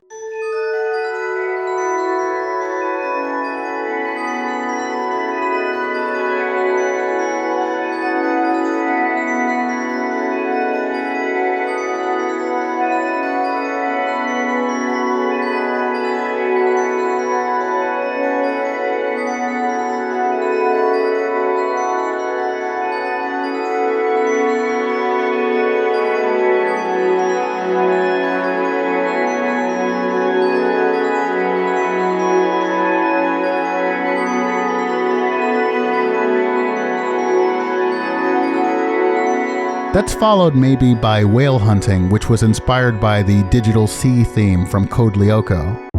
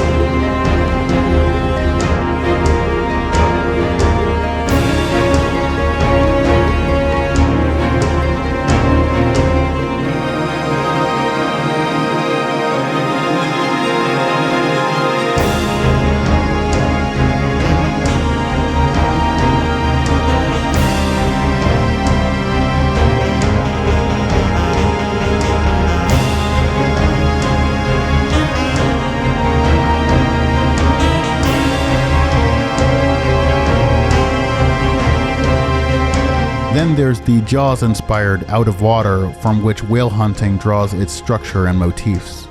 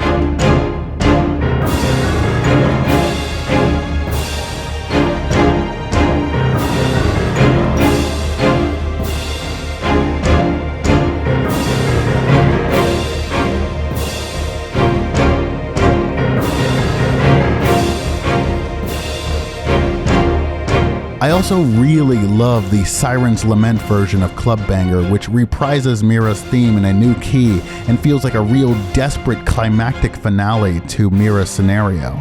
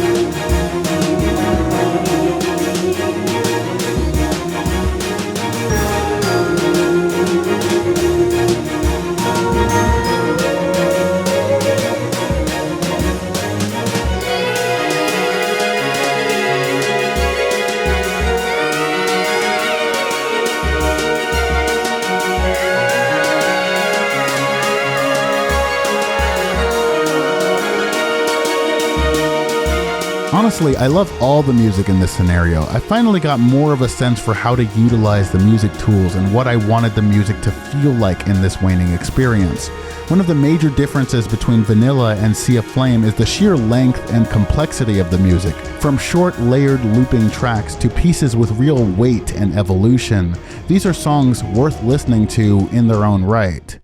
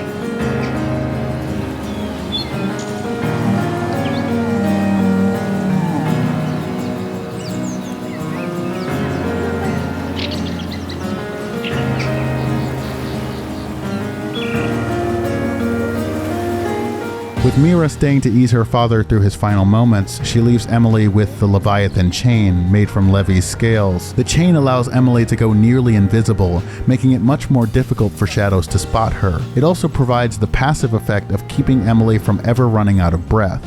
And with that, Mira's story is done for now.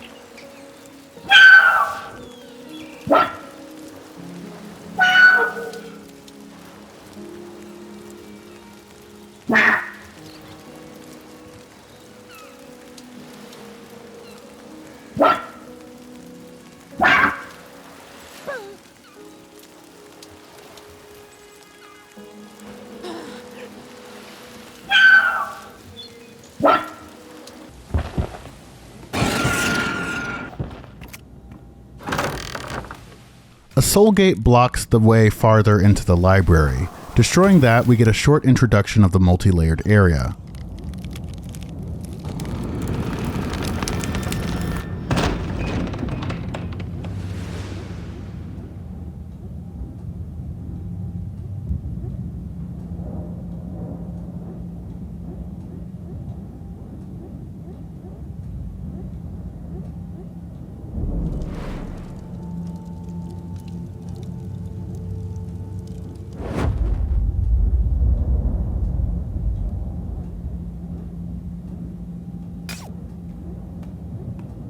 This is one of my favorite puzzles in this game. It's got a mostly linear path through, but I think it has all of those hallmarks of a fun puzzle that I mentioned before: nonverbal communication, audiovisual feedback, backtracking, and a sense of building towards something.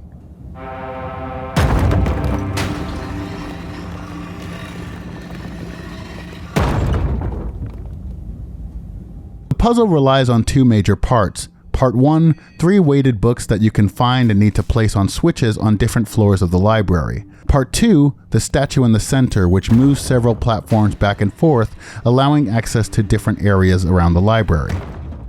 The statue in the center has some text, "See no evil," and it covers its eyes. This is a little misleading to start with because the player is supposed to make the opposite association. When the statue covers its eyes and says "see no evil," the player is supposed to understand that the ears are uncovered. The player needs to make a noise to satisfy "hear no evil." If only we had a gadget that could make some noise. Based on the feedback from an absolute hero who 100%ed my entire game, I updated the game to add a new camera to make it clearer that the statue is shifting between covering its eyes and ears. When its ears are covered, the pedestal reads "Hear no evil," and the statue becomes responsive to the lantern's light. In Sea of Flame, there are dots and eyes of Cain around the library just to spice up the area a bit more. There was a soft lock here I didn't notice in Waning Original. Basically, if you turn the statue platform before unlocking the way forward, then left the game, returning to the library would mean the player could no longer reach the statue platform. I didn't notice this myself until after adding the enemies, because now that you can die in this map, it's much more likely for the platform to be facing the wrong way when Emily returns. So now if the statue is ever turned away when Emily enters the library from the bottom level, it automatically turns to face her. Pandora's box isn't necessary to solve this puzzle, but it is necessary for the upcoming boss, which is why the library serves as the final check to ensure that the player has unlocked all of the gadgets. Interacting with the books with the photar turned off shows another vestige of a design choice. You get slightly different dialogue, but again, this choice doesn't carry through the game.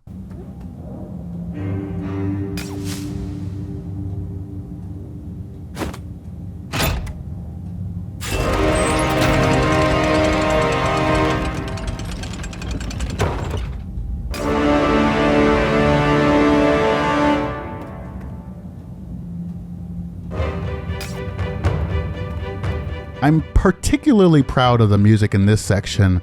The piece is called Ascension. It constantly shifts and changes as various sections of the puzzle are complete. It adds to the sense of grandeur the puzzle builds toward as Emily rises to the 3rd floor of the library.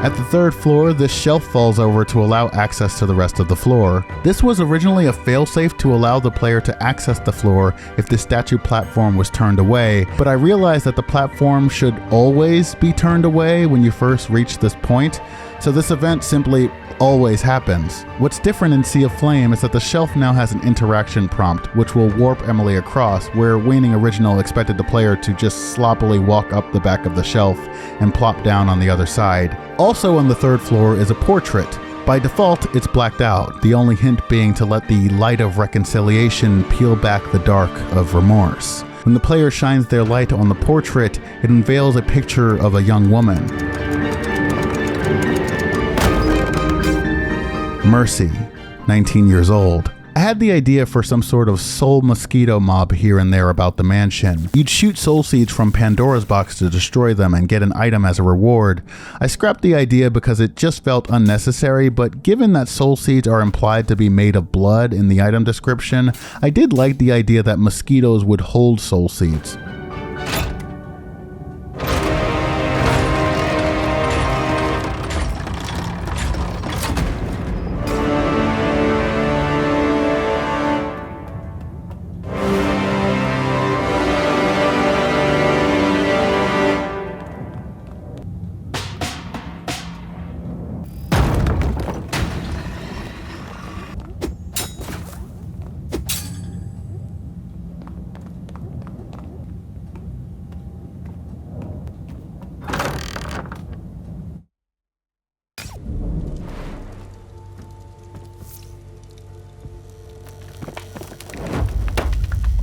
Completing the library puzzle grants us access to the attic, where we can pick up a key to the music box in the east hallway. There is a locked jewelry box at the back of the room. There's also a reference to Spring in the attic, a grandfather clock with Spring's flower and ribbon nearby. I wanted to have other references to Spring around the mansion to highlight the fact that Spring would often sneak around to cause trouble for the other lost souls. At the other end of the attic, we unlock a shortcut to the east hallway and make our way down.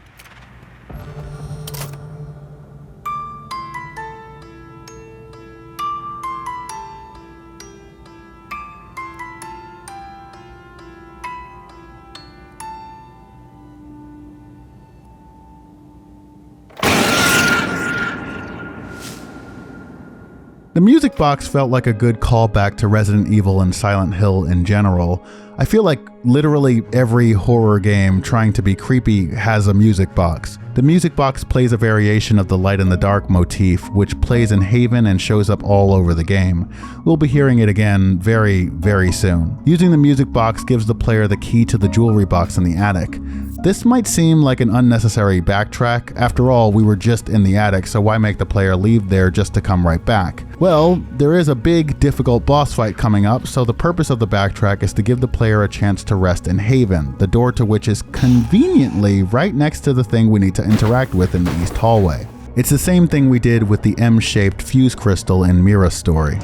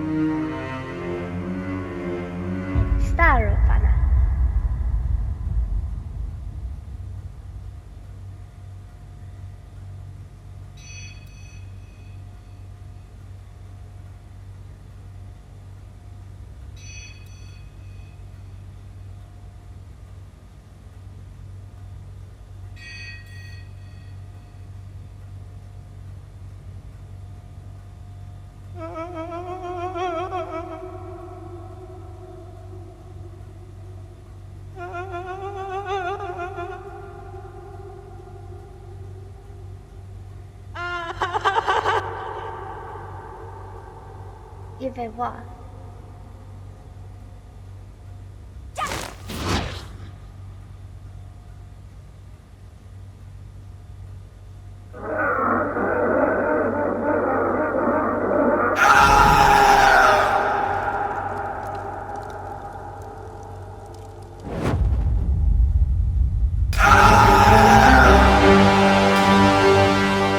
Pride is a monster, and the most consistent comment I'd received from people playing Waning Vanilla and Sea of Flame is how much of a pain in the ass Pride was. The key is that Haven specifically provides two of the best tools for overcoming Pride, the soul and health regen buffs from meditating and using the swing respectively. Pride also has a second chance mechanic which restores Emily to full health if she dies. In Vanilla, it was a 1 in 10 chance of occurring, which was buffed to a 1 in 5 chance in Sea of Flame.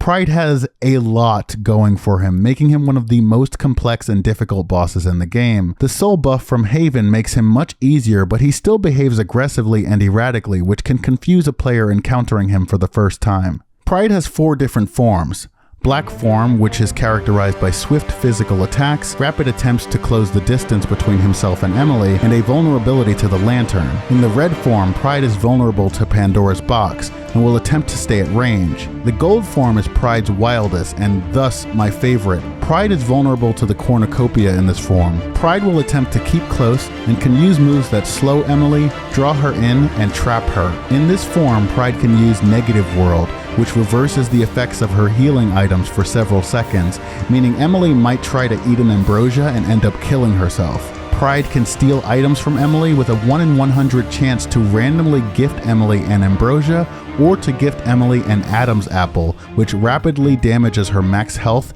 kills her if she eats it, and will corrupt her items menu until she destroys the Adam's apple from the items menu. Will I get the Adam's apple? Oh, I picked it up. I got the Adam's apple. Oh, that's so perfect. That's so perfect. Okay, we have the Adam's apple. So now this is what happens when you have it, and you can choose to eat it or destroy it. I gotta do it quick. All right. And now we're in negative mode, so I can't even heal. When Pride is staggered enough times, he shifts to his white form, in which he attempts to back away from Emily and is vulnerable to the Severance hook. I buffed Pride's health in Sea of Flame to account for the faster animations and the ability to combo hook swings, but in my experience it usually only takes 2 cycles to bring this Jagoff down. Pride has several Easter eggs throughout this fight. The Adam's apple itself is sort of one big meta Easter egg, with Pride referencing the Bible, Kingdom Hearts, Rene Descartes, Radiohead's Idiotech, and the YouTube series Petscop. Alright, but this is not what I wanted to look for. I wanted to look for the second chance mechanic. This is the Adam's apple mechanic, which is full of a bunch of its own Easter eggs. When you have the Adam's apple, it replaces Emily's regular menu screen with the Adam's apple menu screen, which is all bugged out. And these are the different things that can show up. It says eat it, knowledge of good and evil, which is a Bible reference, brought to you by Pride Inc., cogito ergo sum, in the beginning when God created the heavens and the earth, which is a Bible reference again. Here I'm allowed everything all of the time. Radiohead reference, just give in already. When that dog wags its tail and appears happy, it's not real. I guess that's Toneth then. Toneth. This one says Kingdom Hearts is darkness, which...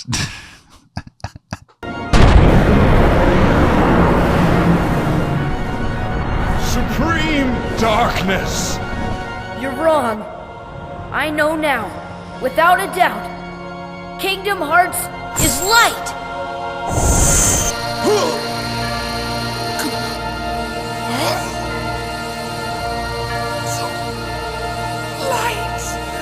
That's not even funny. I don't even know what I like about that. Everything you love will die. I just always thought it's funny. I don't know Kingdom Hearts. I love Kingdom Hearts, by the way, but I don't know the lore all that well. What I believe I was going to say, but forgot to in this live commentary, is that I just find it so fucking funny. And I've always found it so fucking funny that this guy, Ansem, has spent his entire life researching Kingdom Hearts, trying to find out everything he can about it. And this fucking kid just comes around and just like, nah, you're wrong. Kingdom Hearts is light! This whole fucking map is a clusterfuck. I have no idea where anything is on this goddamn map. Then Pride has several taunts, one of which references Radiohead's Creep,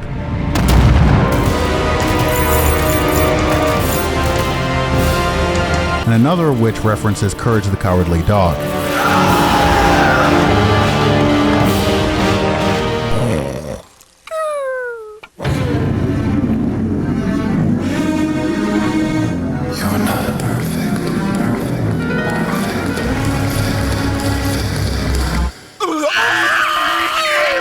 Pride's theme is based on variations of the Shadows theme that we can hear in Afraid of the Dark and other tracks.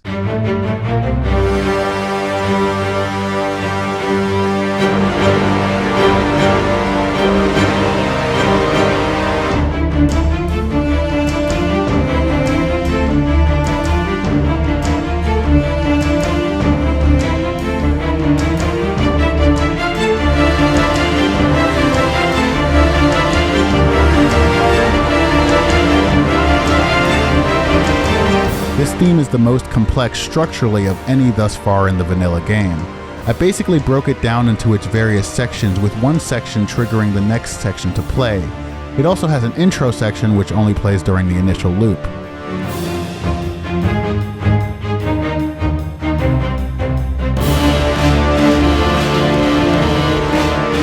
Throughout the piece, we can hear the light and the dark theme, representing Emily's challenge to Pride.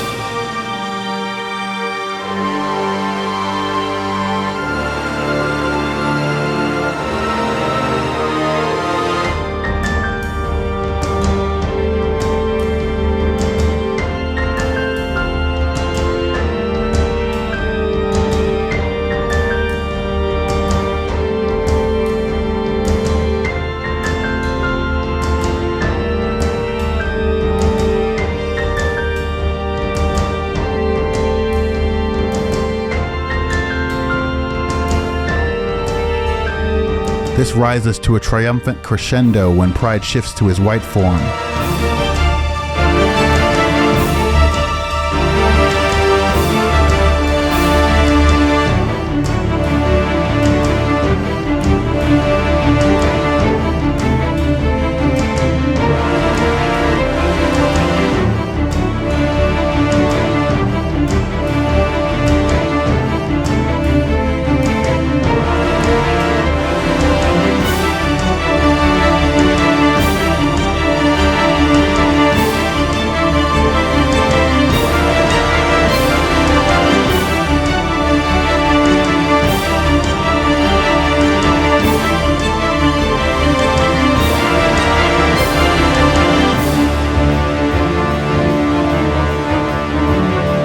It wasn't until making this track and Waning Vanilla that I learned how to utilize the expressiveness of instruments, allowing me to get that harsh, boisterous tone for the French horn, which is one of my favorite instruments and one I've always had trouble emulating digitally.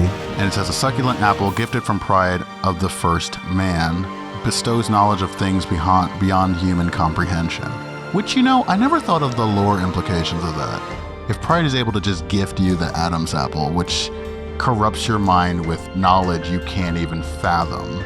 I mean, well, that's kind of the idea, right? Is that Satan is gifting you knowledge that God doesn't want you to have. God doesn't think you are capable of possessing it. When you take it, it's both an affront to God and making the Sacre, the immaterial, material. It's making it profane. And that's why humans are the way that they are. It's because they are now no longer close to God in the way that they used to be. And that's kind of the idea with this game, is that Emily has to become closer to darkness if she wants to be human. She doesn't want to go the judge's route, even if that means also embracing parts that she doesn't necessarily like about herself, like the fact that she cheated on her boyfriend. And in doing so, in embracing herself, she attains this great power and knowledge that she otherwise wouldn't have gained.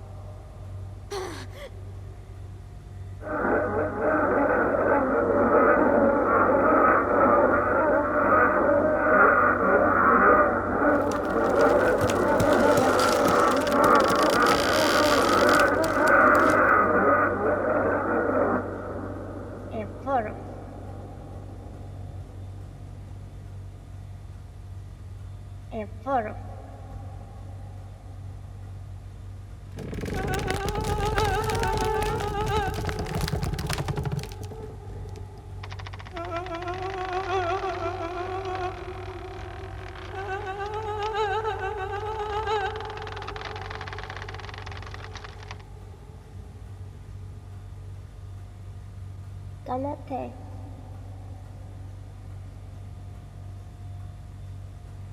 Damate.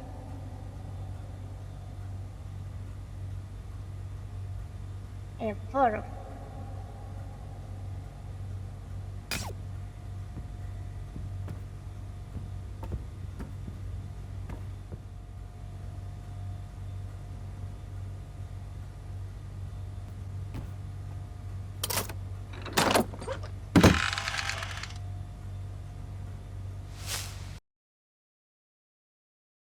And like you can always go back to the down low to get more pearls or anything that you may need. Why is there... Really? Oh, that's crazy. Mira's Shadow. Mira's Shadow is still cast. I think there's a setting that stops that, but I thought it's off by default. Mira's Shadow is still cast if you shine the light there. So Mira's technically still there. Oh, it's not her whole body though. I think it's just her fins? Her tail? I think it's just her tail. That's interesting. Does Mercy do that? Mercy's like over here somewhere.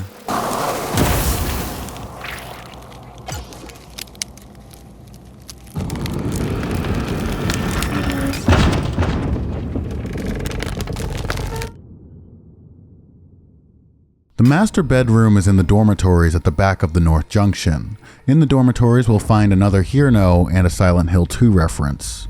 Looking at this makes me feel like someone is groping around my skull. It gives me a weird feeling. I think I mentioned in the last video I mentioned that maybe being a Silent Hill reference. If you pay really close attention when Emily inspects the door after having the master bedroom key in her inventory, then you'll notice a small...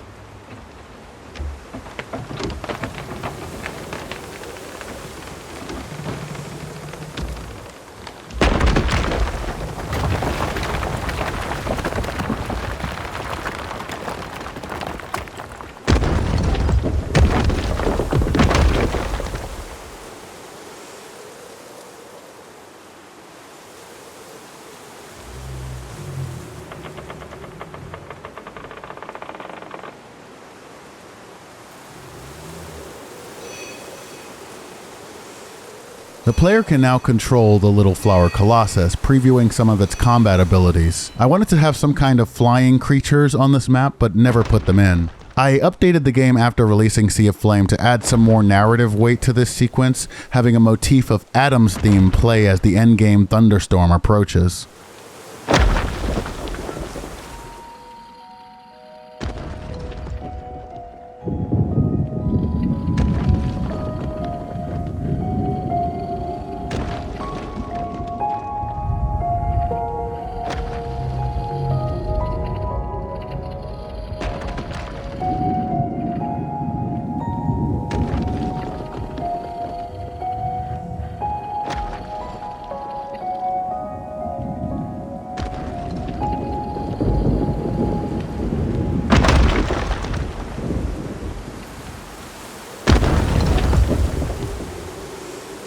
The Little Flower Colossus drops us in the Hollows, a strange city-like space within the mountain.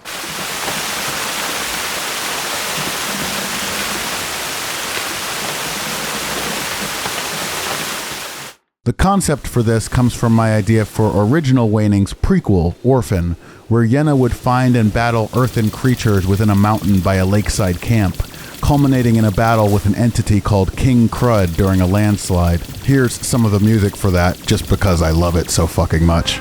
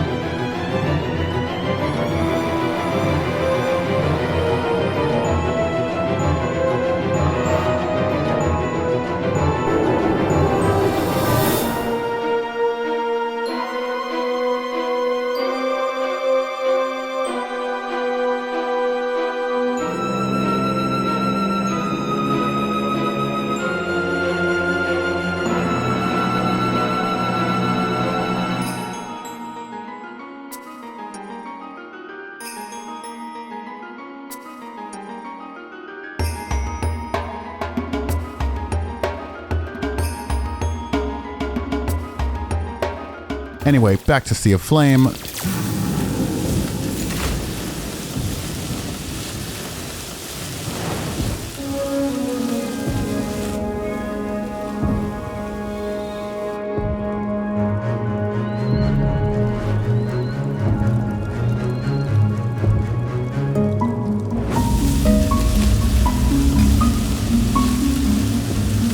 The music that plays initially is Layers Deep, which also played during the lever puzzle in the mausoleum. The song rarely gets to play in full because of how short those sections are, which is a shame because I think it's decent.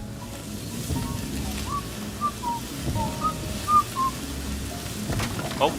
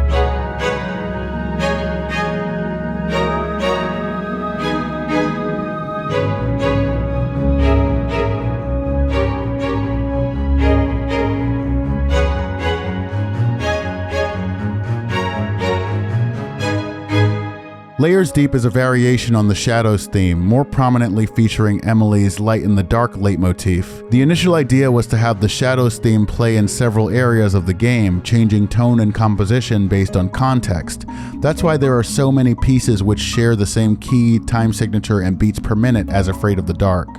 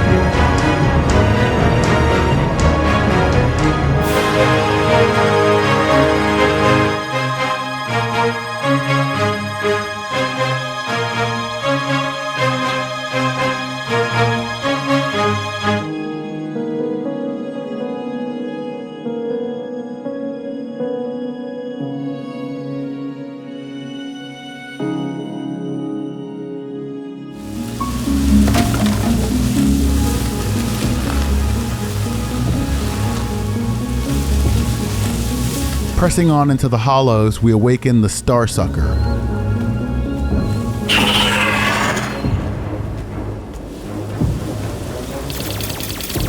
Another creature lifted from the original Waning concept. Weirdly, I don't have a sketch of this one from back then, although I have its image burned into my mind. It's a creature that feeds off light, hence the name, and in the original concept it would have served as a movable obstacle, randomly blocking corridors and paths and alerting other creatures unless hidden from or dealt with in a specific way. I wanted the Starsucker's tentacles to feel eldritch and creepy, something like Laughing Octopus from Metal Gear Solid 4 or some of the insane BT designs from Death Stranding 2, but as I mentioned in a previous section, Dreams and physics don't really get along, so trying to pose and animate the Starsucker's tentacles almost always caused them to break. I opted instead to have the Starsucker float around the map, not really caring about if the tentacles clipped into things or not. There are various invisible cubes around the Hollow's map, 4 which help the Starsucker face in the cardinal directions, several which help the Starsucker maintain a consistent height and position, a few to position the Starsucker during certain sequences,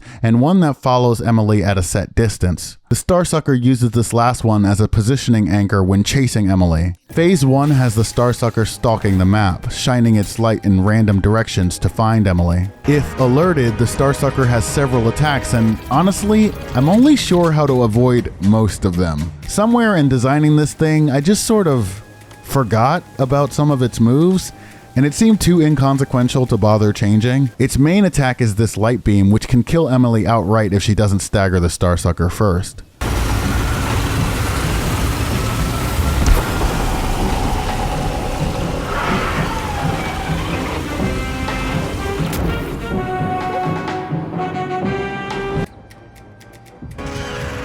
That's what's supposed to happen, and there's an invisible wall here. You have to get rid of him before you can go through.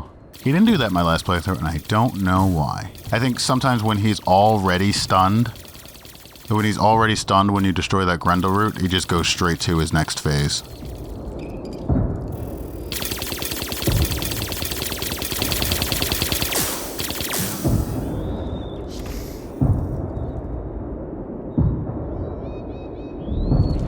Destroying the Grendel root around the area, Emily makes it deeper into the Hollows where she finds Grendel, the son of Wrath. Grendel and Wrath, Grendel's mother, is a reference to Beowulf. I like the idea of Grendel's mother not as a force of monstrous evil, but a mother protecting and avenging her child. I didn't conceptualize the character of Grendel until making Waning for Dreams, but the original Waning concept would have had the little flower colossus missing one of its arms and wordlessly carrying Yenna to an area where its severed arm was resting. Within the giant's closed fist, Yenna would find a baby colossus sleeping. Here, Grendel is instead revealed to be a childlike figure, but one of immense knowledge and mystery.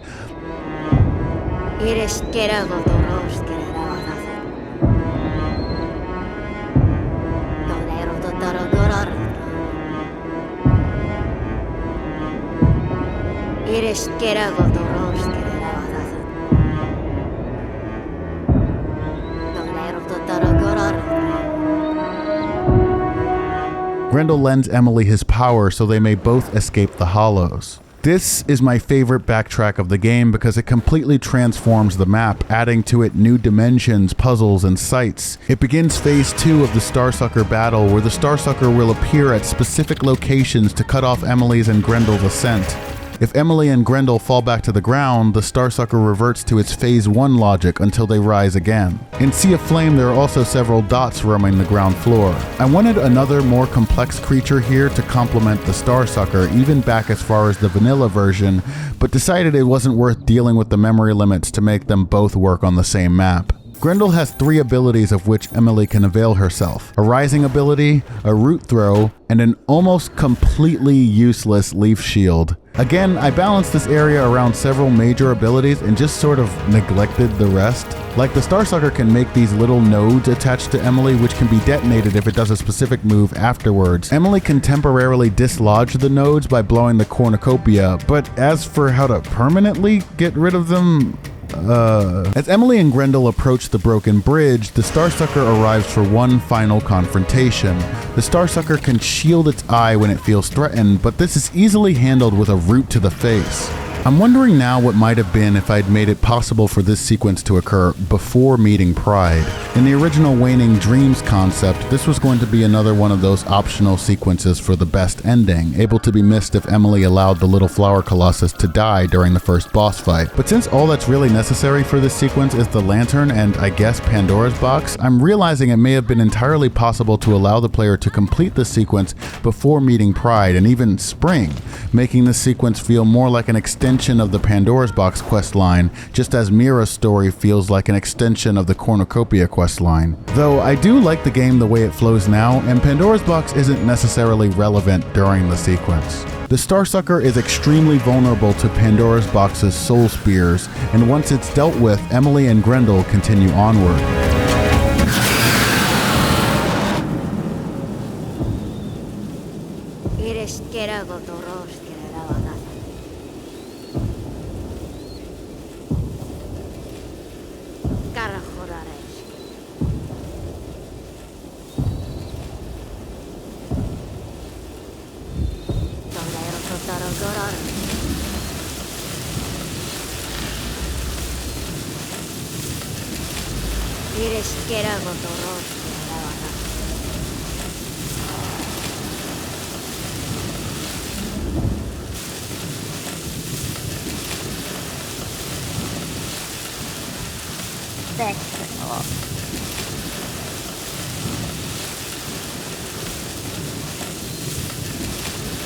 Fucking nice.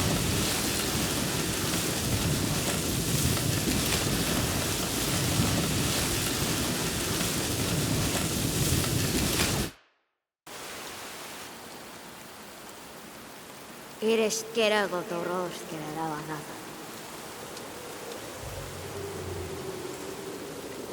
Tolero totoro gororo.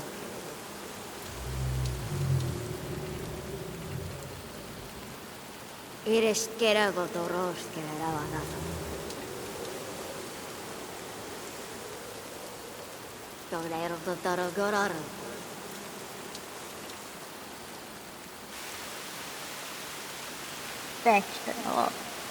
Grendel is reunited with Wrath, his mother.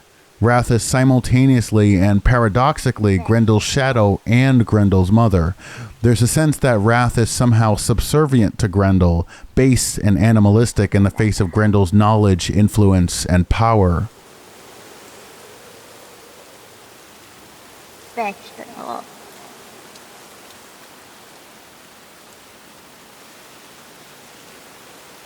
Tästä tää.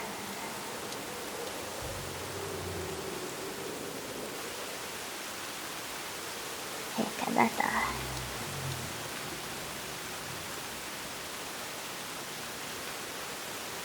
Tästä on.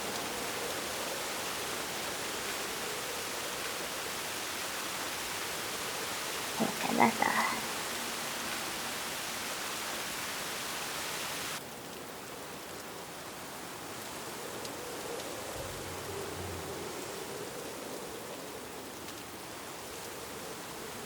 Paketti torosta.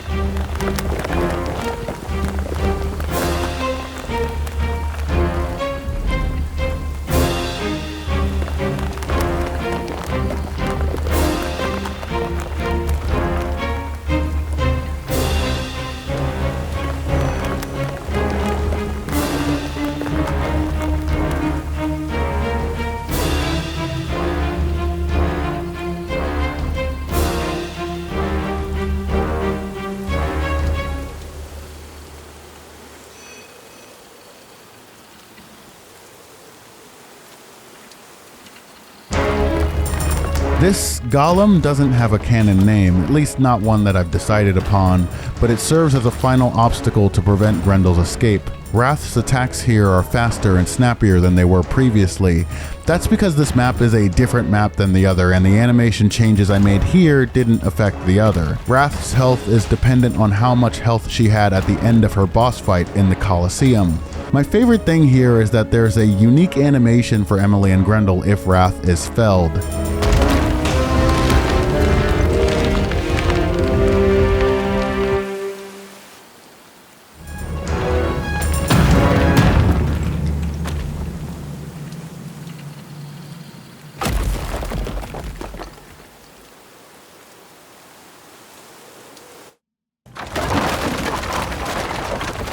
When the little flower colossus defeats the golem, Emily and Grendel touch down back in the dormitories. Now, the various outdoors areas of the mansion will be covered in rainfall. Grendel explains to Emily the stakes and urges her to enter the master bedroom, where the true threat behind Wavering's ills will be exposed.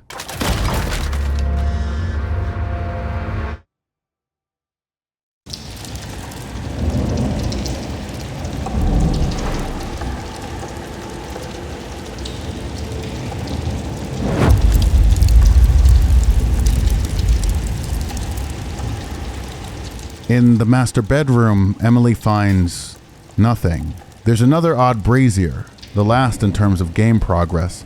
It's placed here as a check to ensure the player has progressed far enough into the story to have defeated Pride, met Grendel, and have a general handle on the world and mechanics before encountering Waning's toughest secret boss. Otherwise, there's nothing much to find here. Some probably not stale bread, a chest key, and a crackling fireplace.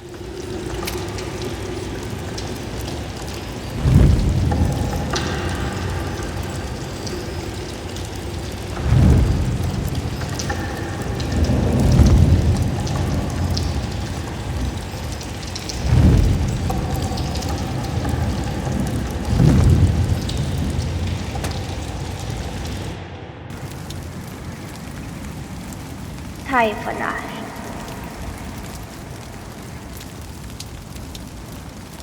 Navanai.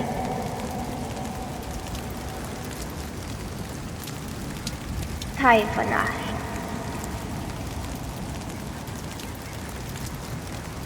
Enfermo.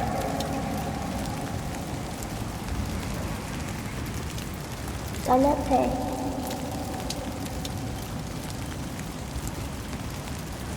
Either was.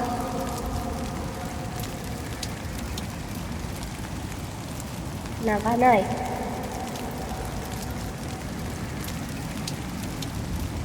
And Sarupana. And Foro.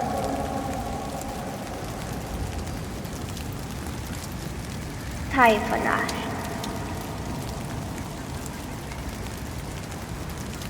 Navanai.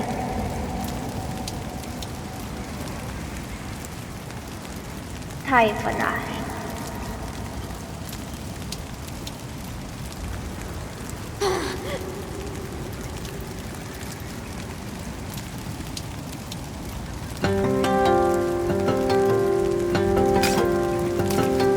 The original concept for the character Mercy began in Blank, the third game of Yenna's trilogy. An adult Yenna would battle back her PTSD and find a mirror image of herself, Mercy. In this version, Yenna would have no choice but to kill this Mercy to allow herself spiritually to move forward. Mercy killing, the piece I composed for this moment over a decade ago, sounds nothing like what Mercy's theme in Sea of Flame would end up being.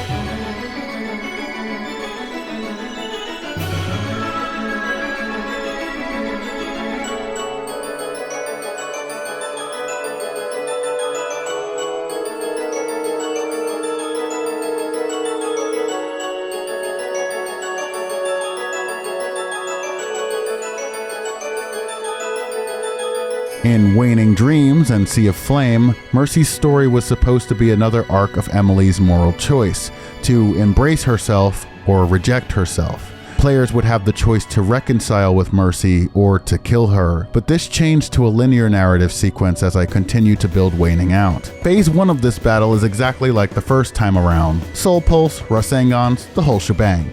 In Phase 2, Mercy unleashes her wings, beginning to fly about the arena. Mercy has several searching animations and a glare ability where this giant copy of her scans the entire area, instantly spotting Emily if Emily is not holding her breath. When alerted, Mercy has several attacks, a few basic claws and kicks, a flashy slice ability, and a star shower ability, which completely depletes Emily's health if Emily is not holding her breath.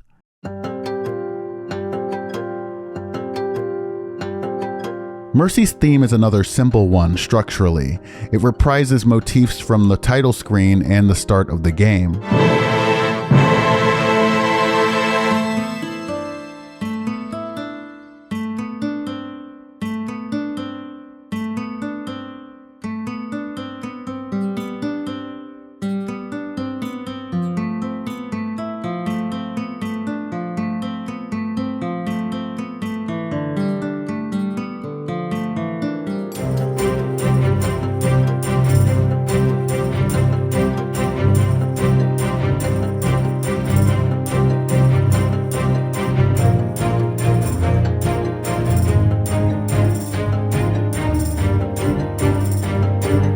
With each new phase, this music builds in intensity, only resting with a soft, rising arpeggio whenever Emily's light is shining on Mercy.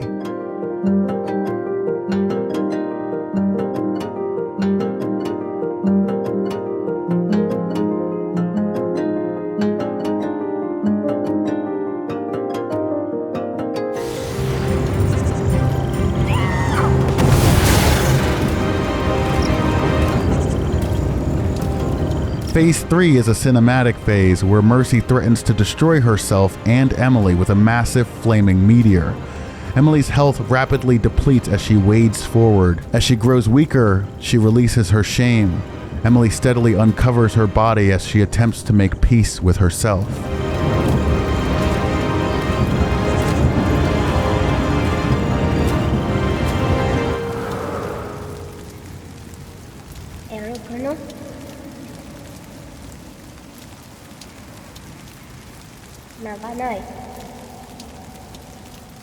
Waning at its core is about the protagonist coming to terms with themselves. It's about self-identity and learning to love oneself despite pain, despite depression, despite guilt, despite one's own life feeling like a slow falling meteor crashing down. It's something I know from my own life and is incredibly difficult and sometimes impossible.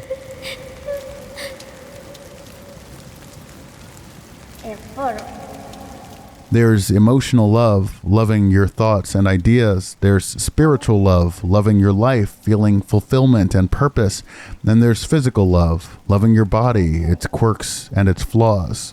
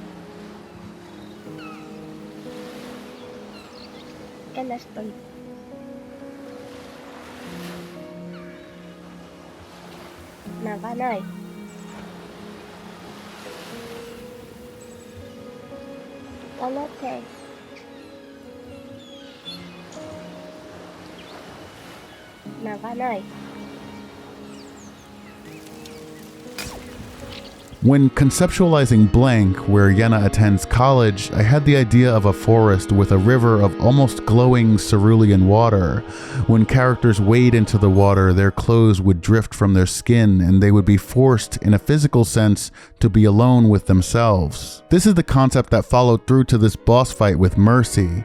Emily enters this surreal plane and must battle and inevitably cope with her physical existence, her physical weight and boundaries. This corporeal shell is our interface with the world and others, and it determines so much about us, our thoughts, our emotions, our ability, our hunger, our thirst, our tastes, our sexuality or lack thereof.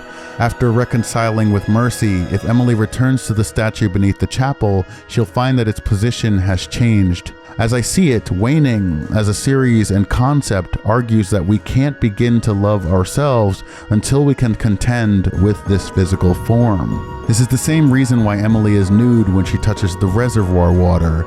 Wavering is stripping her bare, forcing her to swim with herself.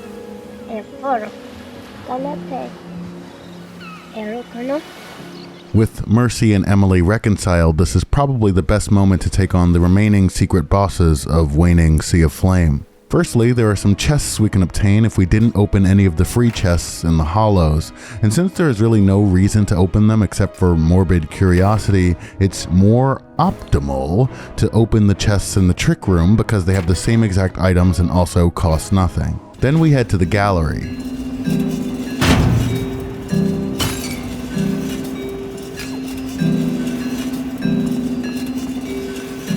After one update or another, Dreams gave creators the ability to turn physical objects into paint, which felt like just the right effect for this area, suggesting the ethereal objects are unable to be interacted with until they're made physical again. Once all the braziers are lowered and the organ has been made physical, the real puzzle begins. The music that plays is Ephemerality, which uses variations on Adam's theme.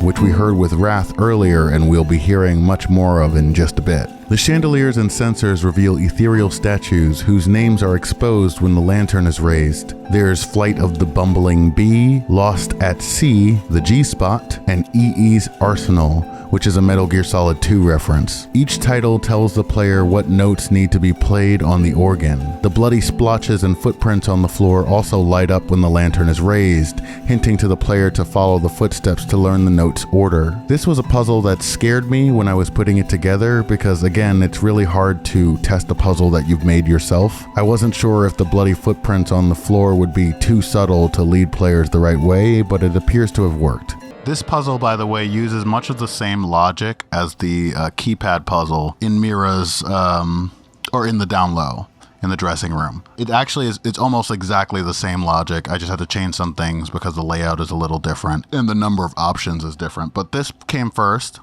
The organ puzzle came first. I built it from scratch. You know, not the keys and everything. I didn't model this, but The logic of it I built from scratch. The keypad puzzle came after, and I just had to like modify it so that there were more options and a few other changes.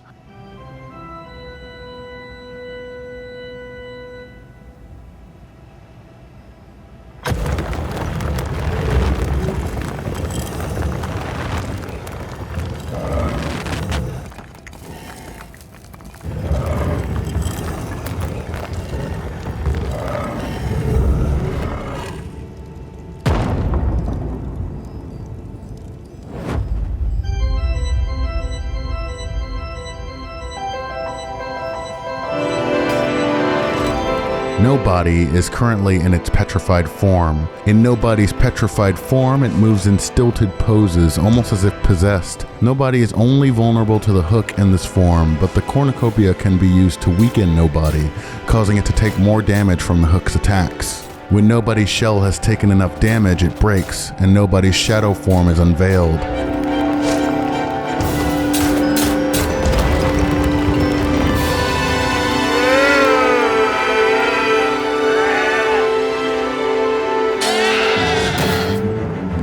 In this form, Nobody is no longer affected by the hook or cornucopia. Only the lantern and Pandora's box can damage it, though with Nobody's more aggressive attacks, Pandora's box's animations are usually too long to contend. Like with the roaming shadows, the orb on Nobody's chest indicates how much health it has left. Though admittedly, for all the shadows, it's really hard to tell. The music playing is called Nobody Home, and there are two versions. The petrified version, which mostly plays off the organ puzzles motif,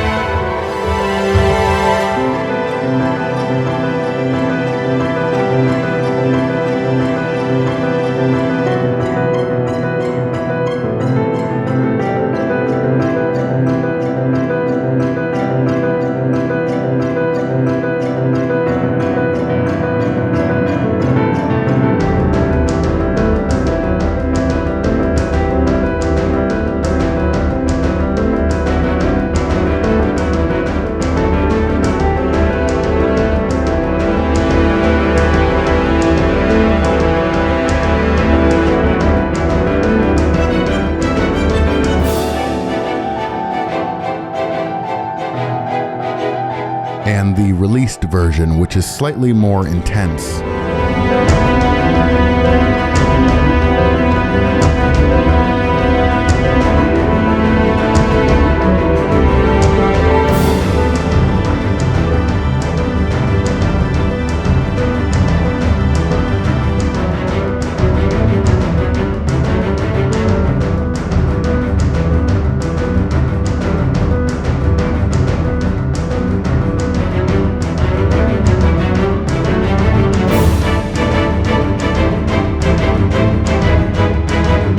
Both versions play with variations of Adam's theme, which we also heard during Ephemerality.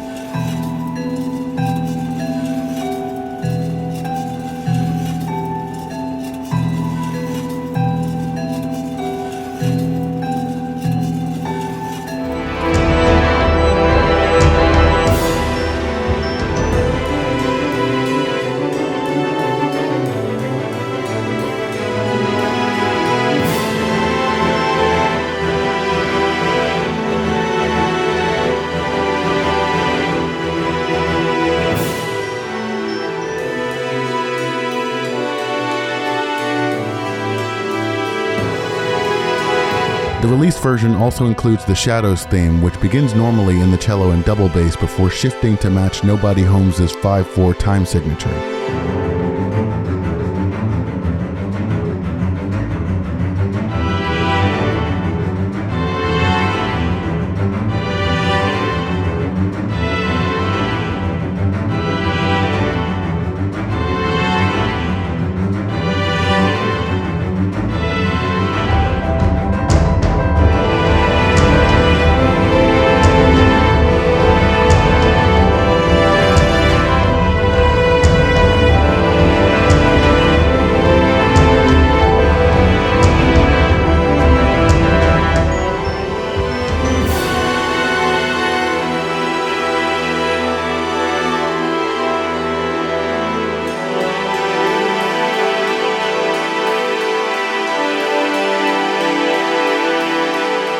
Nobody's subtitle is the innocent or the bystander. Its sounds are like those of a toddler or infant.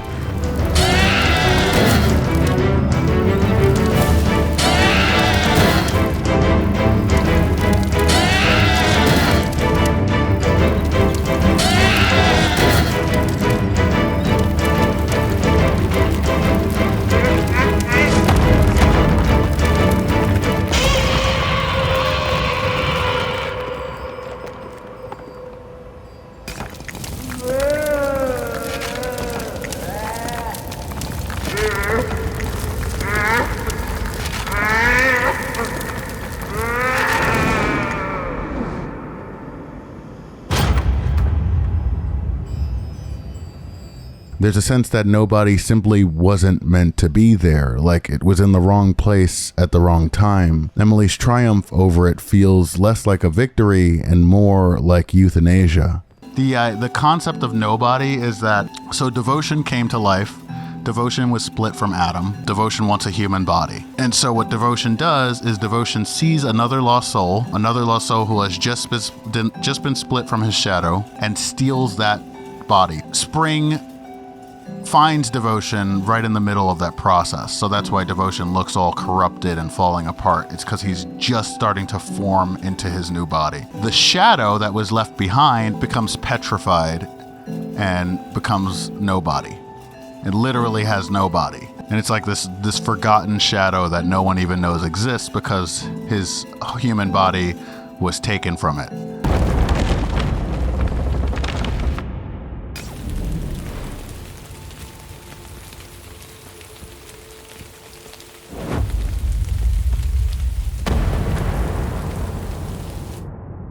I try to employ a subtle psychological nudge here. In order to get to Adam, Emily has to interact with these levers, moving the portcullises. In doing so, the player is closing themselves in with Adam, increasing the tension of the upcoming battle.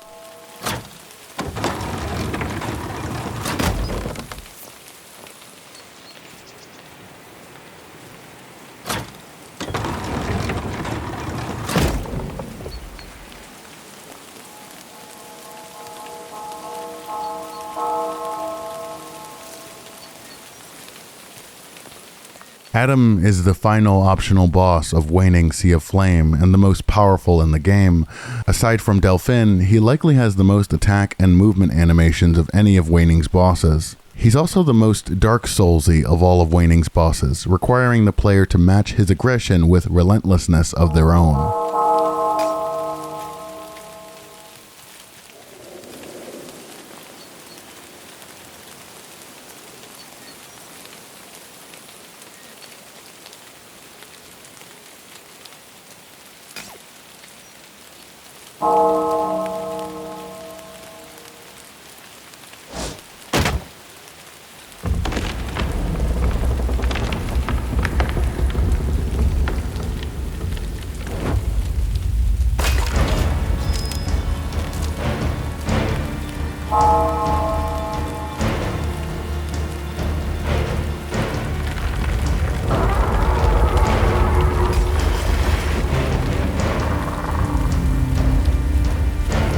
In Phase 1, Adam mainly uses his weapon to strike. He can jump forward and slash, jump back, and prepare a stab attack which bypasses the second chance health mechanic and will kill Emily outright if it connects. This was an oversight at first, but I liked it so much I decided to keep it.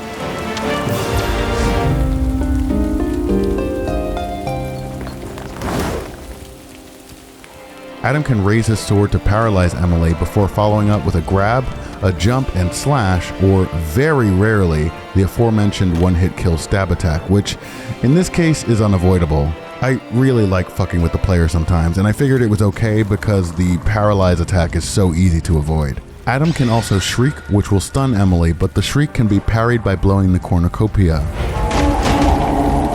When he has his sword, Adam can parry things too, hook attacks, soul spears, and the shriek, which sometimes leads to shriek volleys, during which the shriek will increase in speed until someone gets hit.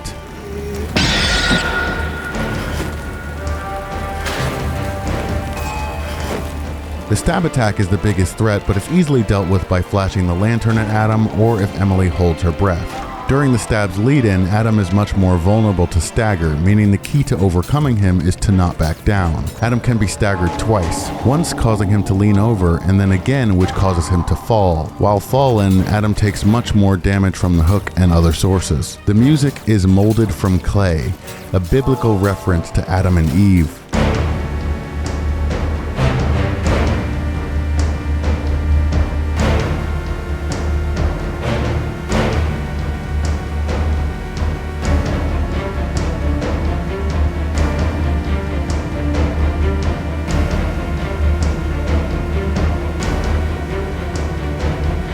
The main rhythmic line is a few chords and an arpeggio, which mimics Simon's battle theme, aptly named Shadow of the First Man. We'll hear more of that one later.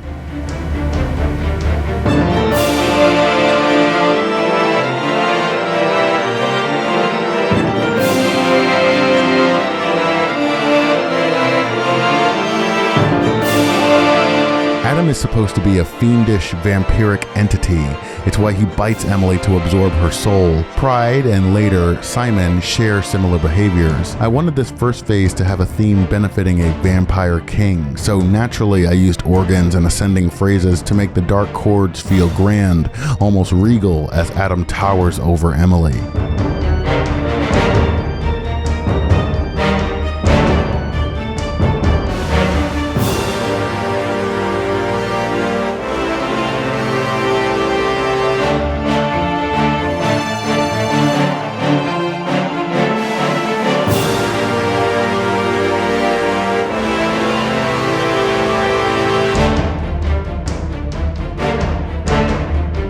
The next phase begins with maybe one of my favorite pieces that I've ever made.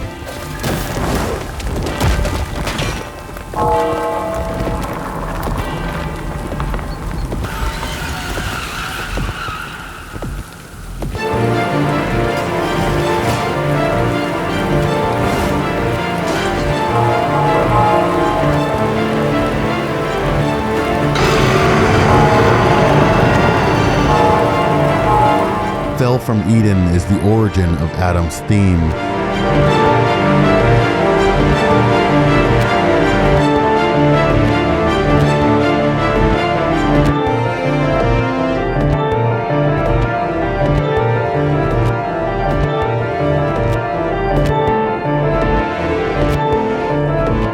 A 5/4 phrase with syncopated melodies that creates a sort of dueling harmony.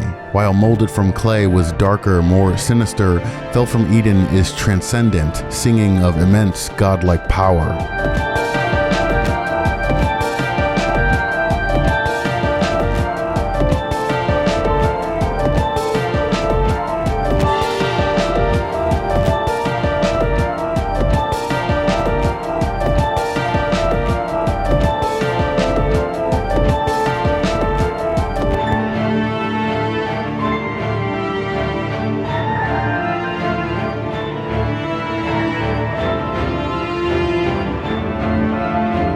The light in the dark leitmotif plays here and there, punching desperately against Adam's motif.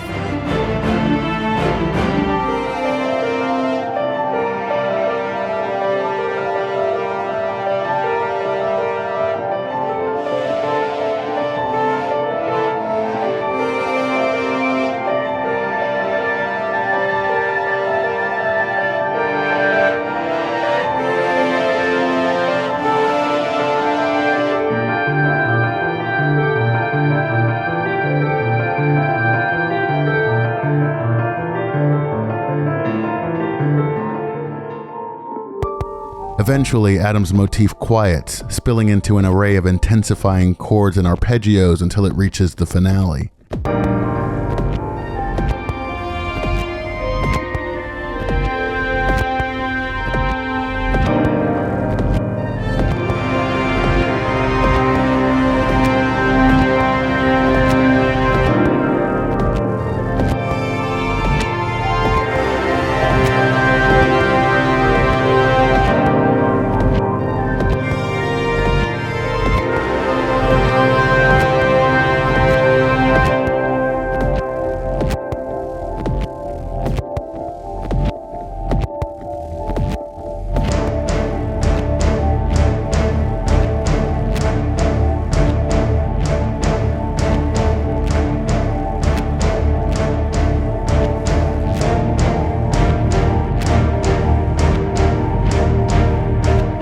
bells play a major role too, as a counterpoint to order and judgment, which we'll see later, and also signifying the presence and approach of death, which we'll hear a lot of in the Rite of Spring. And the synthetic basses create an irregular heartbeat which punctuates the majority of the track.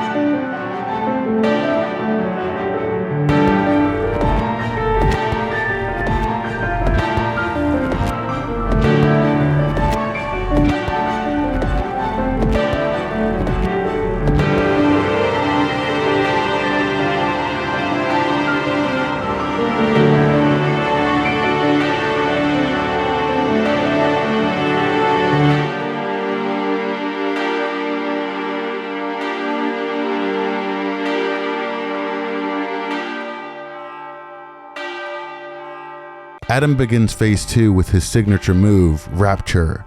He tosses his sword to the bell tower and perches atop it. Then, wailing, he removes all of Emily's buffs and sends meteors crashing around the courtyard before plunging to the ground himself. Unless Emily tucks herself into the very corners of the space, she'll lose all her max health and be at risk of death if any of the meteors strike her. In this phase, Adam retains all of his abilities from phase 1, but is much more likely to parry soul spears, shrieks, and hook attacks, and is now able to throw his sword in various ways. He can throw the sword to create perches, or he can toss it a short distance to damage Emily if she's close to him. When he doesn't have his sword, Adam may attempt to grab and bite Emily, or he may jump to a perch. When perched, Adam can shriek, throw fireballs, or summon swords which can damage Emily's physical health or soul depending on the color. If he's at any perch other than the bell tower, he may do a flaming plunge, like Rapture but without the mini meteors. Adam can be knocked off a perch by a soul spear, or if his parried shriek hits him. He can't parry himself without his sword, and is incredibly vulnerable to stagger after landing from his flaming plunge. If Emily fights hard enough, eventually Adam will drop his sword and phase 3 can begin.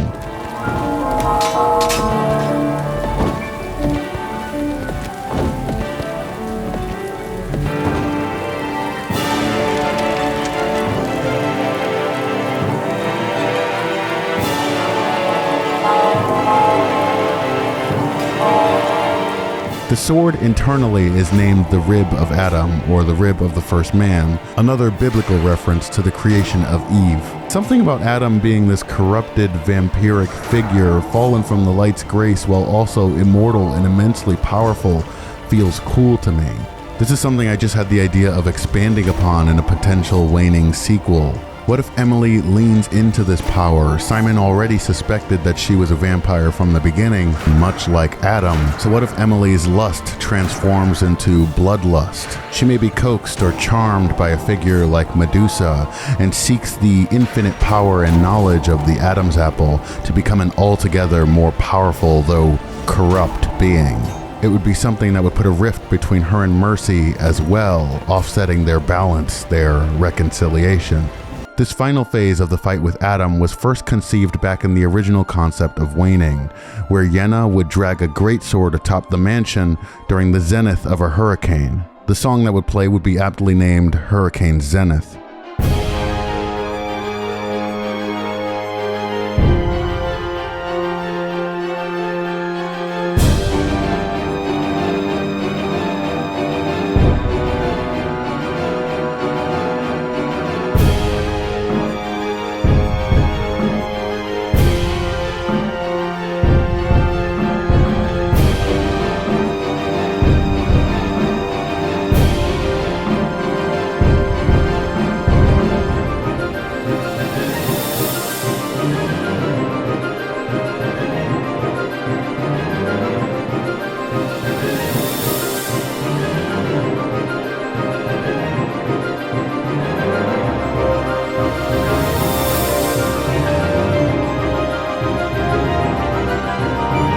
It would draw on airy, more ethereal but pressing themes of a song called Beautiful Arcane, which would play in the background as Yenna explored the mansion, and the hurricane's presence augmented.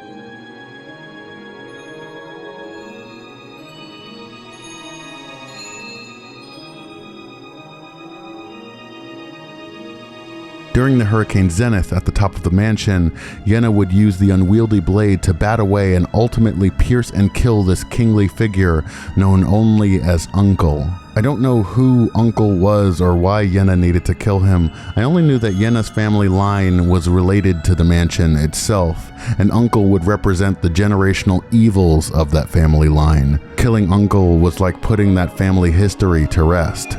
Here in Sea of Flame, Emily must similarly push Adam back to his throne to bind him to it once more. It's also worth noting that Emily's and Yenna's beginnings are not all that different. Their backstories are very different, obviously, but Emily's plunge into Wavering begins with a train crash. Yenna's story would have began with a car crash. I don't remember all of the details, I only have this vivid image in my mind of the title screen. There would be a small family car fitting 4 driving through a rainstorm. It's suggested that Yenna's in the back, although I'm not sure if you would actually be able to see her. And when you press new game, you would see a sequence of the car losing control and crashing. Yenna would then wake up in the mansion. The car crash is actually a detail that I completely forgot about until I remembered that the title theme that I composed for Waning's original concept was called Fateful Drive.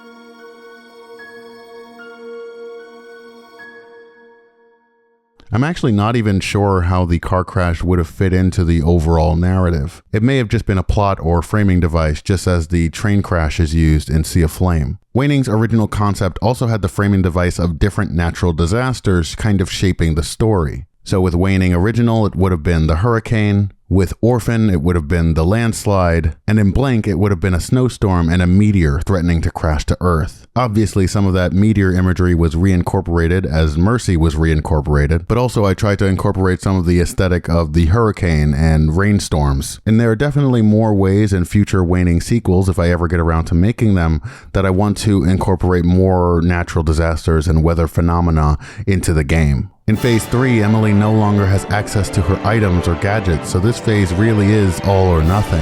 It's honestly a bit buggier than I would like, but I'm really proud of the atmosphere and sense of climax. Emily can block with the greatsword or swing it. To win this phase, Adam must lose a certain amount of health and must be near the throne. Emily also must end the battle with the sword on her right side. Each sword swing and block takes some of Emily's oxygen, but if the player has the Leviathan chain, oxygen is a non-issue. Adam has 5 possible moves in this phase. He can do a claw attack, he can block, he can feint, he can scurry backward, or he can attempt to grab Emily. If Adam grabs Emily, he takes a portion of her max health and resets the distance from the throne. If Adam feints, he'll follow up with a swift, unblockable claw attack if Emily blocks. The track, The First Man, is a simple, heroic chord progression, utilizing string phrases from Molded from Clay, as well as the synthetic percussion line of Fell from Eden.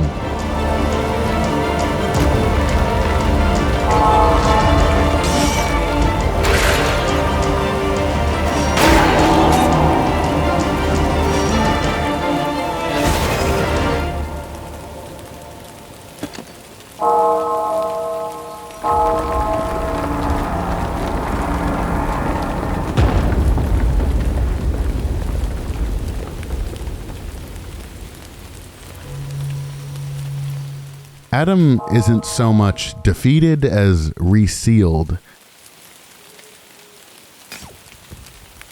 Inspecting the nearby coffin, Emily receives Adam's tracks for the music gallery and the Kindred Cloak, which passively keeps Emily from ever getting tired and, when activated, hides and protects Emily's soul from any soul-based attack or search. She also gets a slick new color palette. Rebinding Adam unlocks Sea of Flame's secret ending, but for now, we have Emily's story to finish.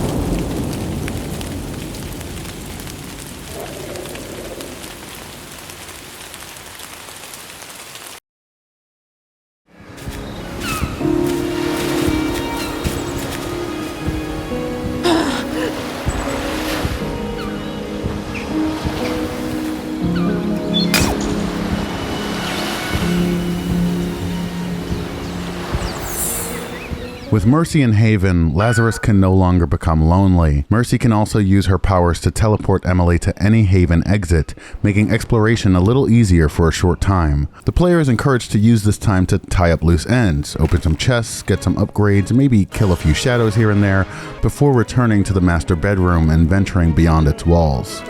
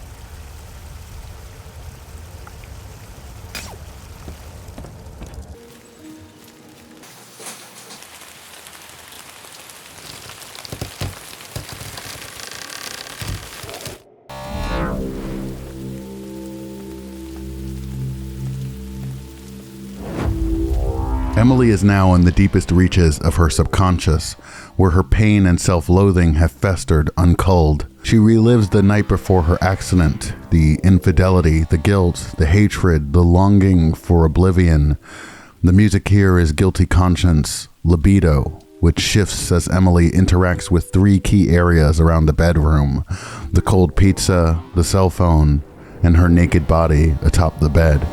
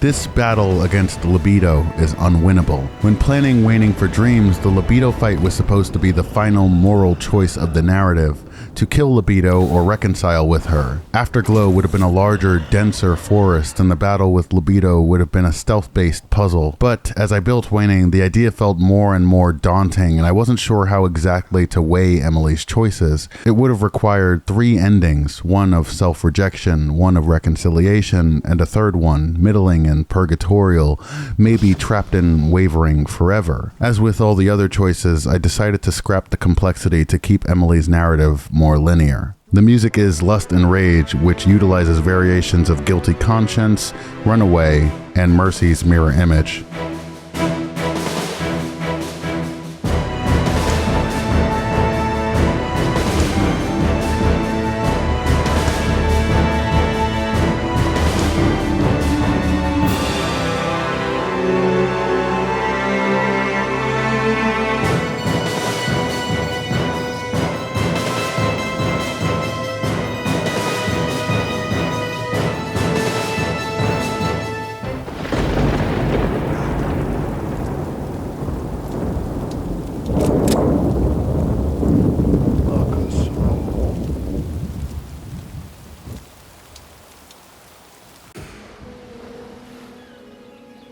With Emily gone, Mercy leaves to find her. Mercy has some basic attacks, a claw slash, a star slice as she used against Emily, and a flurry. She can also dash and cast light from her eyes, which doubles as a lock-on. If Lazarus and Thanatos have been brought to Haven, they have unique dialogue with Mercy during the sequence.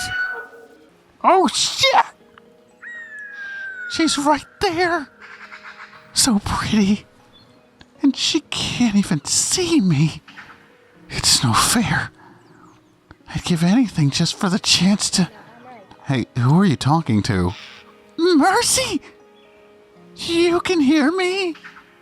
And see me? Of course I can see you. How would I not notice a talking bird spirit thing? I know you help Emily out. And she and I share a ton of memories, so... Oh, right! Well, my clairvoyance only really works for lost souls. But I love you! I'm so sorry! I meant I'm rooting for you. Alright, settle down, boy. I'll be back with Emily soon. And if you talk to him again... Good luck out there, Mercy! Thanks. I'll be back with Emily soon. As Mercy enters the master bedroom and the afterglow, she can't interact with much, but has a unique interaction with Emily's body as well.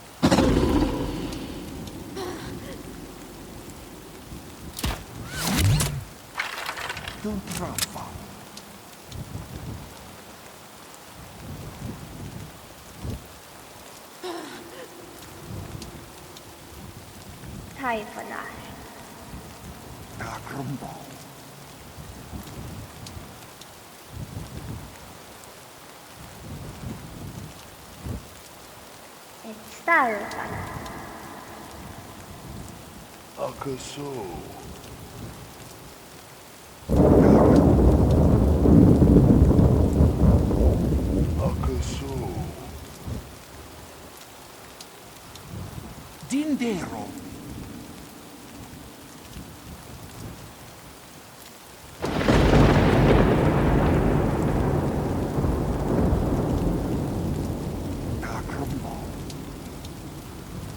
Dindero.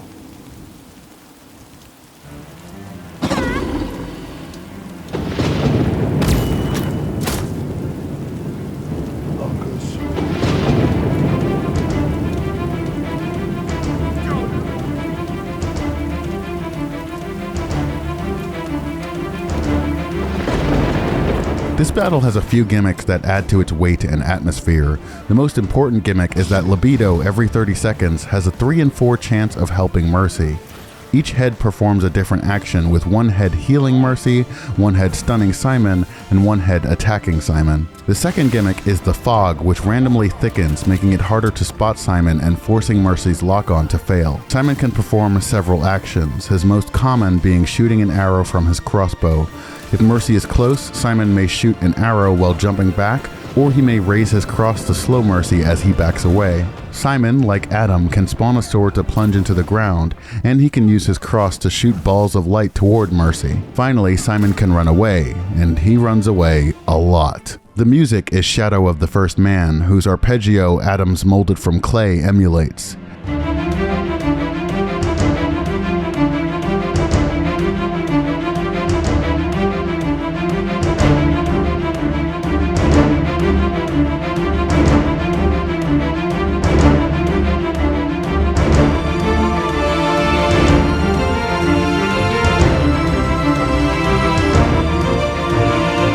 The leitmotif of the Judge's theme, which we heard earlier in the chapel's In Sheep's Clothing, also plays at the end of the track.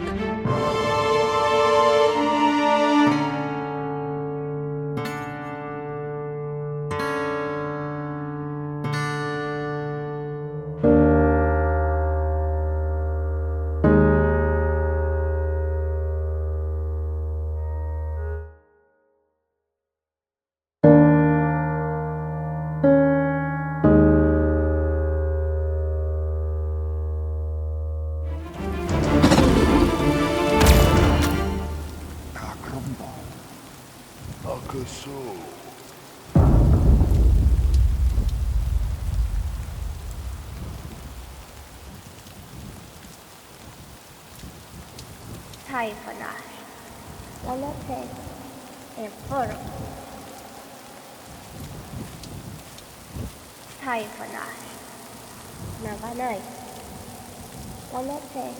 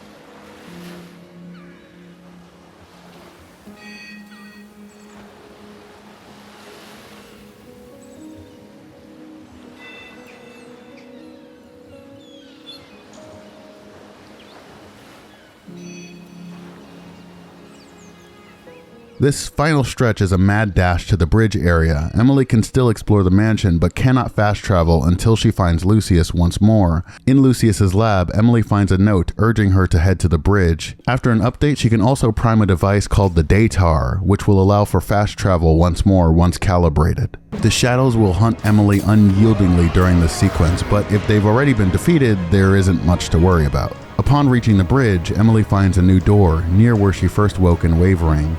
Entering the door takes her to Interim, where she finds Lucius and Grendel. We're in space. Awesome. But because I didn't want players to be able to walk off wherever the hell, there are invisible walls all over. So you're encased in this giant cube. And then also, I didn't want to make the door cutaway invisible. So instead, I just made it really, really small. So this is the door cutaway, but it's just very, very small.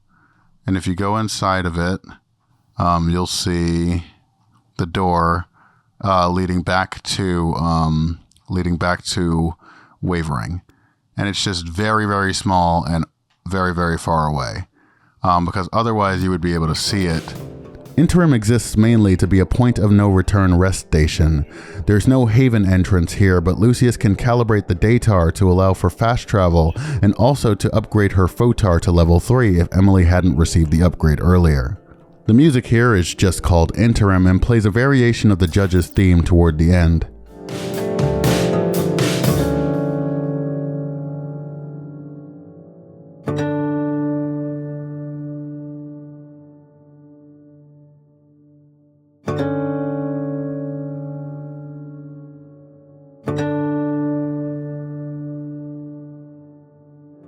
The heavy drums are inspired by any given Silent Hill 2 track, but I also just love a good alt-rock type drum line in an otherwise emotional or dramatic piece. After talking to Grendel, Emily and Lucius make their way to meet the judges.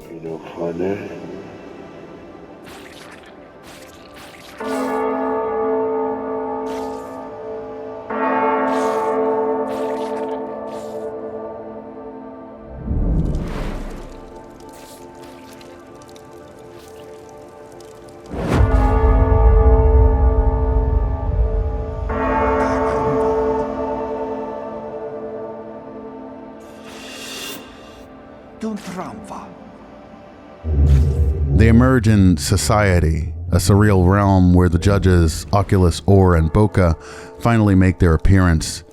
Their forms play on the Hear, See, and Speak No Evil theme, which was present in other areas of the game. Their theme, For Whom the Bell Tolls, is two simple, ominous chords, punctuated with heavy silences.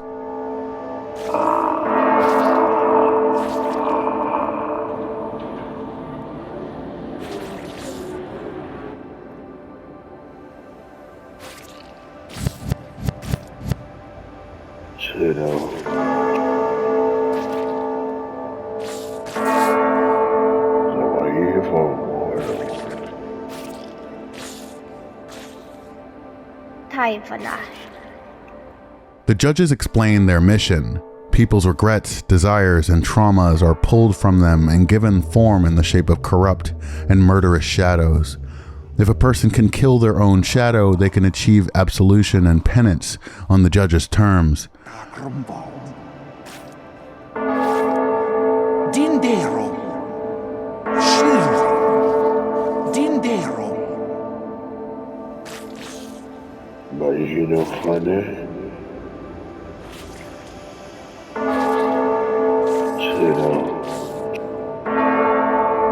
But Emily, Grendel, Mercy, and Lucius reject this way of things, thinking that a person can attain fulfillment and completion without killing their humanity.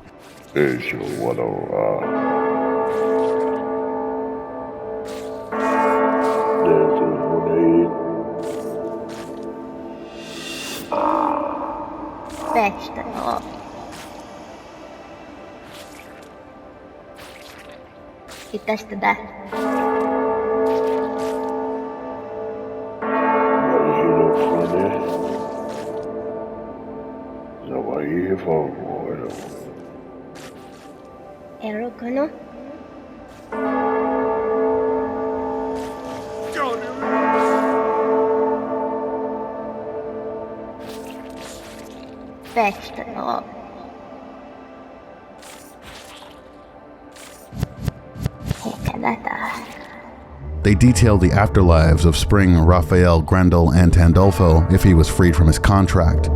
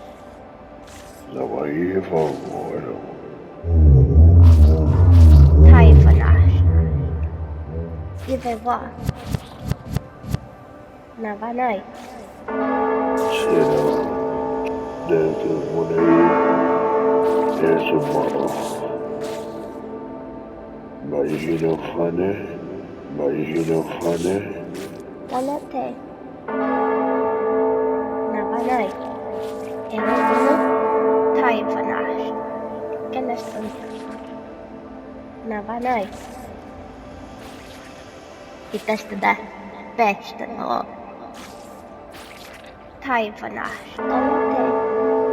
Taivanást. Keresztül. Takinai. Itt este de. Peksten a. Itt este de. The judges deliberate, preparing to cast judgment on Emily, and Emily speaks to Mercy, who informs Emily of Simon's duplicity. Simon claims to be a servant of the Virgin Mother, but Mercy suspects he isn't even human.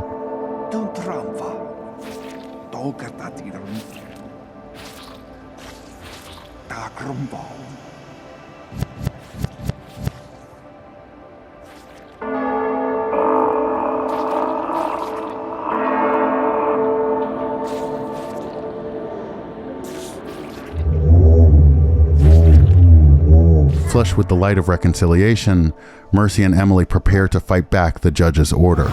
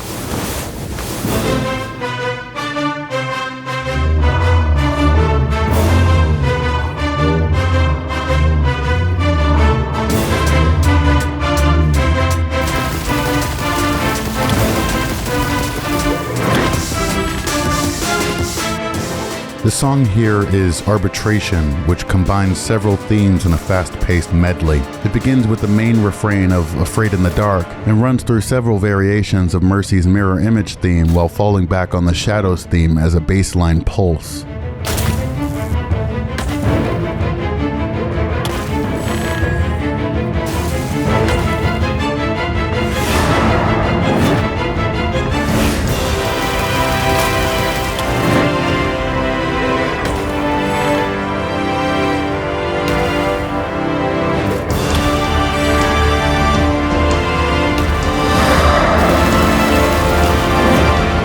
The melody of Runaway, Waning's title theme, fills the middle section's 7/4 rhythm before the judge's theme rings through the ensuing silence.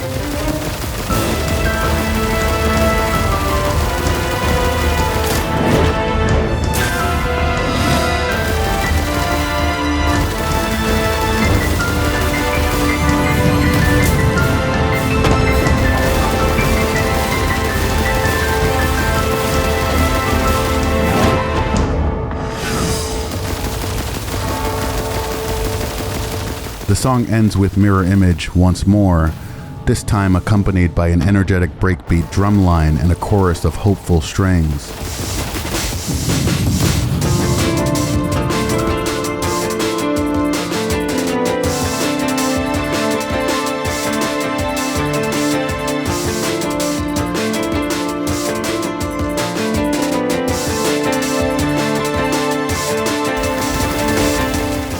Nova, the combined form of Emily, Mercy, and Libido, has unique abilities concentrated in their left and right arms. Their left arm's black fire heals Nova's soul and physical health, and their black hole can absorb projectiles to reflect damage and heal Nova for a proportional amount. Nova's right arm can shoot stardust or a miniature star to deal massive damage.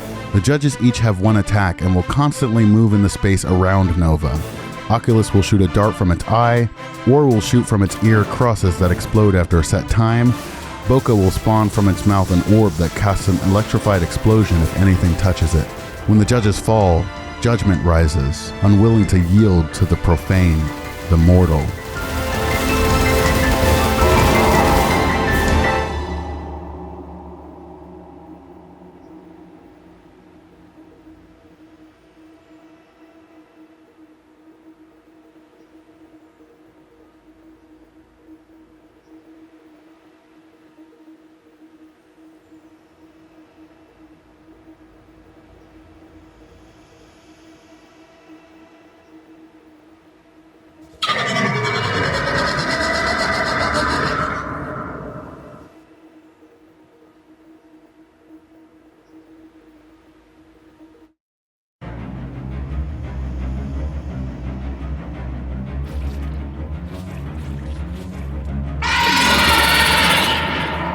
Judgment retains the abilities of each judge, but has new capabilities.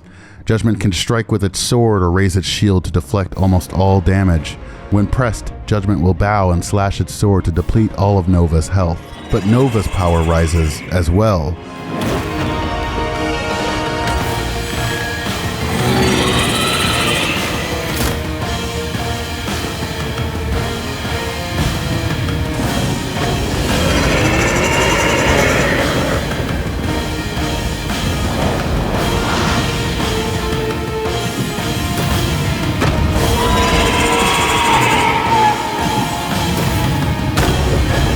This battle didn't exist in Waning Vanilla, and the entire reason it exists in Sea of Flame is because Libido showed up once in the original game, and then never again. Mercy says Libido is inside Nova, but Nova's power by itself doesn't feel like it reflects that, so because I'm petty and need to feel like every detail matters, I let Libido join the fray. The music that plays is called Alone in the Light, an obvious reference.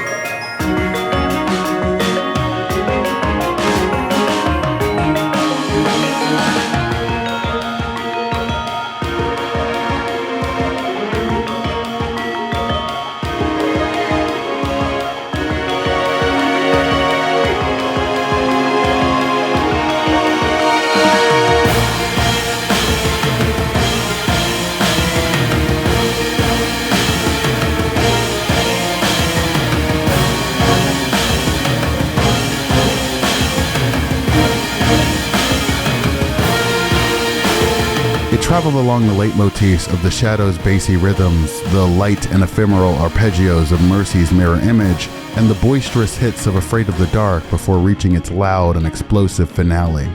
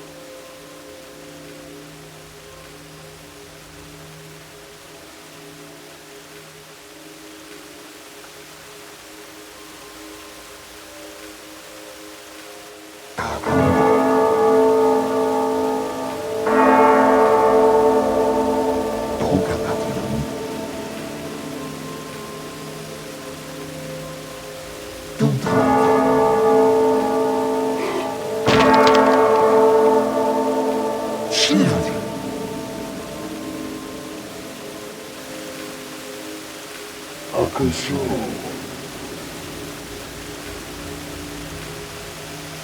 Kakambo.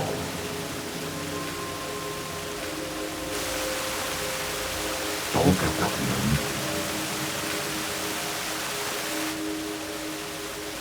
Dindeho.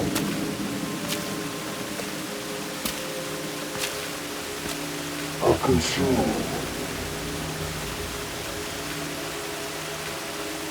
Tokatapion.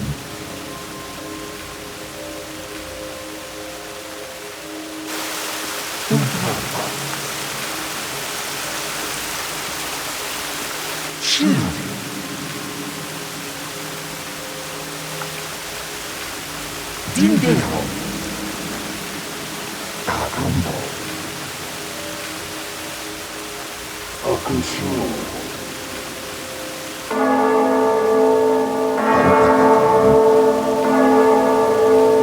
This creature sheds its skin, revealing itself to be not Simon, but Devotion, a shadow with aspirations to become human. Devotion has two major forms, a flesh form and spirit form. The flesh form is vulnerable to the lantern.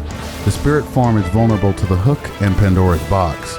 Both forms are weak to the cornucopia. Devotion is exceptionally averse to the cornucopia's sound, being broken out of his spirit form if he hears it, and even tearing off his own ears in frustration after several times. Devotion's spirit form is also very weak against resonance shattering, making this battle a lot easier if you completed Mira's story. Devotion has several basic attacks, some based on the earlier battle against Mercy, such as throwing an arrow. Devotion has two signature moves. The first is a sword shower in his flesh form, which drops holy swords from the sky. The second signature move is a spirit bomb, which, when complete, will deplete all of Emily's max health. Devotion is extremely vulnerable to stagger by the hook when charging this move. Like the other bosses, Devotion has several taunts, including his own reference to Radiohead's Creep. This helps solidify the connection between him and Pride. The music is called Bloodthirsty, another dark, vampiric exploration which begins with a faster, more rhythmic version of the Judge's theme.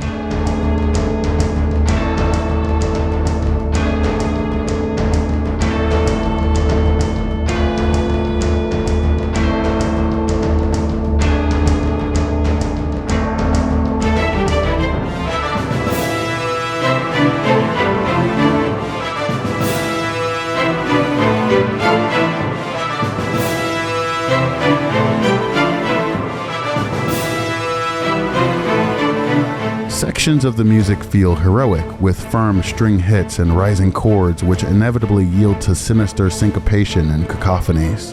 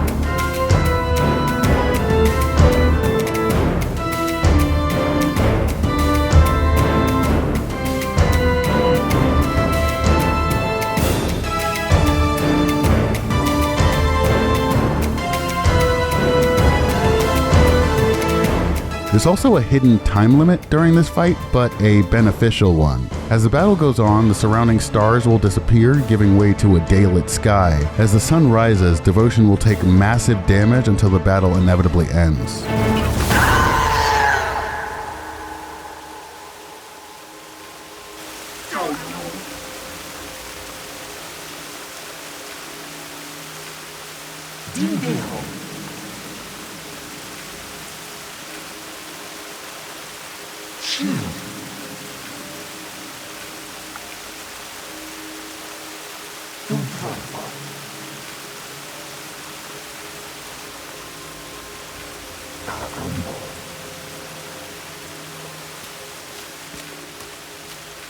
Fetch den upp.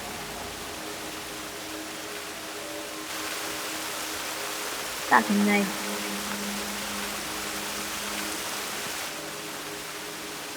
Pitäis tätä.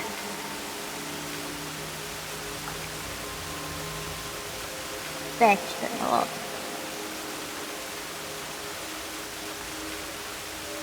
Pitäis tätä.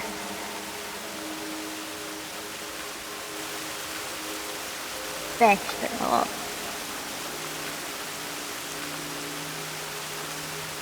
Pitäis tätä.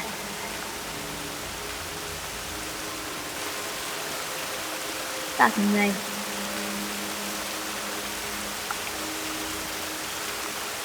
Fetch den upp.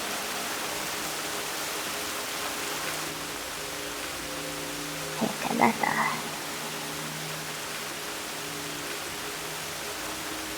Paketiko rosta? Pitäis tätä. Fetch den upp. Tack nej. Pitäis tätä. Fetch den upp. Pitäis tätä. Tack nej. Fetch den upp.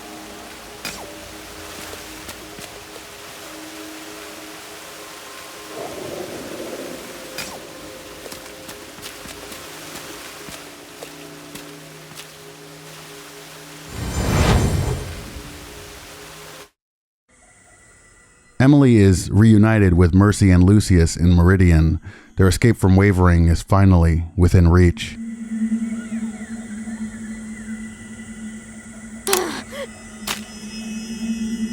Taifanash. Donate.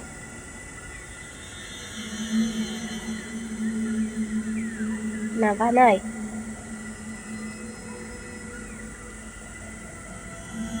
Donate.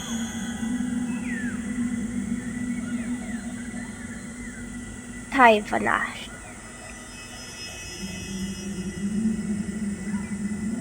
Donate.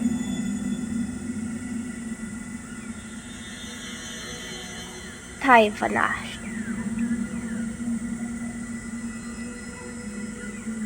Ive va.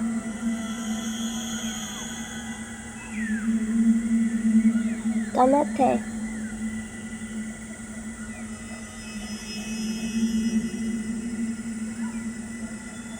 Emily's feet piss me off in this fucking cutscene. I don't know exactly why it happens. I could probably figure it out. I think it has something to do with procedural animation or the collision or something. But damn, it just pisses me off. But I still love Mercy running along with you as you go, especially if you just sprint. Taifanash.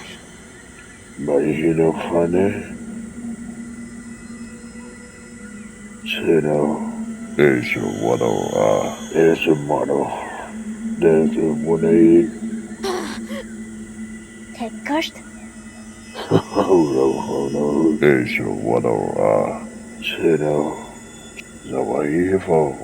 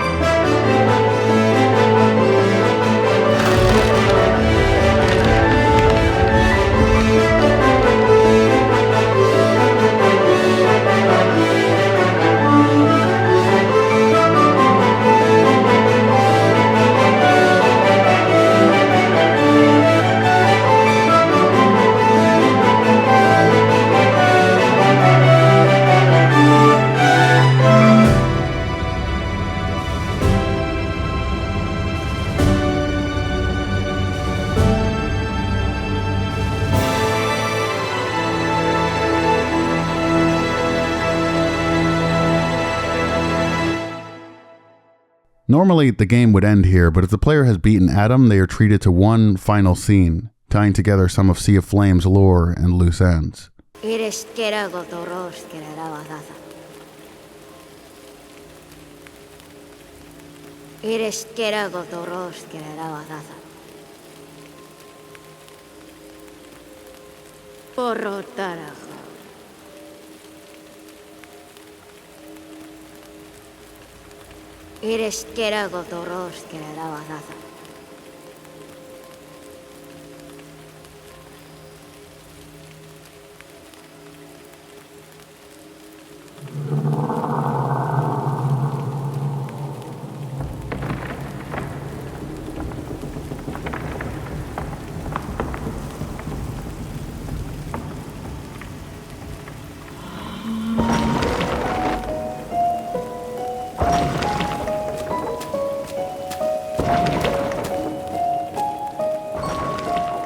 Vegetable.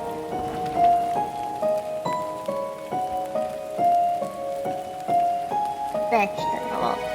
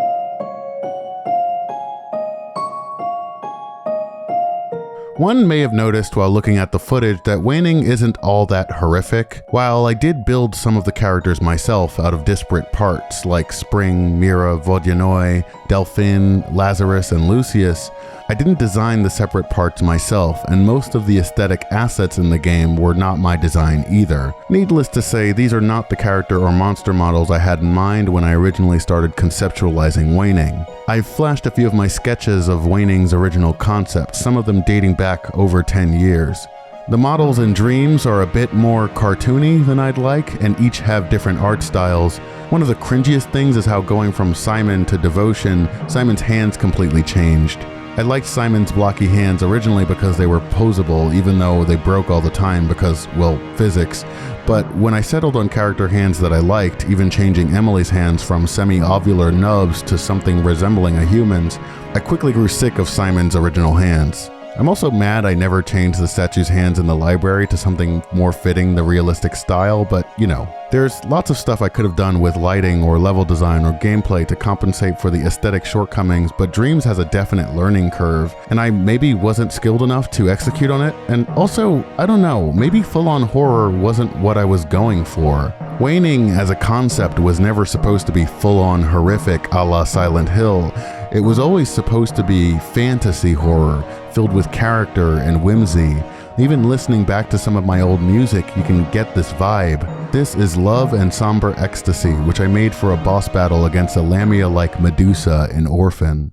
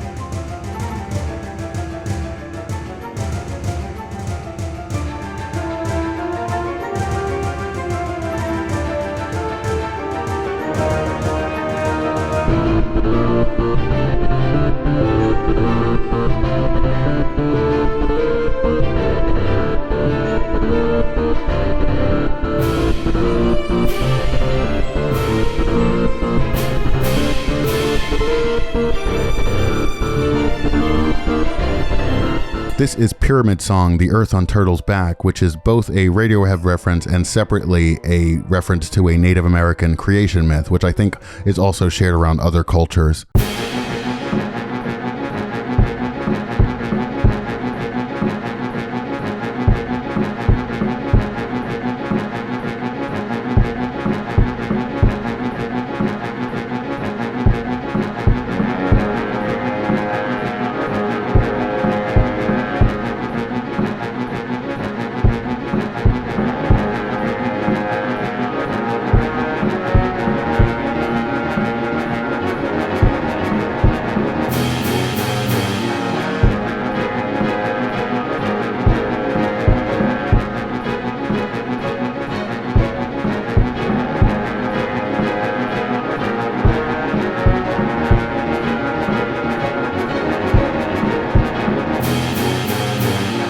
It was made also for Orphan, but for a boss battle with a colossal turtle with a pyramid on its back, a pyramid Yenna must find a way to get inside. Oddly similar to the crystal turtles from Elden Ring now that I think about it. Should I sue FromSoft too?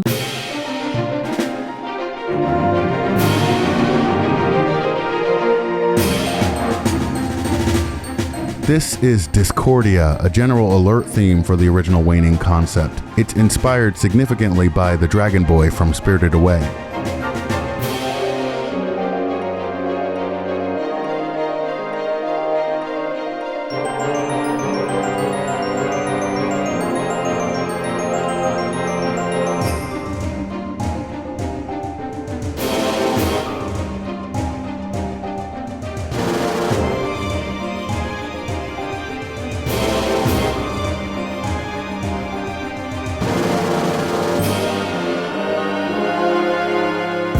This is PTSD, the alert theme for Blank.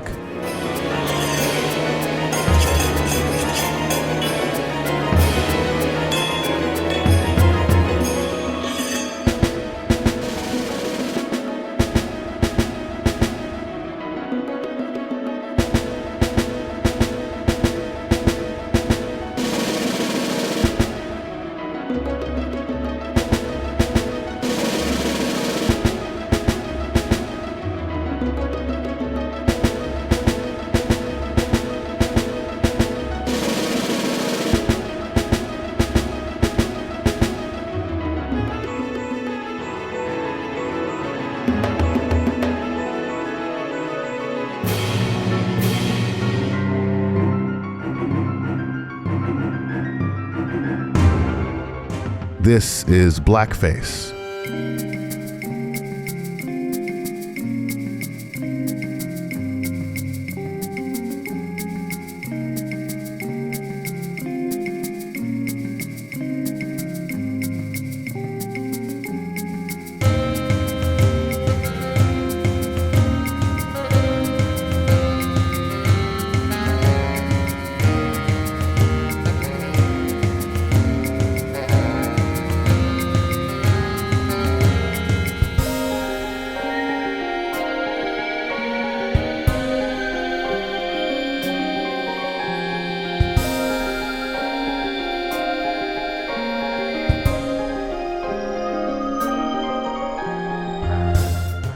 character theme for a creature in blank whose appearance resembled a contorted blackface minstrelsy character, someone Yenna would befriend as she explored the college. She would help him contend with his own racially charged self-loathing. I could go on and on. I mean, I love hearing some of these old compositions again, even if some of them are pretty unfinished. But the point is that clearly Waning was never about reveling in the horrific, despite some of the subject matter. Waning always dressed in the aesthetics of horror, but was more so about highlighting fantasy and whimsy in character. The world was supposed to feel alien and magical, a place that could be full of beauty and wonder if its more corrupting influences weren't present. It's just like one of those old fairy tales, beautiful on the surface but corrupt and dark underneath. It's why the Dreams Waning games ends with a the end whenever Emily dies and returns to Haven. Part of bringing the fantasy to life was letting the characters live the lore. Not only do characters like Spring and Mercy and Grendel and even Emily have wild supernatural powers, you can also talk to them about their powers and their lives and their histories. You can talk to Lucius about the mansion and his research, with his dialogue evolving as the story progresses. Curiously, if you talk to him about Mercy and Pride, he will even go from referring to them with genderless pronouns before Emily's and Mercy's reconciliation to using more humanizing pronouns like he and she after Emily's and Mercy's reconciliation. If you talk to Lazarus, you learn about his loneliness and consequent clinginess, his desire to be remembered and loved and appreciated, and his anxiety over abandonment. He's just like me, for real, for real. You can talk to Lazarus about the mansion goings-on, and his dialogue evolves too over time as more and more characters come into the narrative. Lazarus and Mercy will even comment about Mira's disappearance once her storyline has been completed. You can talk to Thanatos and cut past his abrasive attitude to learn of his crush on Mercy. After reconciliation, you can talk to Mercy to learn how she sort of sees the other shadows as family. You can learn about Mercy's abusive relationship with Pride, how despite his toxicity and the pain he caused, she still loved him.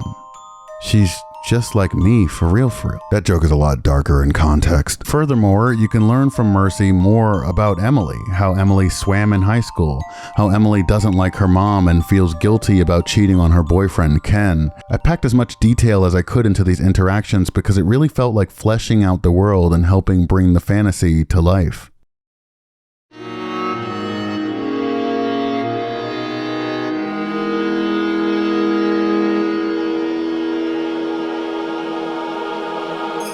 Waning Vanilla had a boss rush mode which unlocked after beating the game.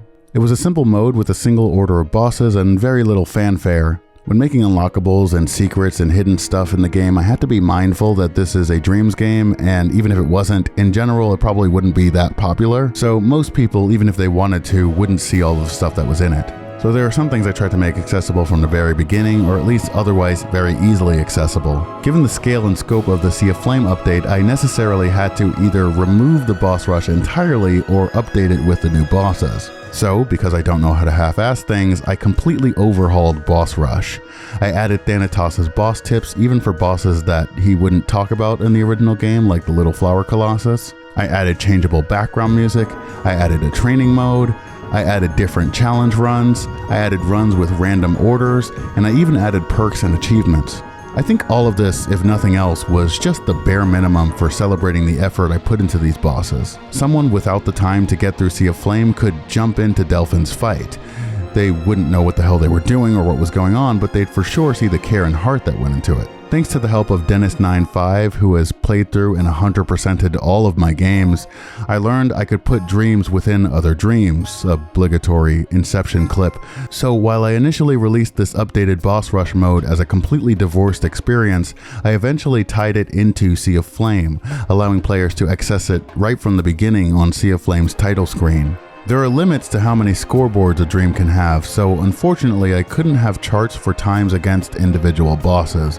There's also no way to check the scoreboards in Dream that I could figure out, but other than that, I think it's just a simple but polished and effective challenge mode that highlights many of Sea of Flame's strengths in a small package. And with that, we conclude Waning Sea of Flame. I have so many more ideas with what I want to do with Emily's story and Grendel's story, Mira and Adam, and two new protagonists I want to explore in a sequel, Waning the Penitent Thief. I was hoping to take a break from work this summer to marinate creatively and teach myself Unreal, but life had other plans. Trigger warning for some sensitive stuff. I was abused by and lost someone I loved to apparent psychosis. I think it was schizophrenia. There's been heartbreak and loneliness and panic attacks, feelings of dread and worthlessness, guilt and pain over the annihilation of thousands of innocents in Palestine and beyond, anxiety over the collapse of the American state to racism, xenophobia, misogyny, and authoritarianism. My hamster passed away, my dad passed away, and so much more has happened in just the last few months that I shouldn't and can't even detail. I've been in survival mode for some time, and without sharing too many details, let's just say survival hasn't always looked very pretty. So this video in itself is sort of an act of defiance. There were many times in my life, and many times now, especially these days, where I feel like Emily, like a plummeting ball of flames hurting everything around me. Like the only thing good about me sometimes is my dick. Like I'm gross or wrong or forever hollow and incomplete. Seeing Emily struggle, the pains through which she goes just to appreciate herself, it makes me feel like my own situation can be overcome. Maybe. So, a Waning sequel's been put on hold for now, although I'm still actively working on ideas for it. But since completing Waning Vanilla and Sea of Flame, I was always interested in exploring more of Spring's story. Spring, a girl who died young and whose greatest desire is to keep going on, to keep playing forever, is the most tragic character of Sea of Flame. Her abilities suggest great, unknown, and relatively untapped power, and her shadow, which should be Envy, following the pattern of the rest of the game, is missing. So where is Envy? Who is Autumn? And how exactly did Spring die? In 2024, I answered these questions with a spin-off, Waning the Rite of Spring.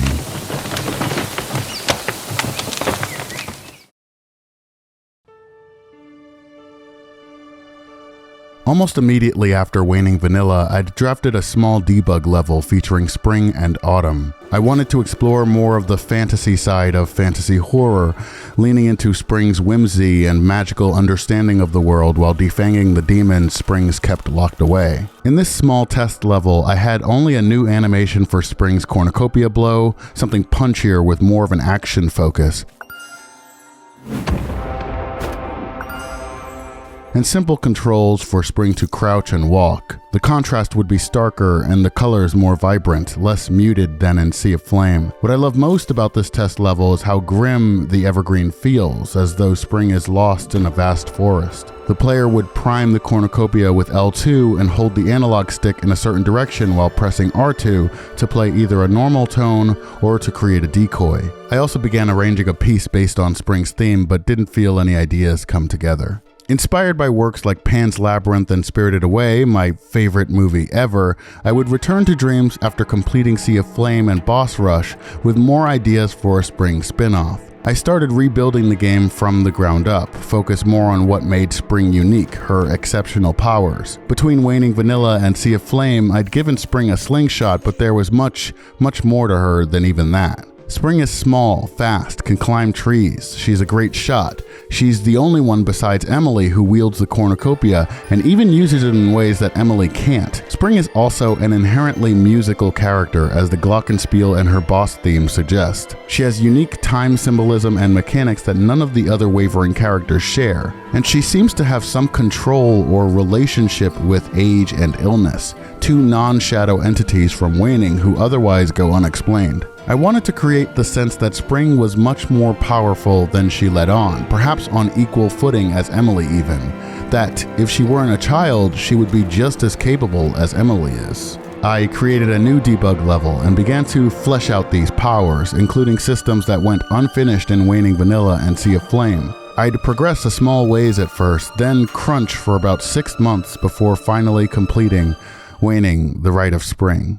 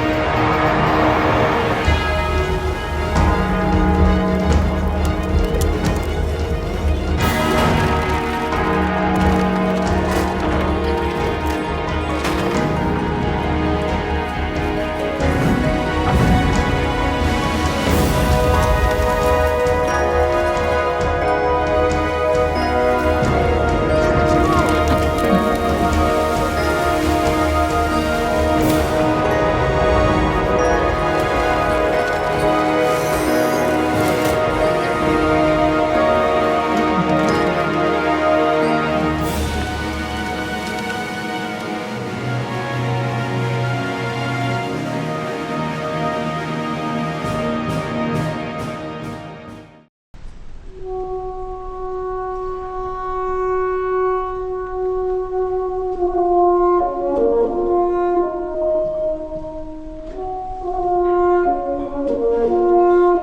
the musically inclined watching, they may recognize the name Rite of Spring from a 1913 ballet composed by Russian musician Igor Stravinsky. Also known as Le Sacre du Printemps, I don't know if I said that right, this ballet follows a young girl as she is sacrificed during a ritualistic dance. The work is famous for its polytonality, often operating in two clashing keys at once, strange accents and rhythms, harsh, shrieking dissonances, and an expansive tonal range from the heaviest basses to the sharpest altos. Instruments and their voices are utilized in unusual ways. The piece and its accompanying ballet was so bold in its horror and ugliness that it reportedly caused a riot at its first staging. So, naturally, I really like it. Since my spring has such an intimate relationship with death, it felt natural to incorporate some of Stravinsky's work into my own. There's already a really good arrangement of the first and most iconic parts of The Rite of Spring and Dreams, done by creator Fim Spiwe, but I wanted to challenge myself to recreate the piece myself. Build something that fit my project more specifically. I'm not a classically trained composer by any reasonable measure, and I can barely read sheet music, and The Rite of Spring on a good day is hardly a simple piece to interpret. I used the aid of some video, sheet music, and MIDI arrangements to reinterpret The Rite of Spring for my spring story. To be honest, I didn't think I could do it, and it was incredibly difficult even with all the help I had, but in the end, I landed on a reimagining that I think beautifully complements Spring's journey. Now here I would have had a comparison between my Rite of Spring arrangement and the original, but YouTube's copyright system is so fucking bullshit that I can't even pay tribute to a piece that I really appreciate. In the end, I arranged only a few minutes long excerpts to fit specific sequences or accent certain gameplay fixtures. Spring retains her own leitmotifs as well, in the form of variations from her theme from Waning Sea of Flame. The centerpiece is Hide and Seek, a 12-minute-long exploration which gradually builds in intensity as time passes. Drawing on Spring's time symbolism from Sea of Flame, The Rite of Spring is a time loop game inspired by Majora's Mask, my favorite Zelda game. The time loop resets every 12 minutes, or 12 hours in universe. So as the loop nears its end, the music reaches a dramatic climax. The full hide-and-seek arrangement was one of the first things I made for The Rite of Spring, along with a system for maintaining the track's position across maps. I needed to make sure such an effect were even possible, and while the exact system would change throughout development, I settled on something that worked pretty well. Beyond that though, the reason I made the track first is because music is a very inspiring force for creation in my experience. Hearing the melodies, the rhythms, the leitmotifs make me want to realize the scenarios in which those emotions come to life. With Adam, with Delphine, with Vodunoi, The Rite of Spring, music was one of the first things I worked on. It became the emotional heartbeat for whichever sequence I sought to create.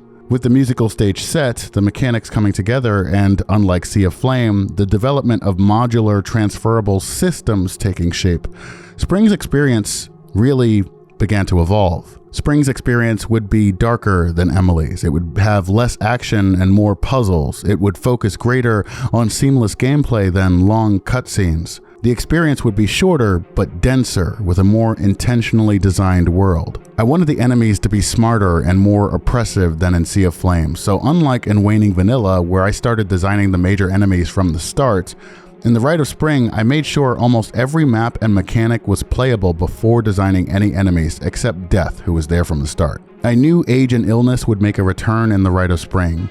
Age was the first, then illness, who lost his legs and looks better for it, then Dread, who was originally supposed to be a rare form of death, who would force you out of the game when she killed you. Then I did Fatigue, and then Agony. I put a greater emphasis on holistic design, level, aesthetic, music, soundscape. I reworked the dialogue system so it was more consistent and easier to modify than Sea of Flames. Also, I just said this, but I need to emphasize that I really put a lot of work into making the soundscape fuller and lusher this time around. I'm proud of the music, but just the usage and placement of sound effects as well, especially during the cutscenes and flashbacks. I didn't want there to be a single scene that felt empty for lack of sound or noise. I look back at some of the Waning Sea of Flame cutscenes, some of which I'm really proud of, but I cringe a little at a lot of the hollower ones which lack sound effects and lack even background ambient noise.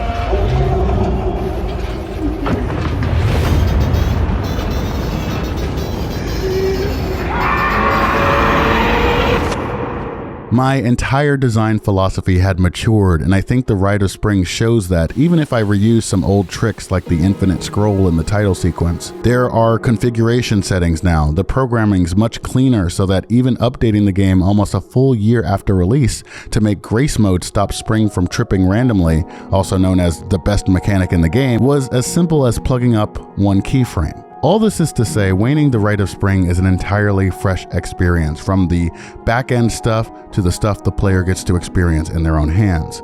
And it's a good sign, I think, of what else I might get up to in the future.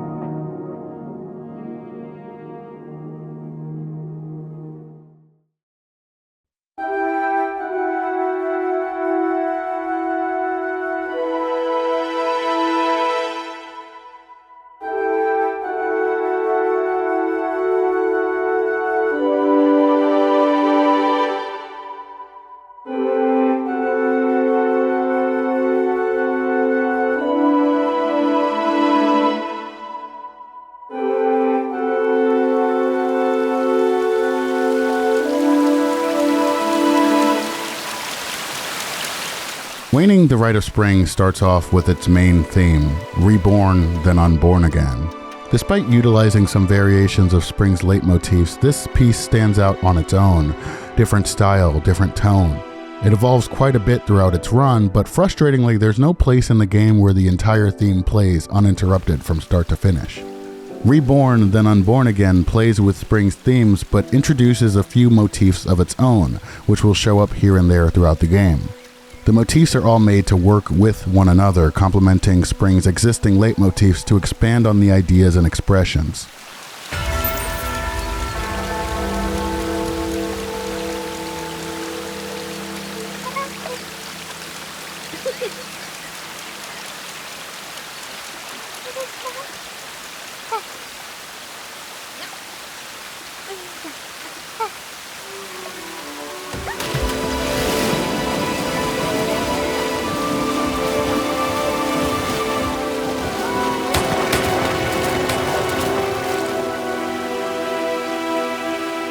By the end of Waning Vanilla and Sea of Flame, I knew there was more to Spring's shadow situation than Emily got to explore.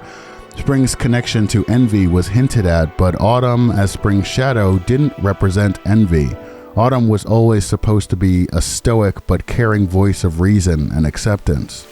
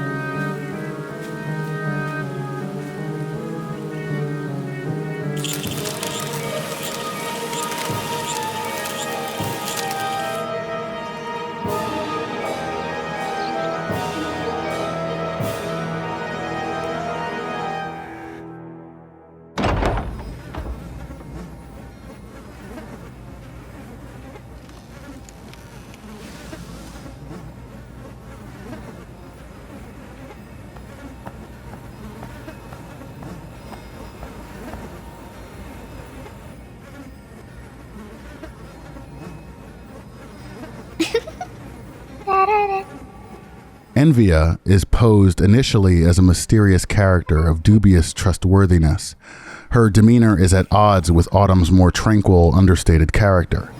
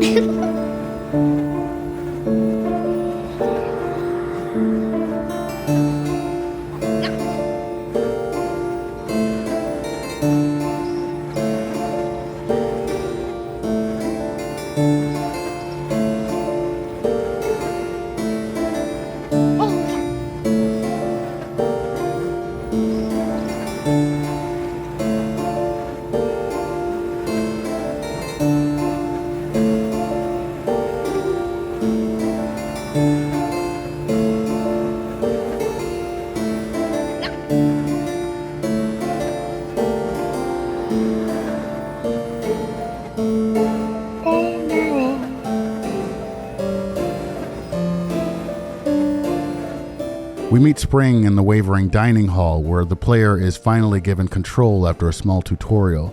The actions are basic, except for a new inspect button, which is the core mechanic of this adventure-style puzzle game. I did initially want to make this game an isometric adventure game, where Spring would explore various rooms around the mansion and other places in order to find hidden items and clues and secrets. The major problem was pathfinding. I couldn't figure out a good, dynamic pathfinding system to have Spring be able to move from object to object without the player's input. I also just really like over-the-shoulder camera views. I know every horror game video essayist will say that over-the-shoulder cameras are overdone, and they're right, but I just think it's a really good balance between first-person intimacy and third-person being able to see your character fill out the space.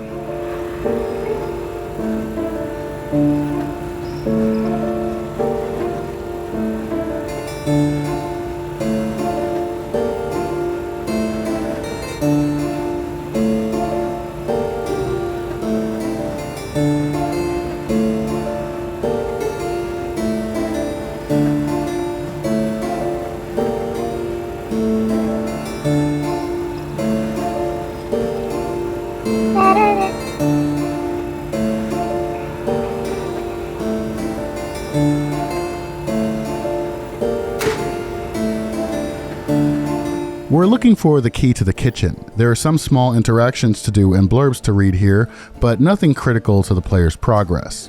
Trying to inspect the ballroom door triggers a growl from Gluttony, which scares Spring, and wasting Spring's acorn makes another one spawn from the fireplace.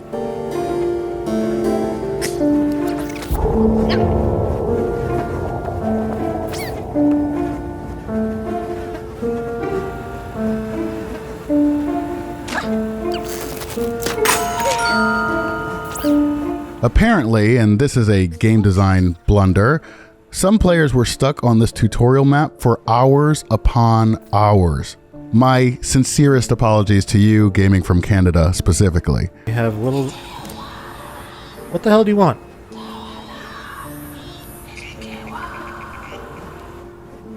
Huh? Well, duh. Obviously I knew that. I'm trying to learn about the world, man. I'm a little kid. I did want to teach players that trial and error is a feature of this game, and they'll have very little direction in how to proceed going forward, and you'll see more of that design philosophy as we explore more of the game. The track that plays here is an arrangement of Soul Vulture and the Cook's Castle from Waning Vanilla and Sea of Flame.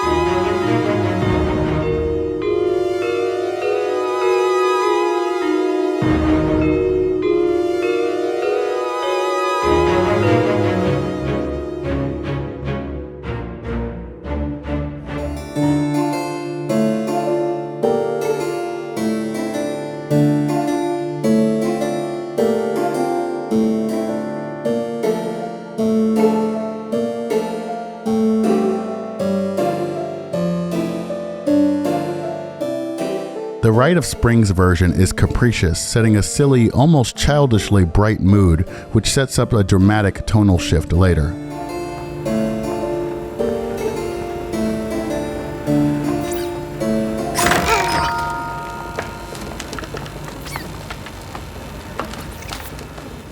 I'd learned a lot since starting Waning Vanilla so many moons ago, so with some finessing, I managed to combine several Waning maps, keeping these opening sections relatively seamless. I've seen some other Dreams games be played, and I'm kind of at awe of how big and dense they're able to make their maps. Maybe I do just suck at optimization. But anyway, the memory limits were a lot to contend with, especially since this is one of the few maps where a character has real pathfinding. But it works and keeps the intro section from feeling too bloated, I think.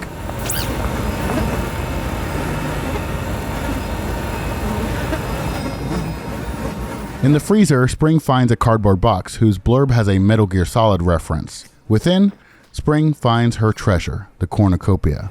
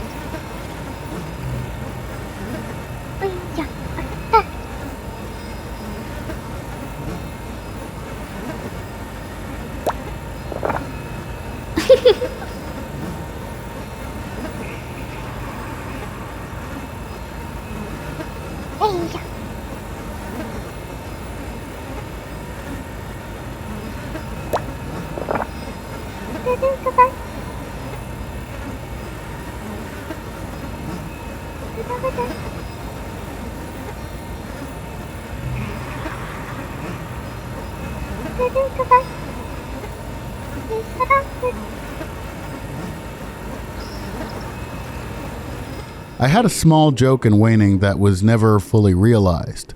The idea is that Spring would regularly travel around Wavering to pester and prank the other lost souls.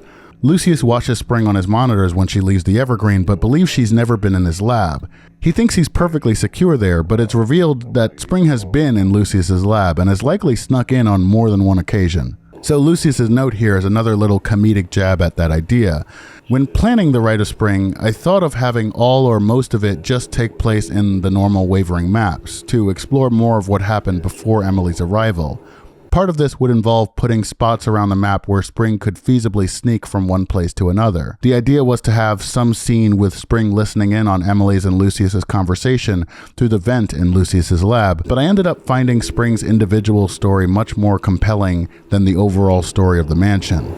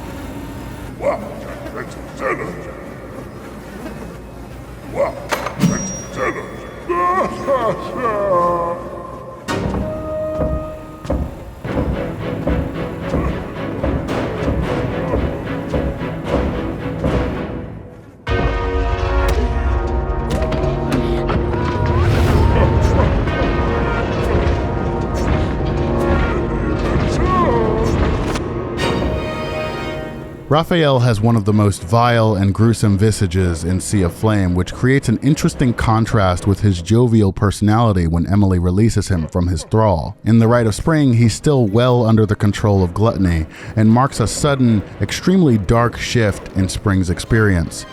His death animation is especially violent and is supposed to signal to the player that yes, the content warning on the title screen was correct. This is not a children's story. As I mentioned, the Rite of Spring is inspired by Pan's Labyrinth and Spirited Away, so the clash between Spring's innocence and the apathetic cruelty of the outside world is integral to her story.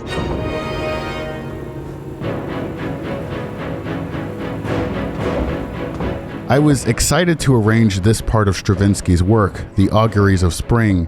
It's probably the most famous part of the Rite of Spring, and it felt fitting to mark this chase with Raphael. Raphael is one of only 2 enemies in the game who have pathfinding. For some reason, having the kitchen area open would screw him up, which is why the door closes before the fight.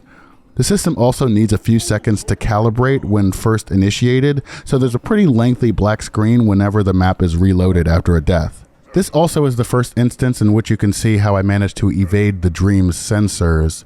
Basically, Dreams has a lot of different text features that you can use, things that I didn't know existed when I was making Sea of Flame. You can use hexadecimal codes and HTML codes and other kinds of symbols to really enrich the text that you use in the game. One of the things you can do is change the size of text using HTML. So basically, if say you wanted to have a character look like they're convincingly saying the word bitch, you could just put the letter B, put a space in, and put ITCH after, and just use HTML codes to make the space between the B and the rest of the word very, very, very small. It's a lot of work for a simple way to get around text sensors, but I think it's a lot less cringy than having a bunch of stars or dashes cover the word like the expletives in Threads of Fate, if anyone knows that game. This sequence with Raphael is a bit of a puzzle, and again, it's supposed to teach the player that trial and error is a feature, not a bug. If Spring tries to go straight for the door, it'll be too heavy for her to pull open, and Raphael will grab her in a somewhat glitchy fashion. If Spring attempts to hide, Raphael will find and grab her.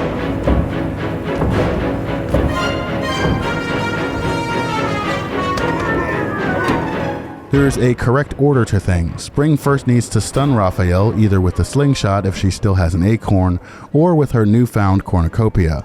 Then she needs to hide, having successfully distracted Raphael.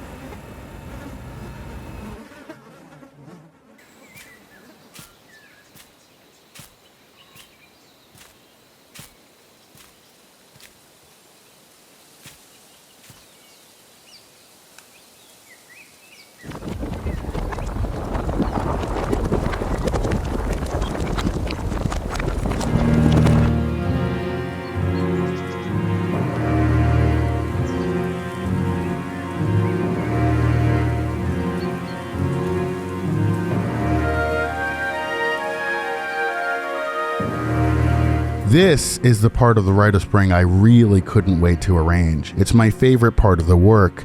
It's just such an eerie, almost mellow groove that sounds pleasant despite its polytonality before it explodes into chaotic rapture. This was a scene where the music guided the direction and pacing. It also shows off some of Autumn's and Envia's character and abilities and sets the stakes of Spring's journey and internal battle.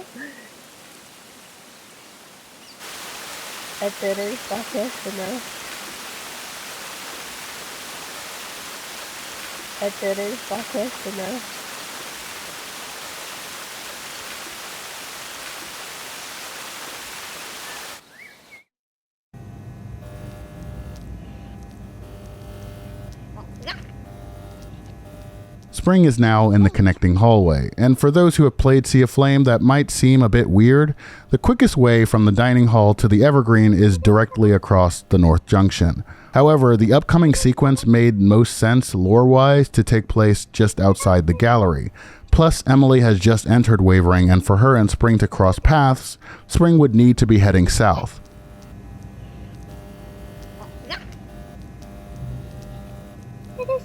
I needed to explain why Spring doesn't take the most direct path, which is why she mentions her best shortcuts being blocked by some huge shadow, likely either Pride or the Darkness. When thinking of the original idea for the Rite of Spring, which would have explored more of Wavering's backstory, I planned to have a sequence where Spring would have to flee from Pride and another where Spring would have to flee from Devotion just after he stole his Simon body. But since the Rite of Spring took a new shape, I didn't want to spend too much time in Wavering before getting into Spring's main gameplay loop, so I cut out the North Junction entirely and changed where Spring first encounters Emily. Pressing L2 here triggers Spring to talk to herself since Envia is currently engaged with Autumn.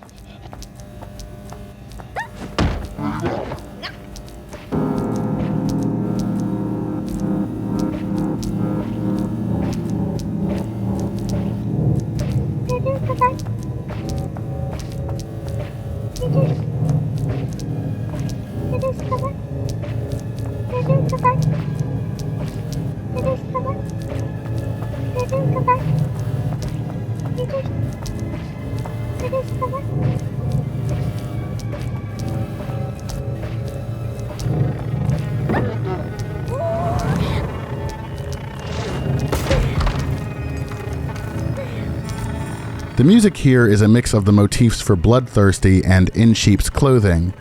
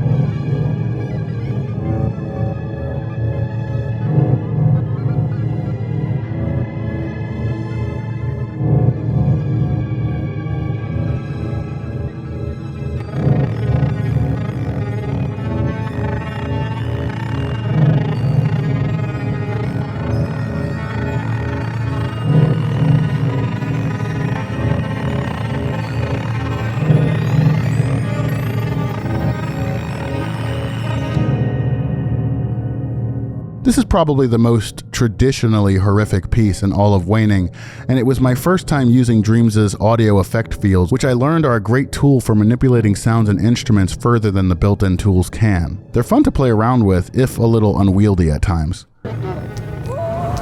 This is Devotion, just after stealing his new form from Nobody. The field to trigger Devotion's bite is incredibly wide to ensure that Spring can't just run past him.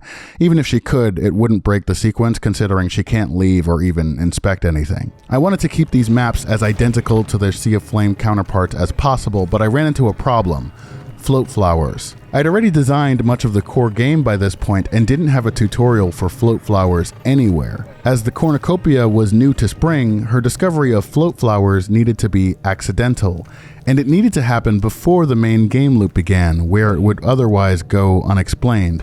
So this felt like the best option.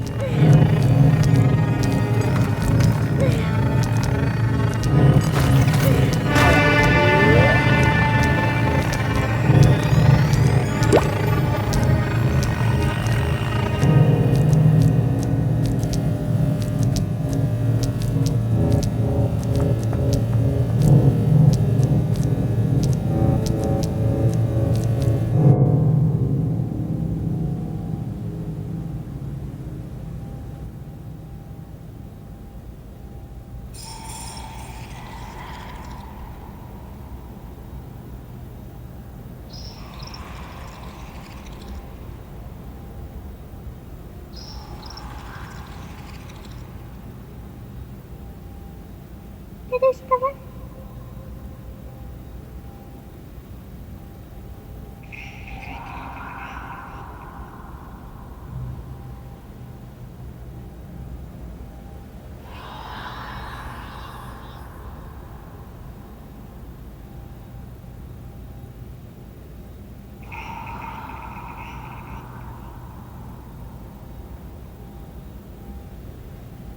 出るかわ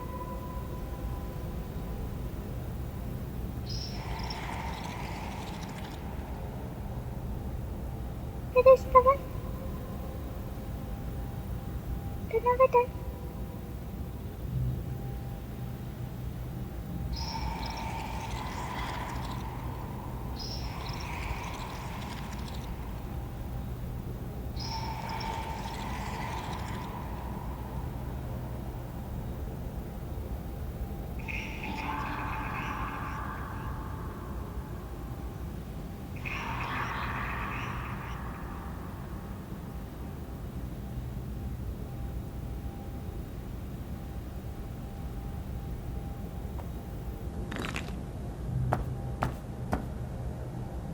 出ですかわ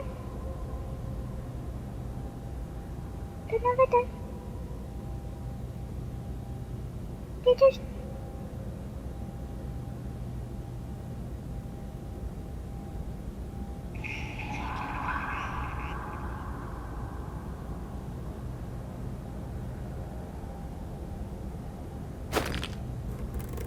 出るかわ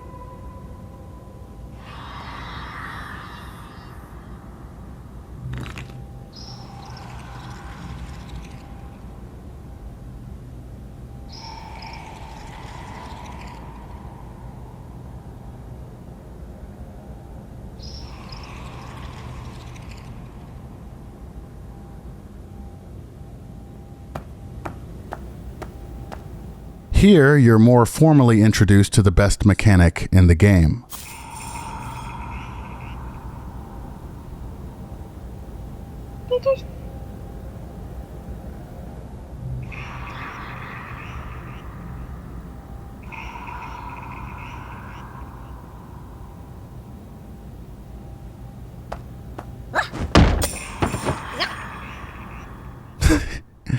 The actual math works out like this. While Spring is sprinting, there's a 1 in 100 chance each time her right foot lands that she will trip. If she does trip, there's a cooldown of, I think, 2 or 3 minutes where it's not possible for her to trip again. That cooldown is not tracked between maps, however, so if she leaves whatever map she's on, it is possible for her to trip again right away. This was all vibes-based gut feeling, and it just so happened to be balanced so fucking well that Spring will trip both when you least expect it and when you are in the middle of something very important.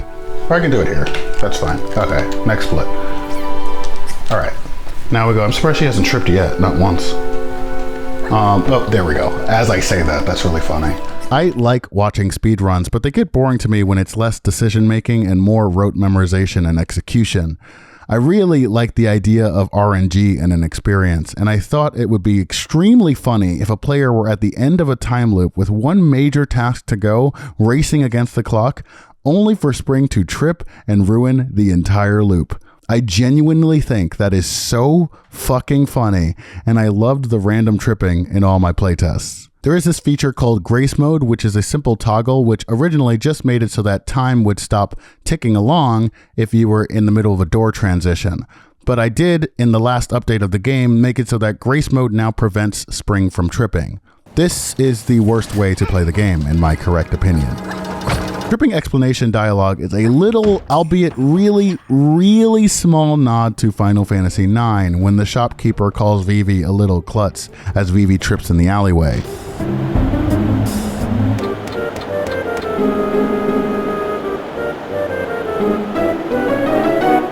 It's not a terribly specific reference, so most people probably wouldn't clock it. As with the kitchen and dining hall, I combined the gardens and the foyer here. Managed to somehow get the memory below crisis levels, though honestly I can't remember how. In any case, the upcoming scene was supposed to take place in the bridge area of Wavering, where Spring would discover Emily still unconscious after having just left Meridian.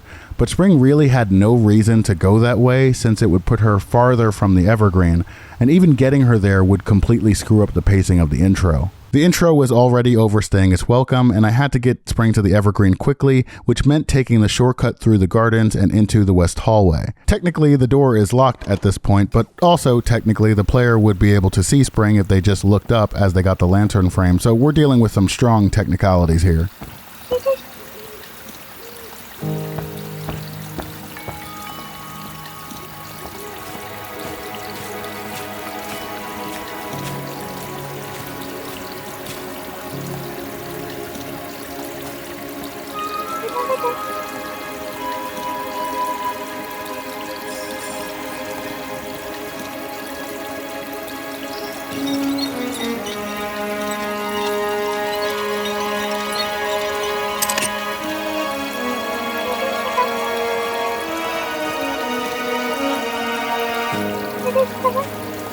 The light and the dark and mirror image leitmotifs are reprised with a complimentary phrase from Spring's theme to fill out the track. Then Spring arrives back in the Evergreen.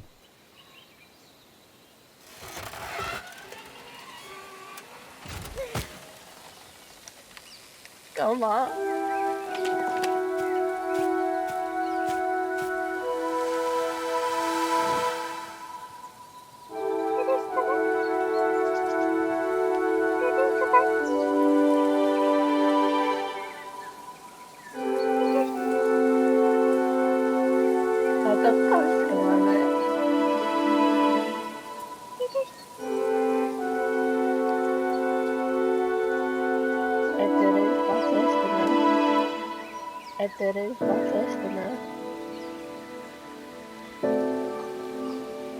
Autumn is sitting with a collection titled The Poems of Emily Dickinson.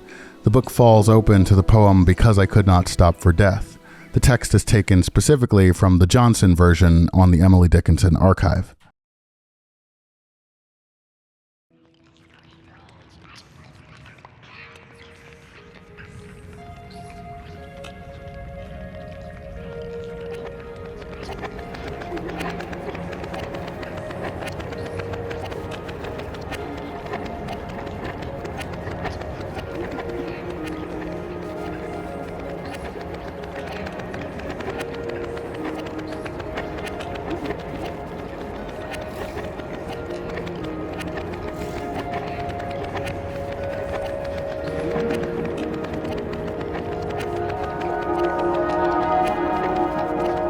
The music for this sequence is called Time Sickness. A Dream's unique sample called Fire Whispers fills the ambient space as an echoing phrase fades into prominence.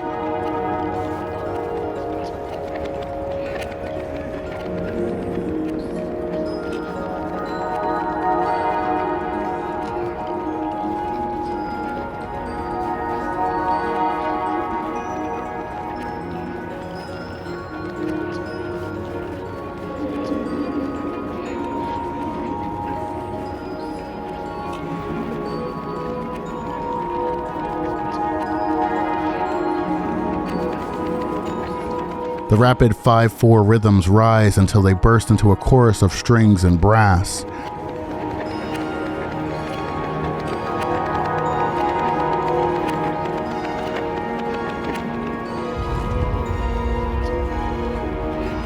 This breaks into a bridge of yearning winds and strings in 7/4 until they resolve back into a steady, familiar 5/4 pulse.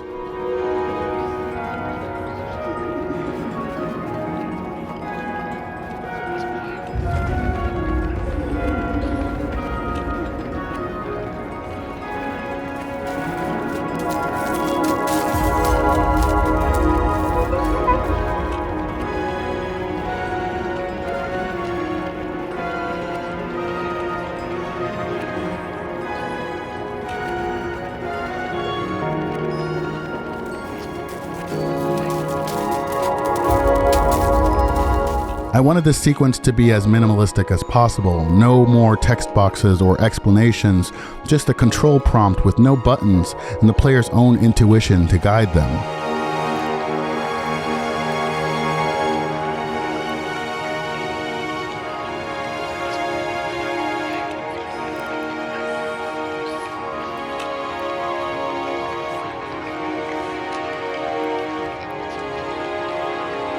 A core aspect of the Rite of Spring is a scavenger hunt, a literal word search, where Spring finds familiar words and has to set them in their proper place to open the path forward. This sequence is a precursor to that mechanic, setting the tone and bookending the core game loop.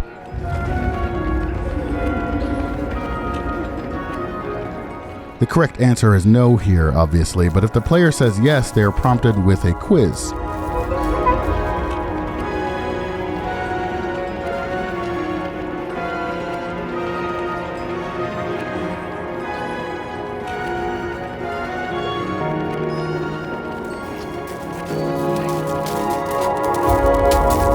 I accounted for every possible permutation, even throwing in some Easter eggs for ones that are physically impossible, like Spring somehow smothering herself.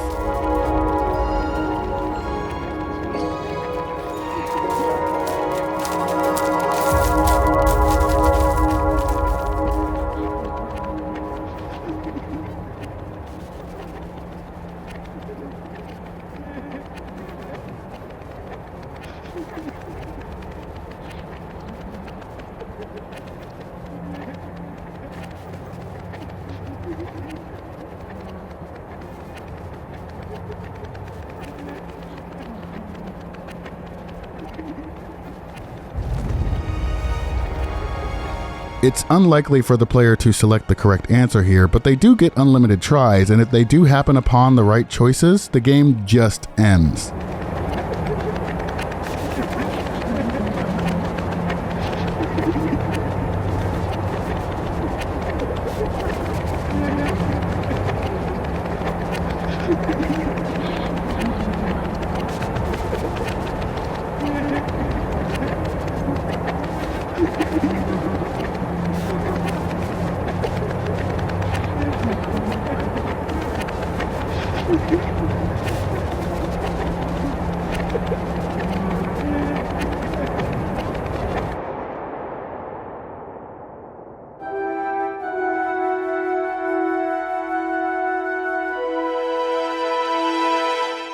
If the player says no, Spring awakens in the Evergreen, where Autumn teaches the player the mechanics of a near-death experience. The game's progression is directly related to Spring's max health upgrades, and at the beginning of the game, Spring only has 1 point of health. I absolutely hate when games have a bunch of enemies killing player characters in one hit.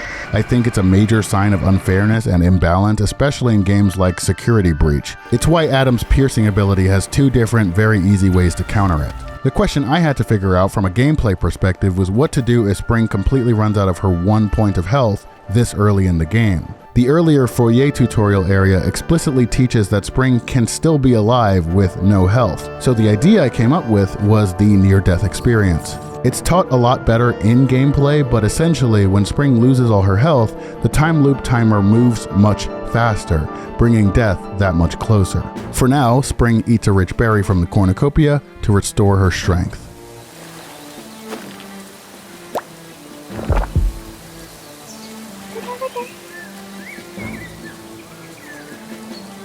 Está na varanda. Esto me ve, pero...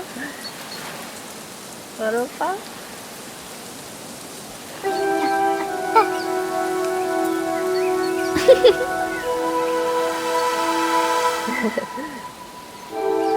Atau pas kemana? Dari pas kemana?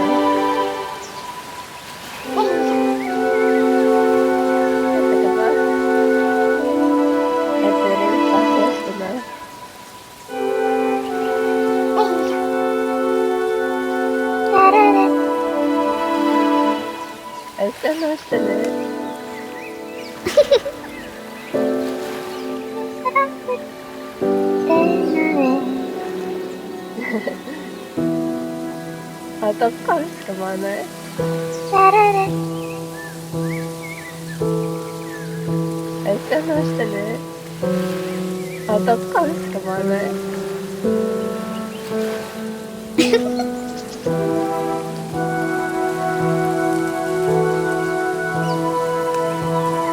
Spring also now sports her tourniquet. woven from fibers of Yggdrasil, or Iggy, as Spring calls her. The tourniquet has shown up several times at this point already, and aesthetically functions similarly to Emily's scarf in Waning Vanilla, as a representation of Spring's vitality. The tourniquet is less transitive though, only changing color when Spring is gaining or losing health, as well as contributing to a neat effect during certain cutscenes. Also similar to Waning Vanilla is that Spring begins every loop and experience by waking up, this time on a bench as opposed to a bed. Autumn uncharacteristically entreats Spring to talk to Envia, so the player is given near full control of Spring to explore the Evergreen. We're still in the tutorial phase, we're not even allowed back to the title screen, it's a lengthy one for sure, but the game proper is about to begin.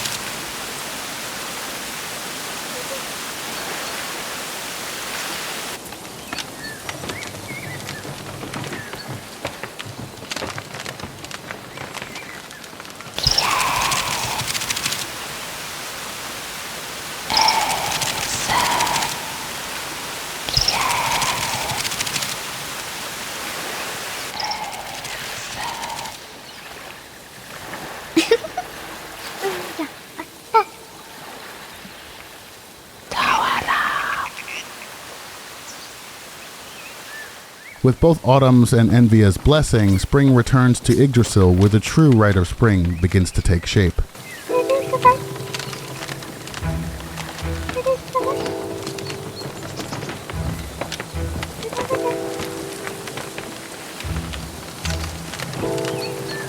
Before we continue, this sequence is one of my favorite cutscenes in the game. The framing of Yggdrasil surrounded by autumnal colors towering over tiny Spring. The tangible love Spring expresses in her hug to Yggdrasil. Yggdrasil's silence in the face of the desperate hope Spring places on it. I think this scene captures Spring's psyche and a sense of beauty in the face of despair that I really wanted to express throughout this experience. The song playing here is Lost and Found. It's a simple reprise of the main rhythm of Spring's theme. The song plays at 2 different speeds, slowing down each 3rd and 4th measure after every repetition of the leitmotif. Also, the hug was a happy accident. There's no real animation for it. Spring is just posed to hug Yggdrasil, and the way that she shifts from one pose to another makes it seem like this really excited, expressive hug, when really, it's just a hard transition between poses.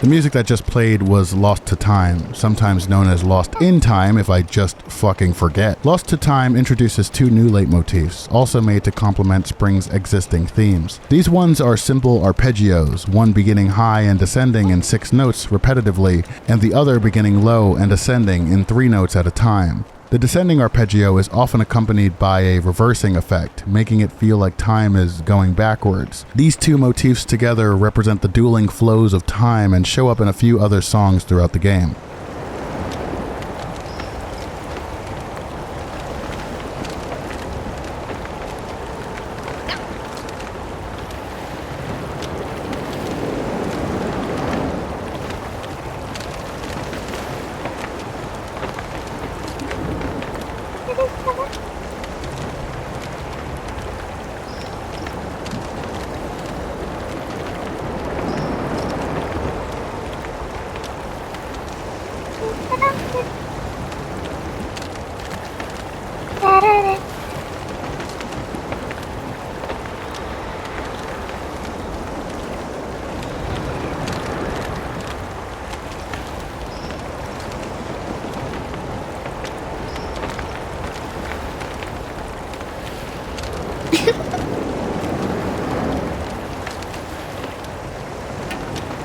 The player is allowed to explore the time zone, but only for a few seconds or until they try to interact with the time anchor stone behind Yggdrasil.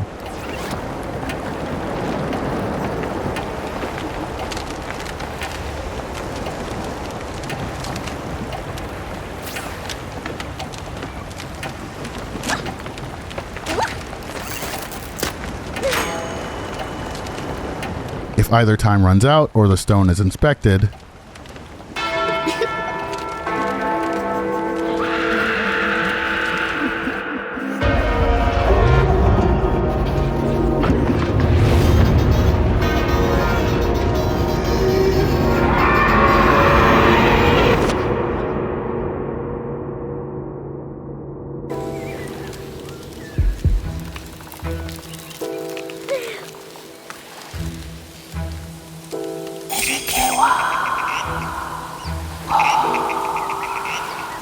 あ、どっかにしか回らない。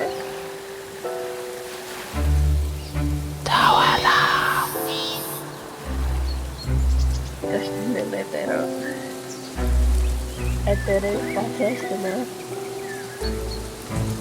ato kang kamana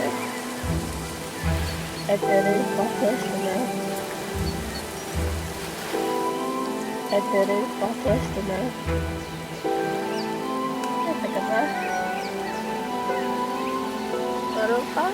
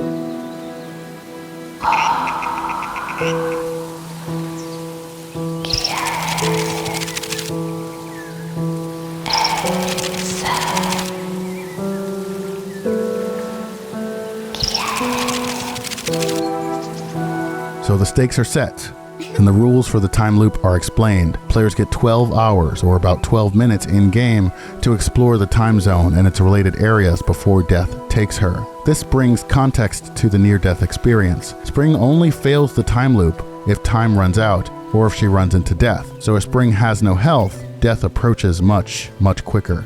In the conceptual and debug phases of the Rite of Spring, I wanted death to approach Spring as time progressed.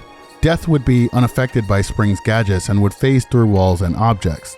She would behave entirely differently than any of the other enemies, and in her dread form, she would have a chance to grab you instantly if you stared at her for too long or attempted to inspect her.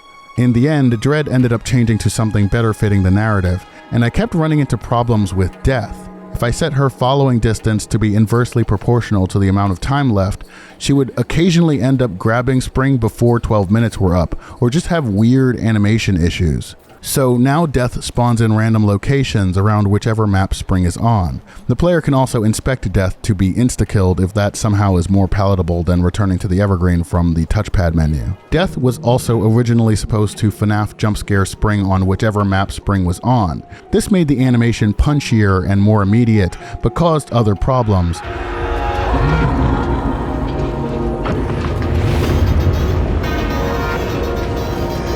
In the end, it felt more polished to have the death animation play on a separate map, which kept everything more organized and made it easier to reset variables if necessary.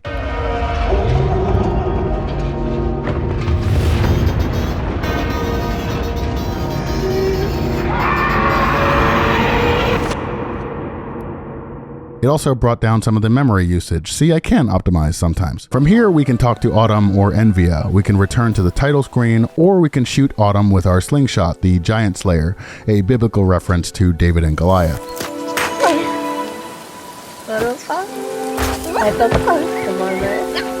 We also get a Death Stranding reference if we talk to Autumn about the Here Tree, one of several strange objects found in the puzzle areas.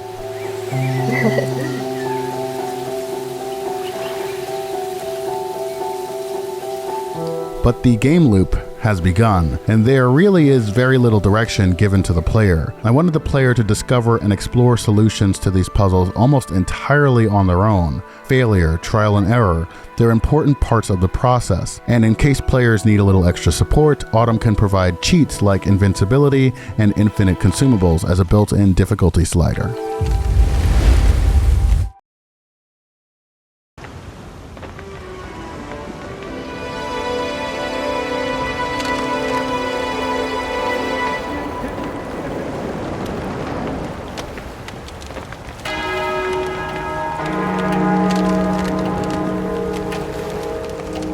Each time loop begins from Yggdrasil.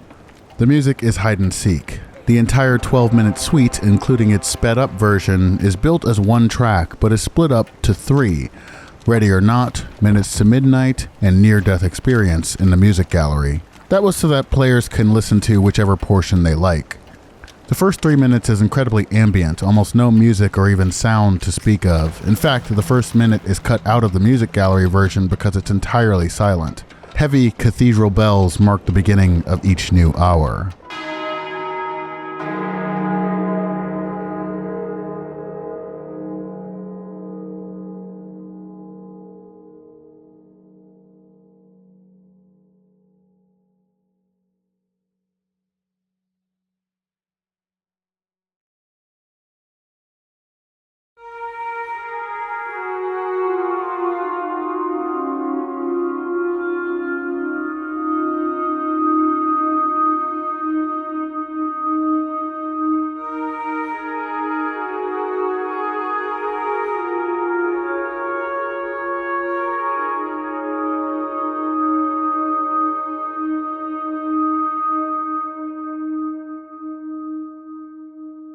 The next 3 minutes build. Spring's leitmotifs begin to fill the open space, with some dramatic hits throughout.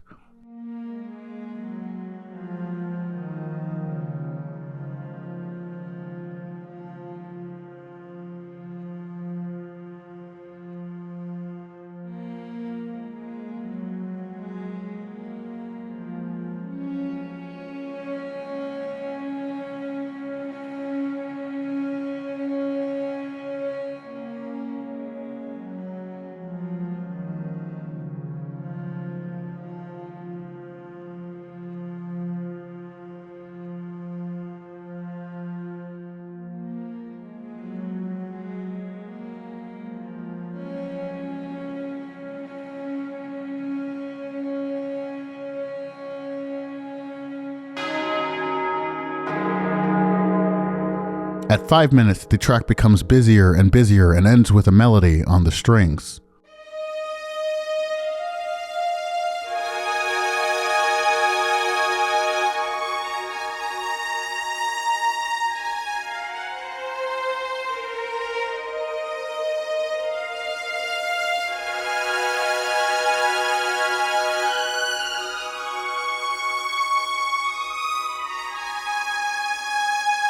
The 6th minute marks the beginning of Minutes to Midnight. Now there's a steady, resonant pulse beneath the track, the rising arpeggio we heard earlier representing the flow of time.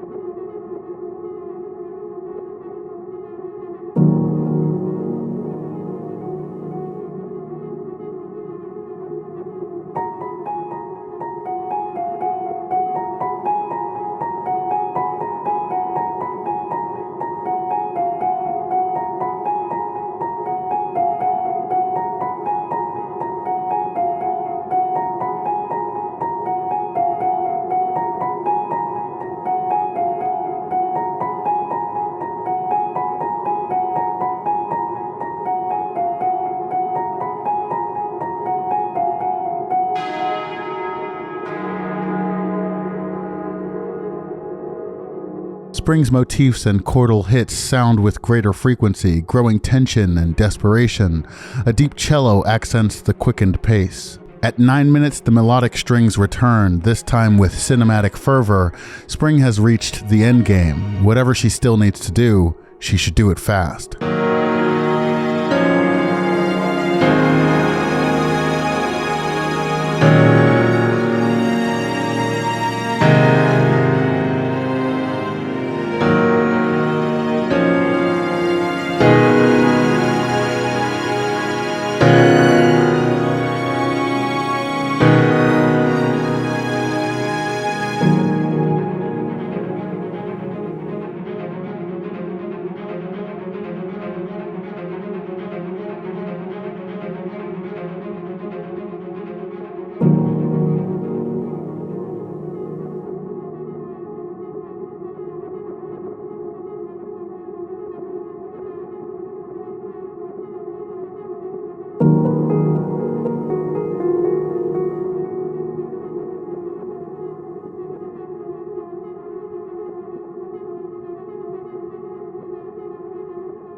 Her leitmotifs play in full as she approaches the end, as her journey nears its close.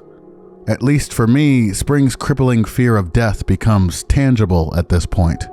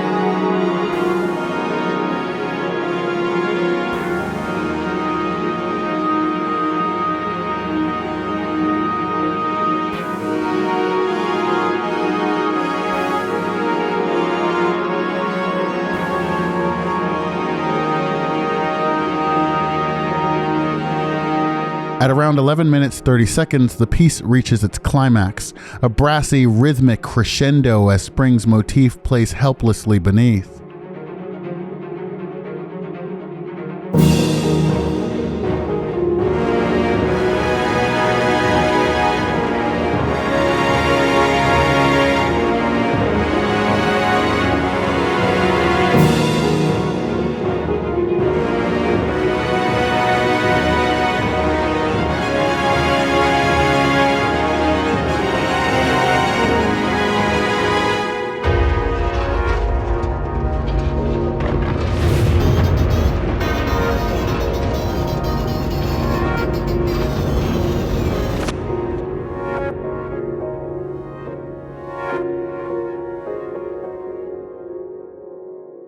As Death Takes Spring, a melody from the Rite of Spring plays.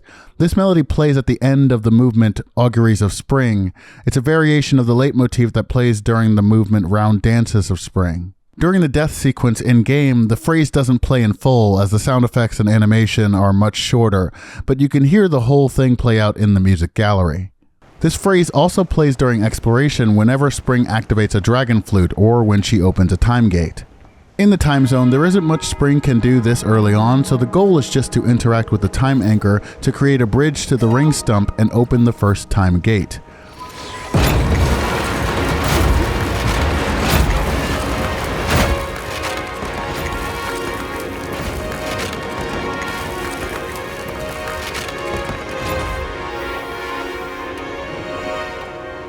This map is a completely separate map from the earlier tutorial time zone. Technically, that map retains all of its doorways to other areas, but they're not connected to anything. This version of the time zone is the complete area. With the gold time gate open, Spring enters to find an environment all too familiar to her.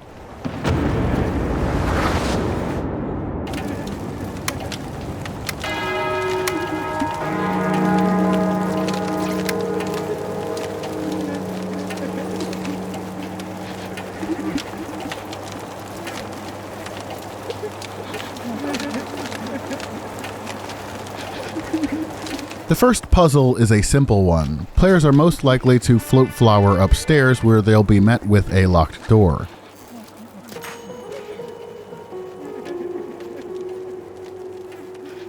The blurb explains what to do. Head to the mailbox to obtain the spare key. It's a simple interaction teaching players the nature of puzzles and dead ends in this part of the game, and that they should explore and interact with different areas of the environment to find solutions and clues. Age makes its reappearance here. Age is the only other enemy besides Raphael that has pathfinding. The Rite of Spring was originally supposed to have stealth mechanics, but with the pathfinding logic I'm using, I couldn't figure out how to have Age go between chasing Spring and searching other locations. I wanted Age to be able to search and randomly destroy hiding spots among other things. But since I couldn't figure out how to switch Age's priority, I ended up just making it so that Age always knows where Spring is. Hiding now causes Age to temporarily go inactive, granting Spring more time to explore the apartments.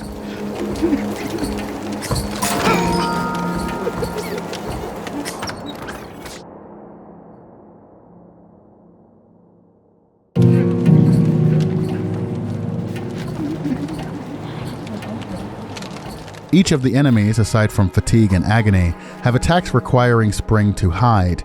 I wanted each enemy to be more focused, fewer attacks and animations than Sea of Flame, but more polished and oppressive behavior than the Sea of Flame enemies overall. In this vein, especially because it never loses Spring, Age is probably the most difficult enemy in the game as it speeds up as the time loop reaches its end. However, mercifully, each of the first 3 enemies has a dormant period. Age's is the longest, staying completely inactive until 3 minutes have passed.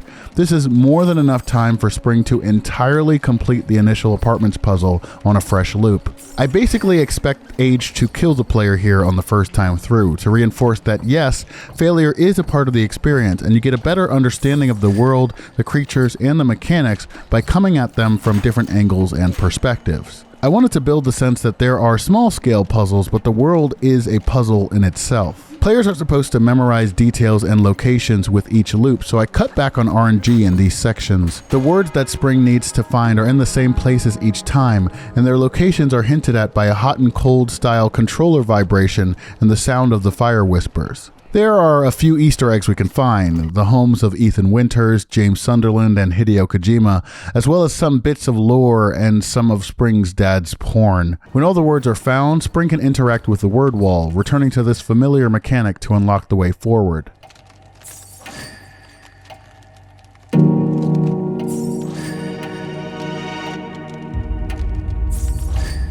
When time gates and word walls are opened, they stay open for the remainder of the playthrough, so players don't have to keep solving these more complex puzzles over and over. Simpler interactions, though, like grabbing the spare key to unlock the front door, reset with each time loop, rewarding players' memorization of the environment.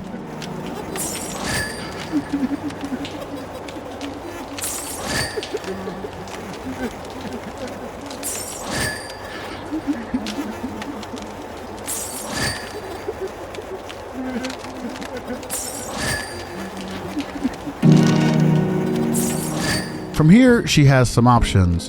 One results in an instant death, so we'll talk about that later. The other results in death as well, but it's more beneficial, I promise.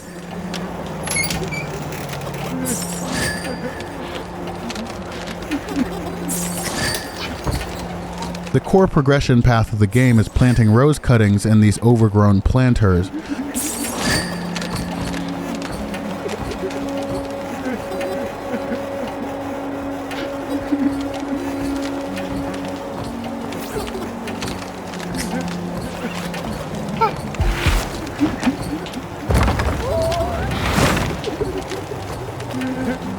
After a little over a minute of real time, a planted rose cutting blooms into a heartstalk bloom.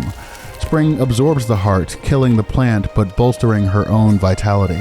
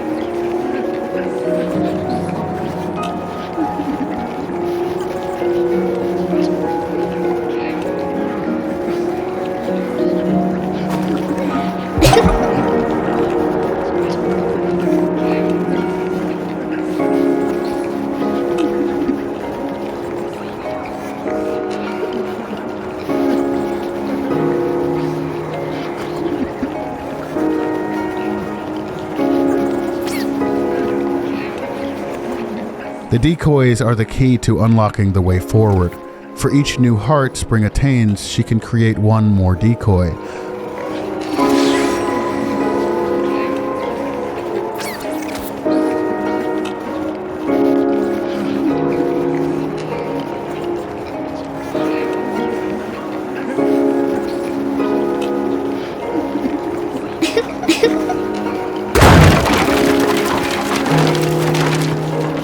The major mechanic that isn't taught explicitly is that giggling as Spring bursts all the decoys simultaneously, but giggling while controlling a decoy or using the slingshot bursts only one decoy at a time. This is important for later puzzles, and I think most players would probably figure it out on their own, but it is something players have to explore through their own experimentation. When a decoy is being controlled, Spring performs one of several motifs on the cornucopia. Spring's main instrument is the piano, specifically keyboards, but she has some trombone experience which she inherited from her older sister.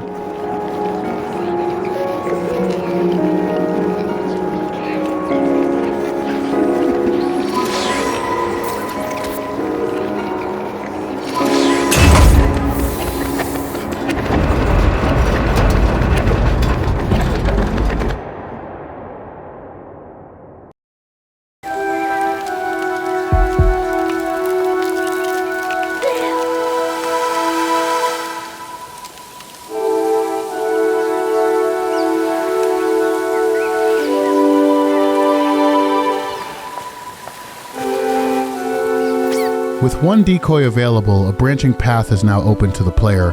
However, it's deceptive and a little mean.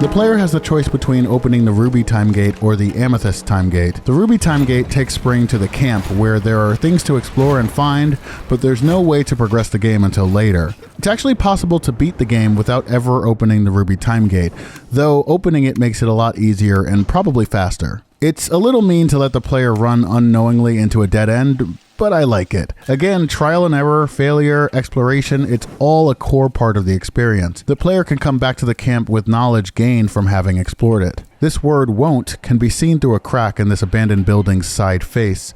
It's supposed to signal to the player that, hey, something's up. Maybe we can't get past here just yet. So there's a word in there. I can't collect it. But that's where I have to go to use the word to unlock the thing. Is this breakable? I don't know if I said that right. That sentence. I hope you get what I mean.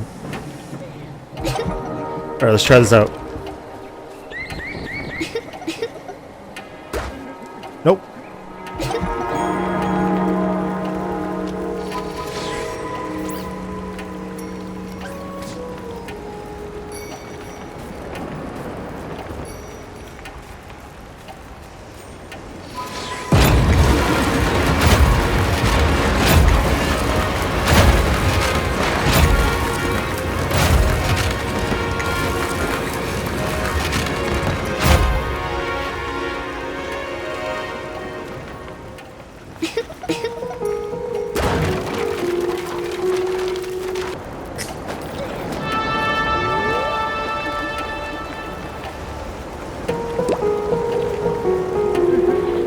The proper way forward is through the Amethyst time gate, which takes Spring to the hospital.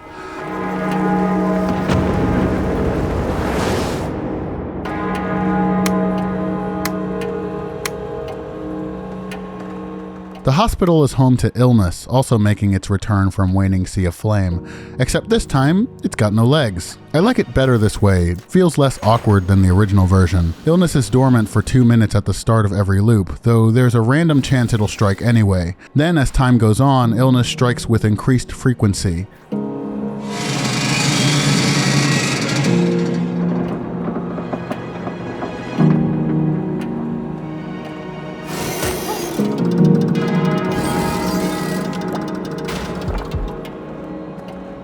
Hiding avoids Illness's strike, but Illness is also exceptionally susceptible to distraction by decoy.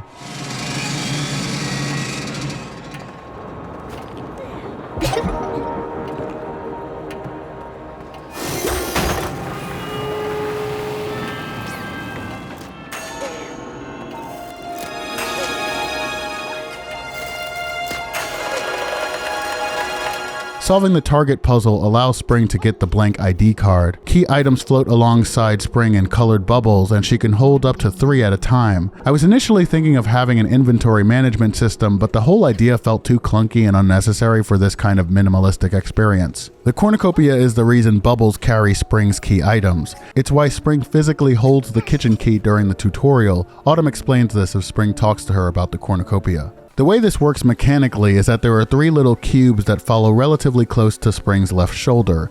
Whenever a key item is acquired, it checks to see which slot is available and moves to that slot which corresponds to one of the 3 cubes.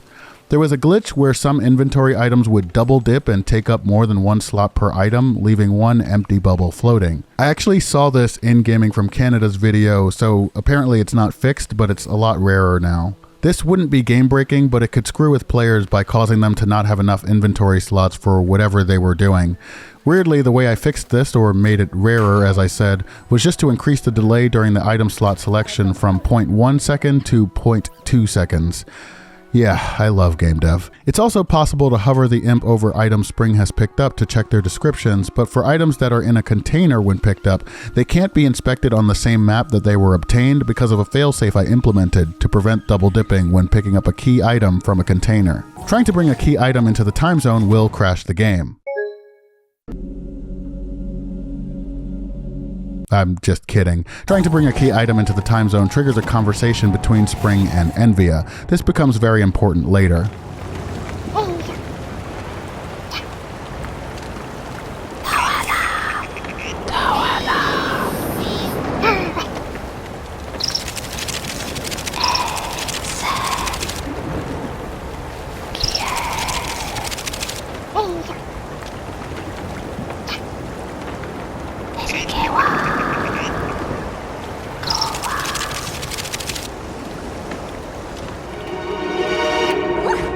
Unlocking the door to Dr. Schaub's office, we can find the remaining words to clear the word wall blocking the classroom. Within one of the cubbies is our coveted rose cutting. Illness will always try to strike immediately after planting the cutting, but he's not too difficult to deal with.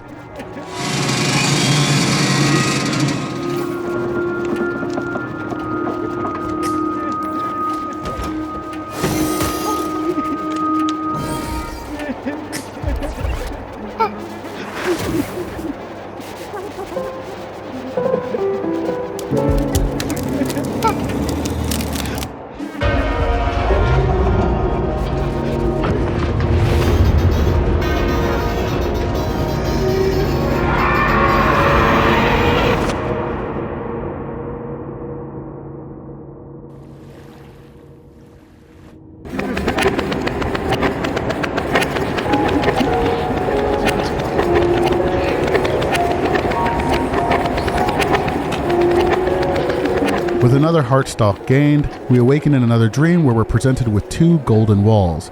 As usual, there's no explanation given. The player needs to figure out on their own how to progress.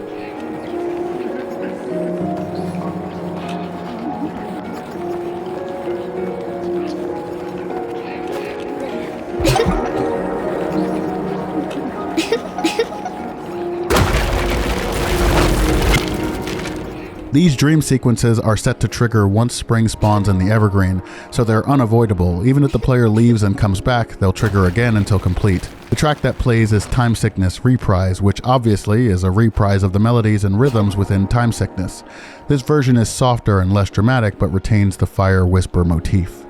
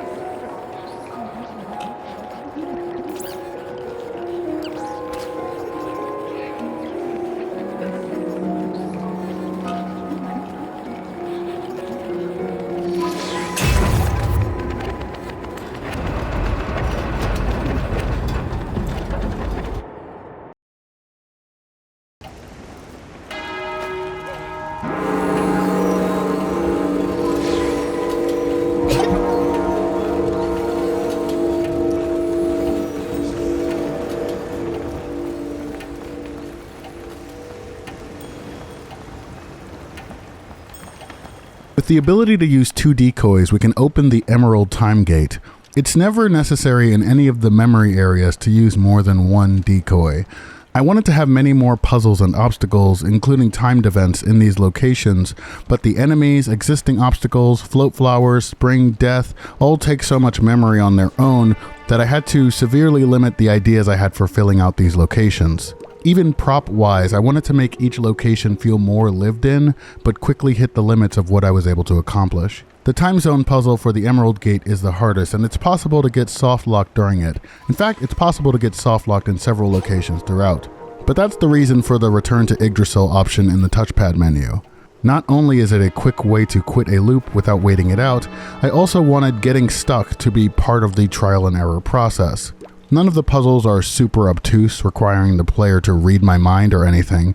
At least, I don't think they are, and I've seen several others get through without my help, so I think overall the lack of direction works well.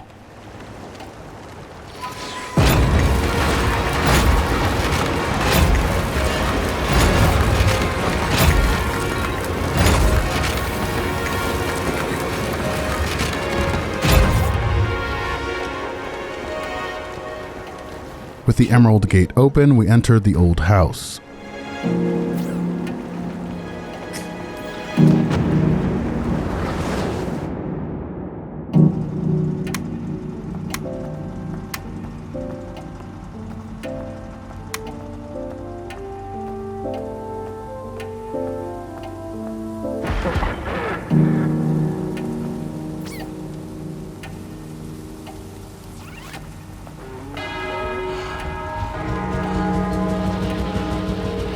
The house is haunted by Dread, who has many different behaviors and will very often pop up to randomly obstruct Spring's path.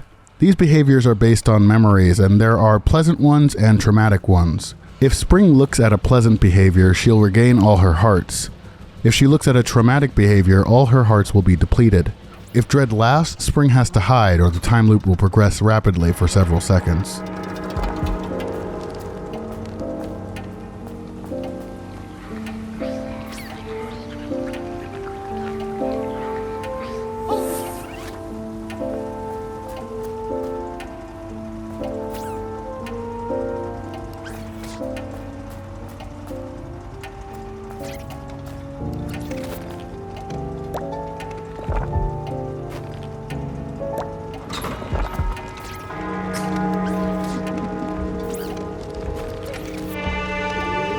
As time progresses, an inferno captures the old house, eventually claiming most of the bottom floor and filling the remaining space with black smoke.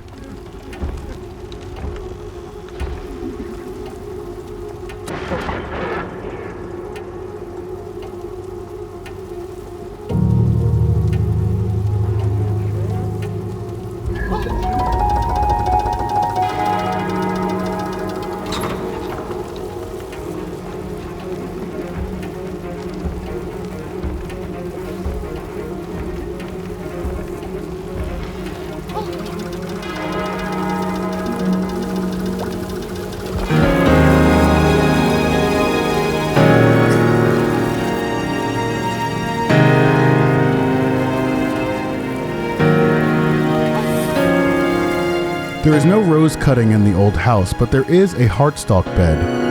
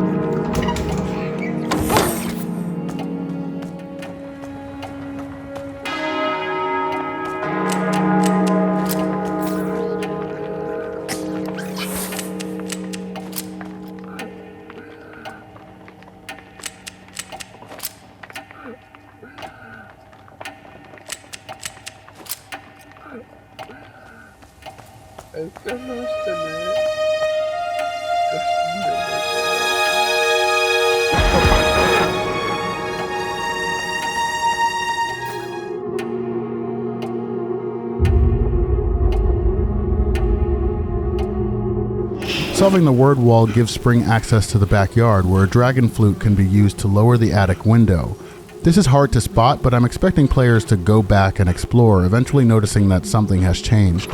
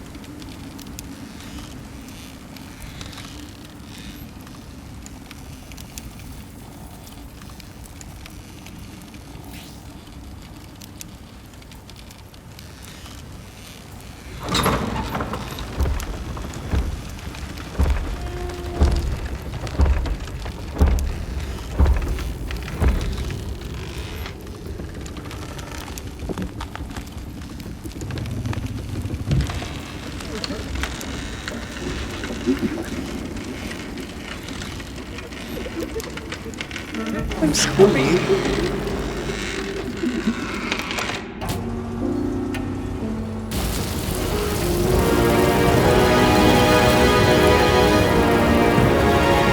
Float flowering up to the attic allows Spring to Dread, if you could just wow, this is awkward.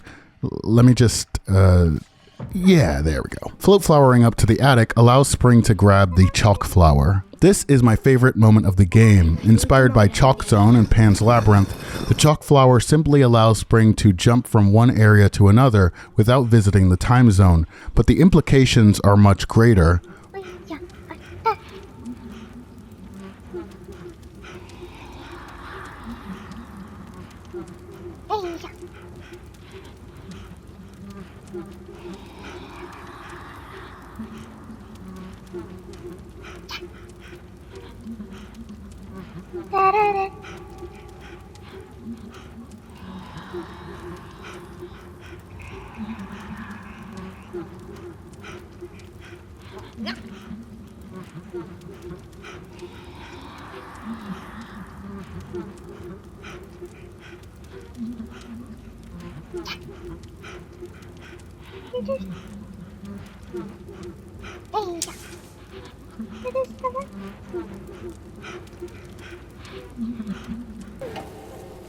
And I guess we could use it to open the veil. Where does this take us?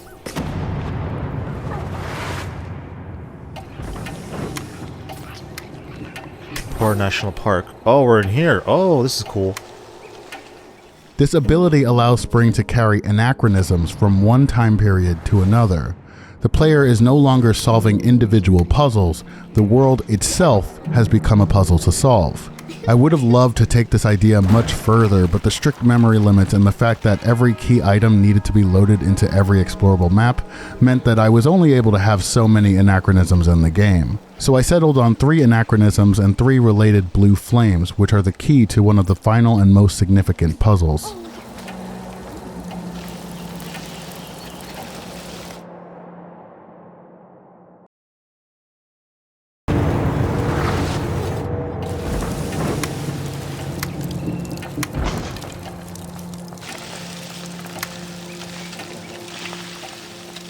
Spring can collect a second word inside the abandoned building, then head back to the camp through the red gate or through a separate chalk door to get the other ghost words.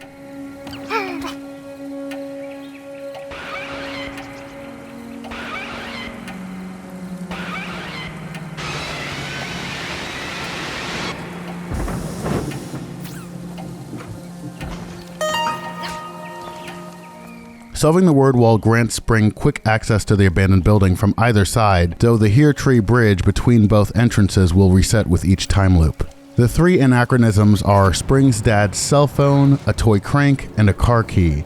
This portion of the game can be handled in any order. Noel's cell phone sits atop the table near the campfire, but its battery is dead.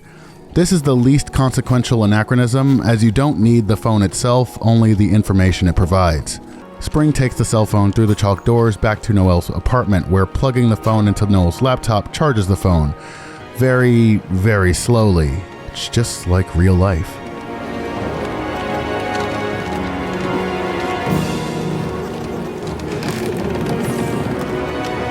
The phone only has to be at 2% battery before it automatically powers on. Then Spring can navigate to the messages where she finds 2 short conversations. The first between Autumn and Noel, the second between Vera and Noel. I wanted this to be more robust and have more detail, like a Tinder-esque app icon to signify Noel's loneliness and a few more conversations to flip through, but even getting this bit to work was a pain and I didn't want to lose focus on what was important.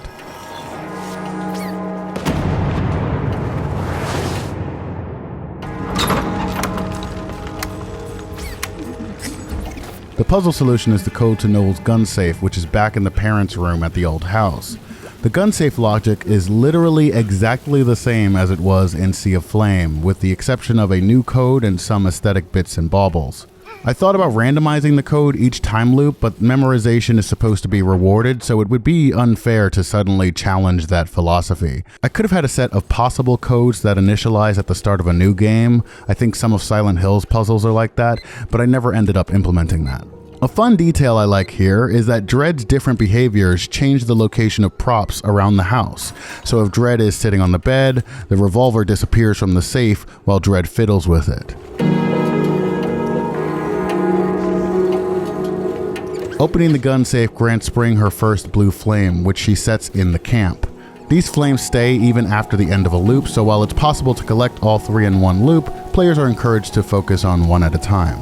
The toy crank can be found in the apartments area in the side courtyard. What's cool about being in this area, at least what I think is cool, is that age can destroy the exposed wall itself if Spring enters the apartments map from the courtyard.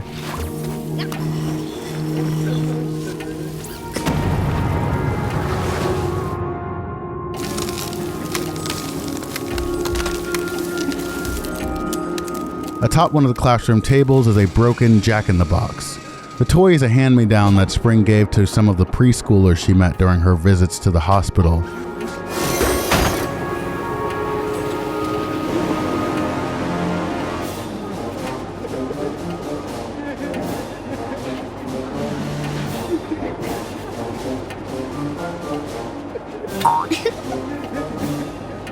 Not gonna lie, this is a holdover from Mira's story. None of the logic existed back then, but I had the idea to have a Parappa the Rapper style musical minigame when Mira sees Emily's cornucopia.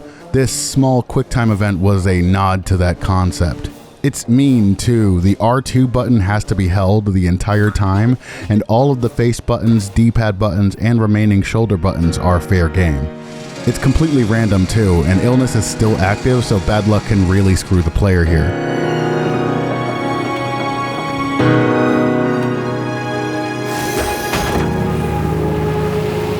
With the Jack-in-the-Box open, the second blue flame is acquired and Spring must deliver it back to the abandoned building. Finally, Spring needs to get the car key from the old house and use it to open Noel's pickup truck at the camp.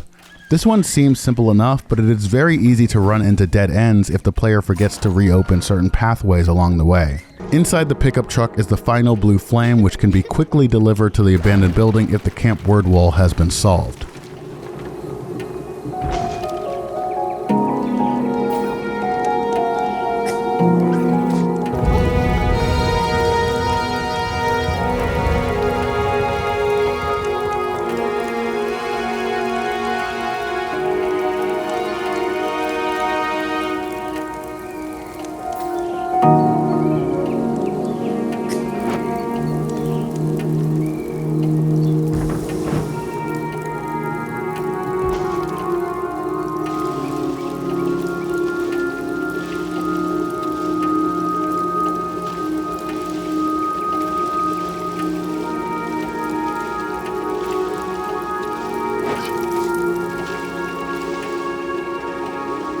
With all 4 candles lit, Spring faces the harrowing scene to retrieve the final rose cutting. The rose cutting can be quickly brought back to the old house through the chalk door if the attic ladder has been lowered.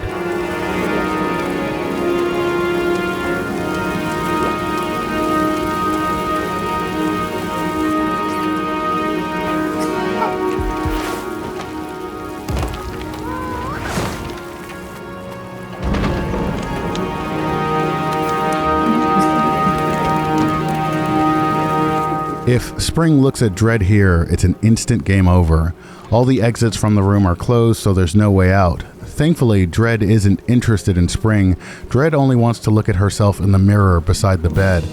Spring can hide under the bed to avoid being grabbed, but once the heartstalk blooms, the player must carefully interact with the heartstalk without looking at or hovering over Dread.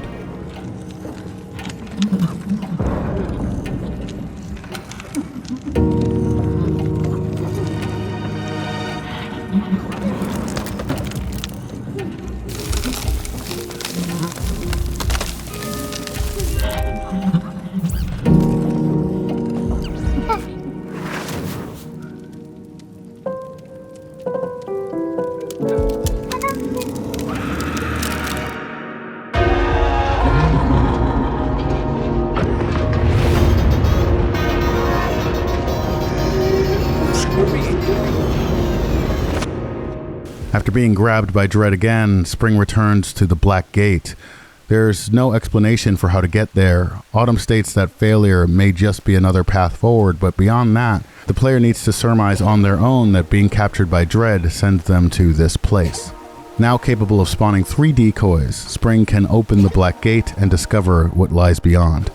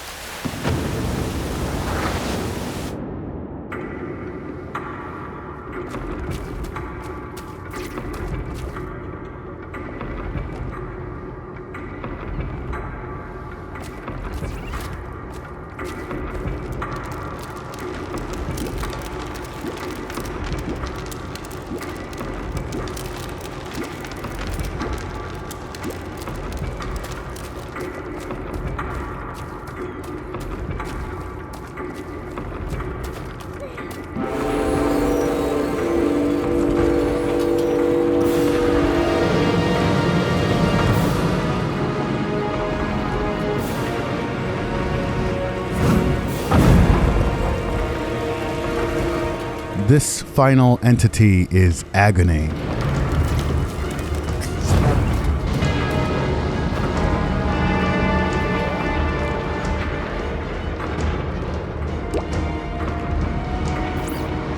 This area I consider to be the final boss of the game. It's a gauntlet of small puzzles which Spring must solve around the area. As she does so, Agony flies around, occasionally landing on platforms to chase Spring, reset the dragon flutes, or spitting fire to destroy Spring's decoys. Aside from Dread, Agony has the most behaviors of any of the Rite of Spring enemies. It's aggressive and relentless, but a good string of luck might allow a quick player to run through this sequence relatively unscathed. Spring must return to the small tree near the gate to replenish her berries, and she must find acorns, which fall from the sky and land on random platforms at regular intervals. If Spring loses all her health here, she has 10 seconds to heal before death takes her, and if she happens to be standing on a bridge or a set of stairs as Agony resets their corresponding dragon flute, death will break her fall. Also learned in making this video that it's possible to exploit Agony's AI to get it to fall out of bounds, so there's that.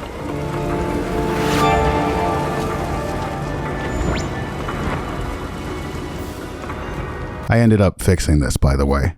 The song for this sequence is called 0 Hour. It's a medley of all the major themes of Waning the Rite of Spring. It begins with a bombastic rendition of one of Spring's leitmotifs before jolting into the Lost to Time arpeggio.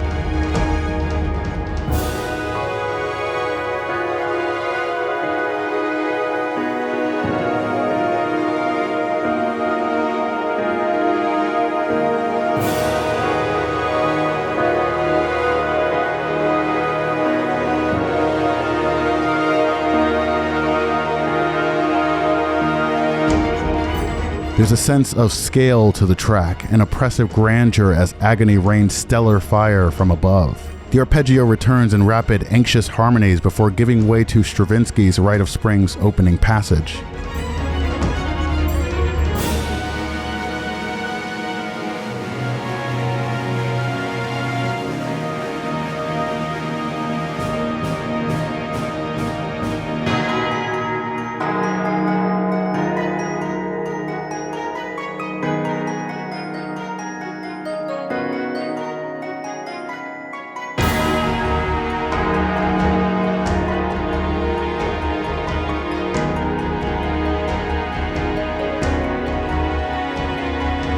The main rhythm of Spring's theme, along with the death-hearkening bells, fill the next section. Then the motif of Spring's glockenspiel from Sea of Flame flies desperately over the previous chords.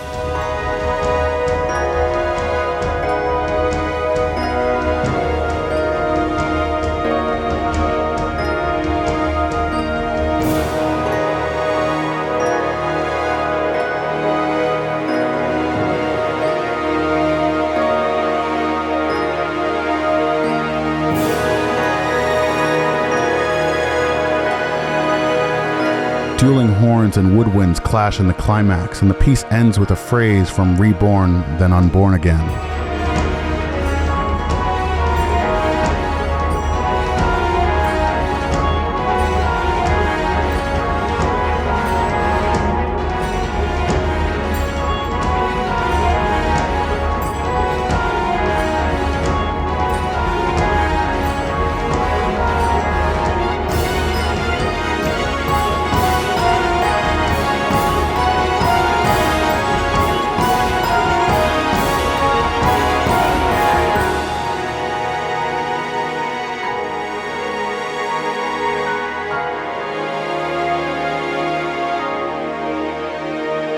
The Black Gate sequence ends with the opening of a familiar gate.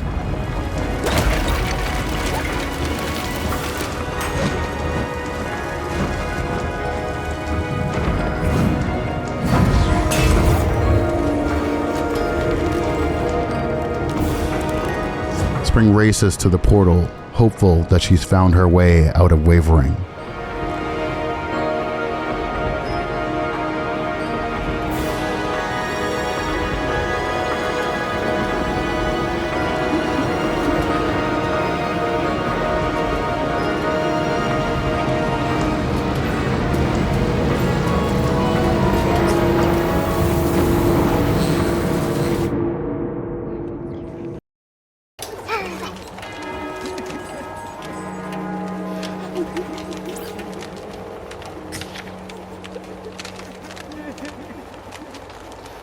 Throughout the game, there are various clues in the forms of blurbs, letters, and flashbacks as to the story of Spring's broken family.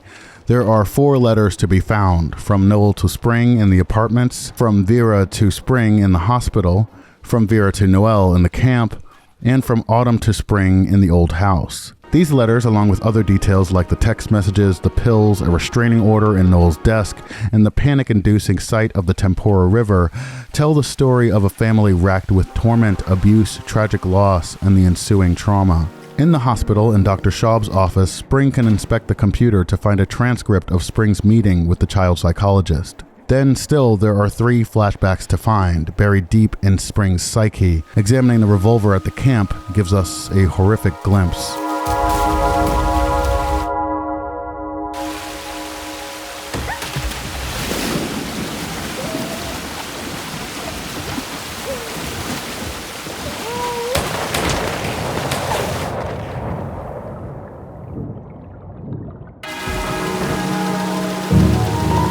Spring awakens downstream, health depleted, hair disheveled, time quickened. The old house weeps with tragedy. Now and then, when exploring the ground level, Spring may find a note and paper on the floor. If Spring examines this note or looks at Dread as she hangs from the upper balcony,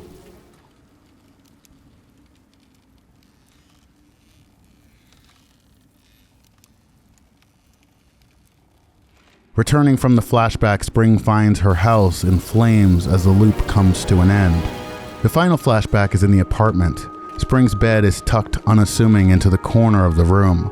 Her pillow lies on the floor beside it.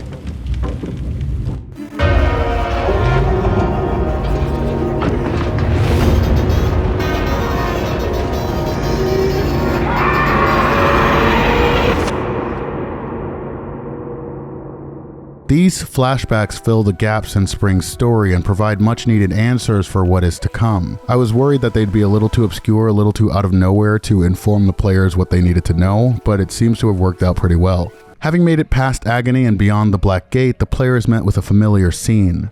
This time, the answers should be clearer.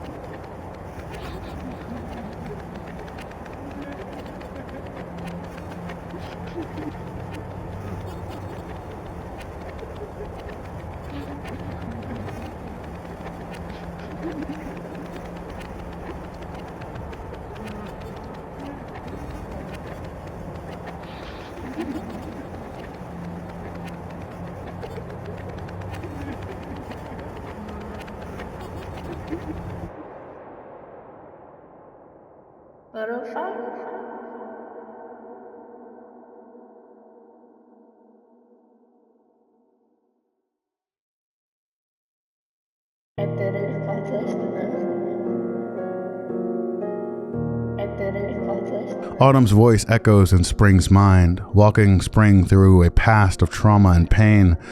Autumn Bonavita, a trans woman, was Spring's older sister. Vera Bonavita Morcelli, Spring's mother, could never accept Autumn.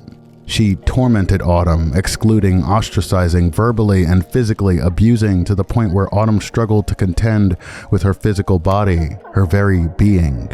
One afternoon, after picking Spring up from school, Autumn would wait for Spring to take a nap. Then, in a final act of defiance and desperation, she stripped naked and took her own life, displaying herself for her mother to see. The guilt would crack Vera, but later, finding out that Spring has leukemia, that would break Vera.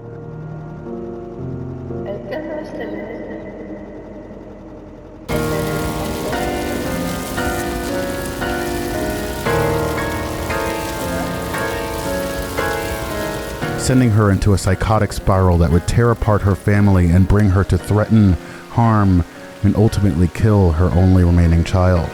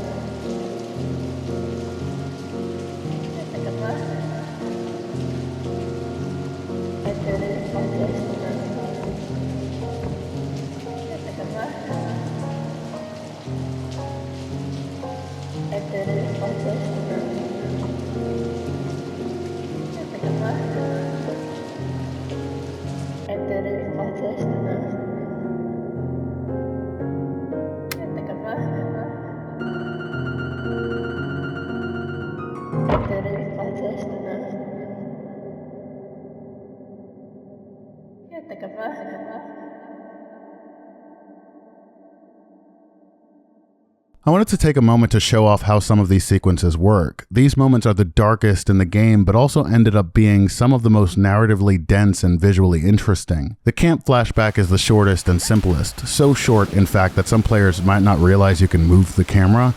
That's why I added a control prompt in the latest update.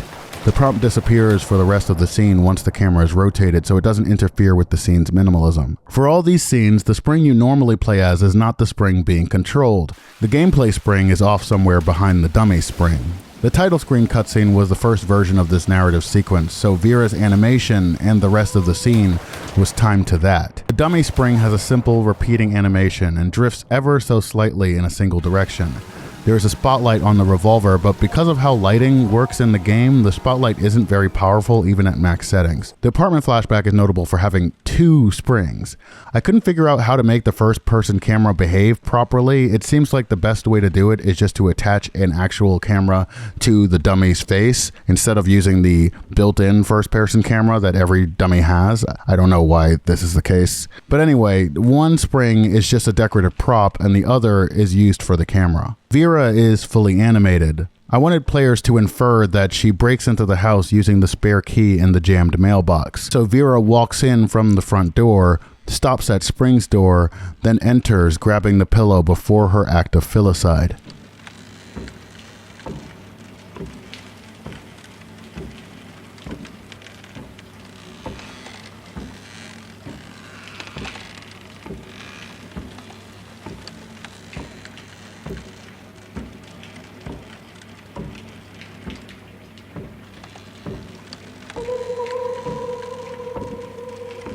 The pillow is there on the floor the entire time, and it moves with Vera as she picks it up.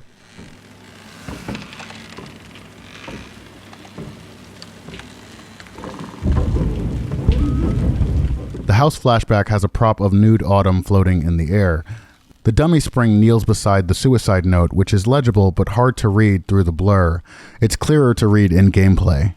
Dread is fully animated. She stands by the door until a certain time has passed, giving the player just enough time to read the letter and take in the horrific scene.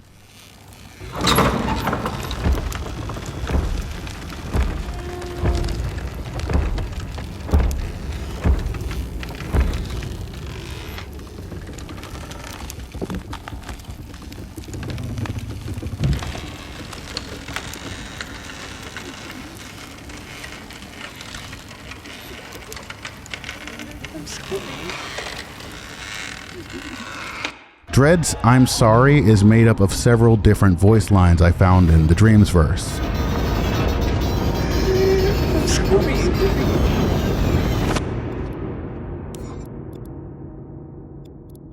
I'm sorry.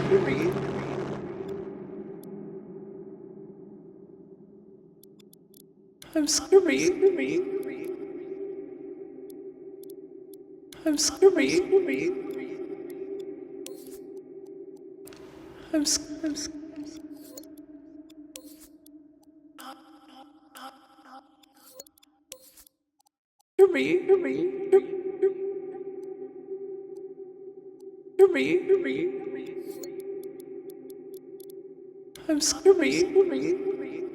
And this final flashback is composed of stripped-down copies of each map, layered atop each other. The music is a piano version of the round dances of Spring. It's mostly the same as the original arrangement, except for some octave transposition here and there, and a much subtler ending.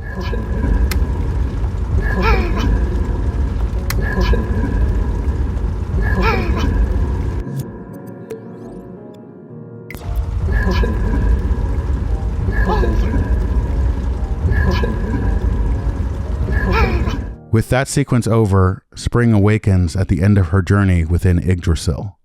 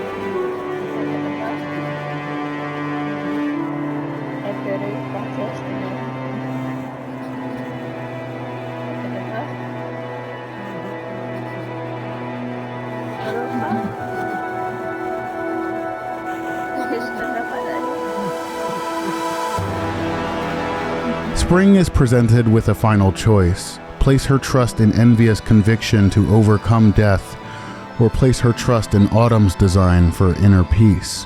While this is a good or bad ending type situation, at least in my mind, I don't think anyone would fault Spring for wanting to squeeze more out of a life she barely got to live.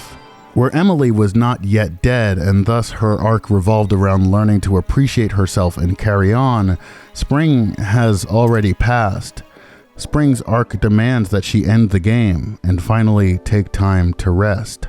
Unlike other, cowards, I take pride in understanding how my politics, upbringing, and perspective shape my understanding of the world, and thus the morals I hold, the stories I tell, the art I create. I wanted to shape a story where the beauty lied not in this idea that Spring can somehow cheat death, but in coming to terms with the pain and remembering the deep love and joy she experienced with her older sister. The song here is Unborn Again. It's characterized by motifs of reborn, lost to time, and hide and seek, but there's some significant crossover between Death and Adam from Sea of Flame. They both stand out with their skeletal theming and apparent immortality. Unborn Again and Fell from Eden also share a similar melodic phrase.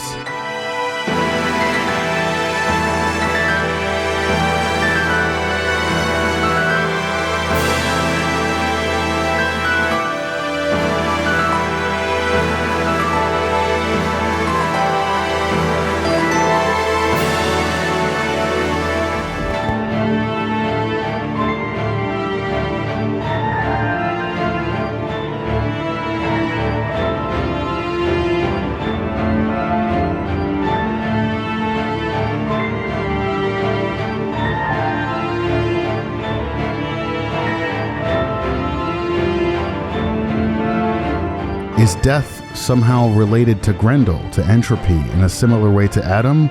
Or did I just accidentally double dip on ideas? The world may never know. If Spring sides with Envia,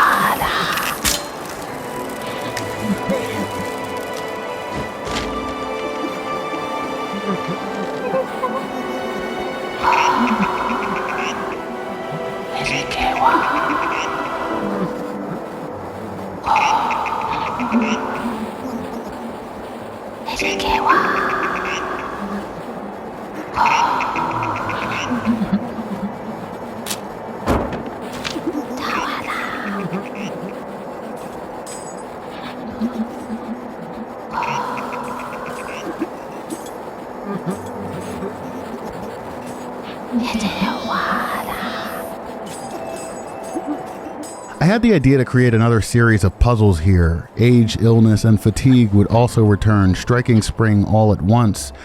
The puzzles would seem legitimate but be unsolvable before death takes Spring. I'm not sure if this would have worked with the memory limits, probably not, but I scrapped the idea early on in building this section because Agony already felt like enough of a grand set piece, and the smaller, more intimate close seemed more appropriate.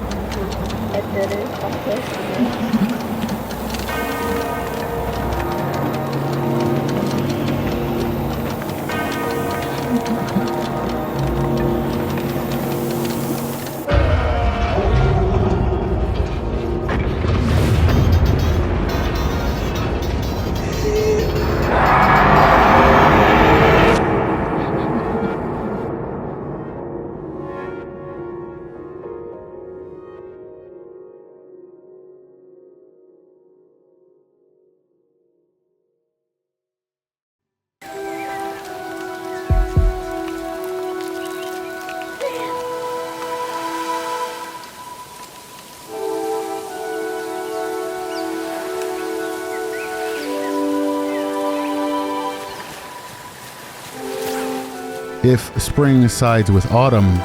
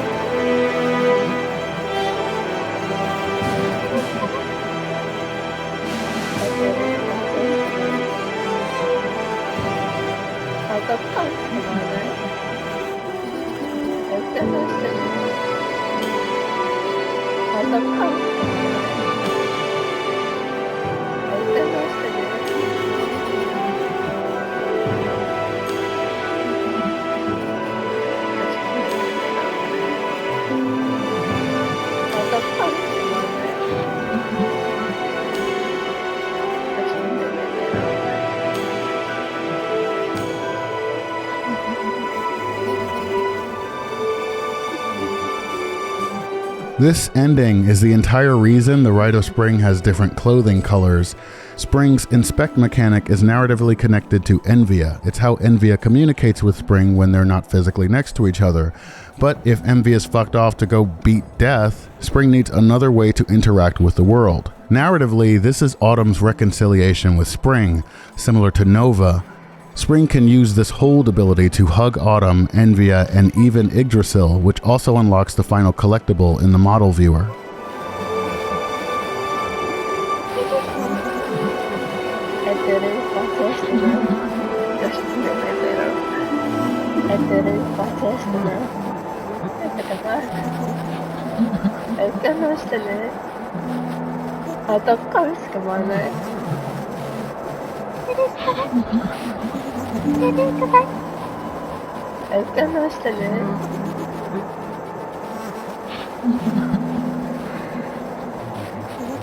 Hugging Envia closes out the game.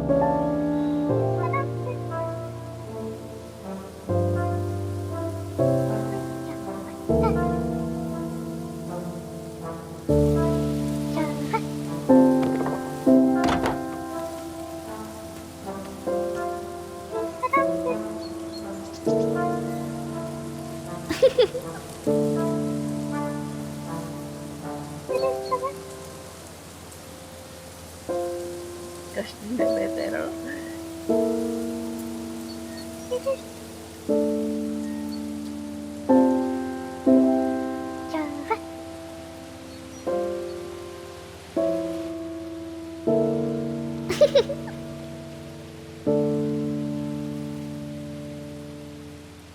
Atau kau kemana? Houston apa dah ya?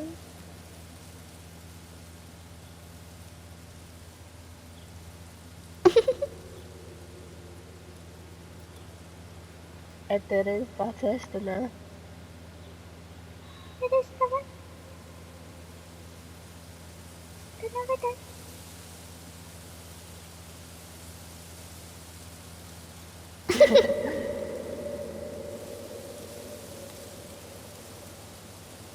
So that's Waning, the Rite of Spring, a story of trauma, loss, fracturing, but also of sisterhood and beauty and love, I hope.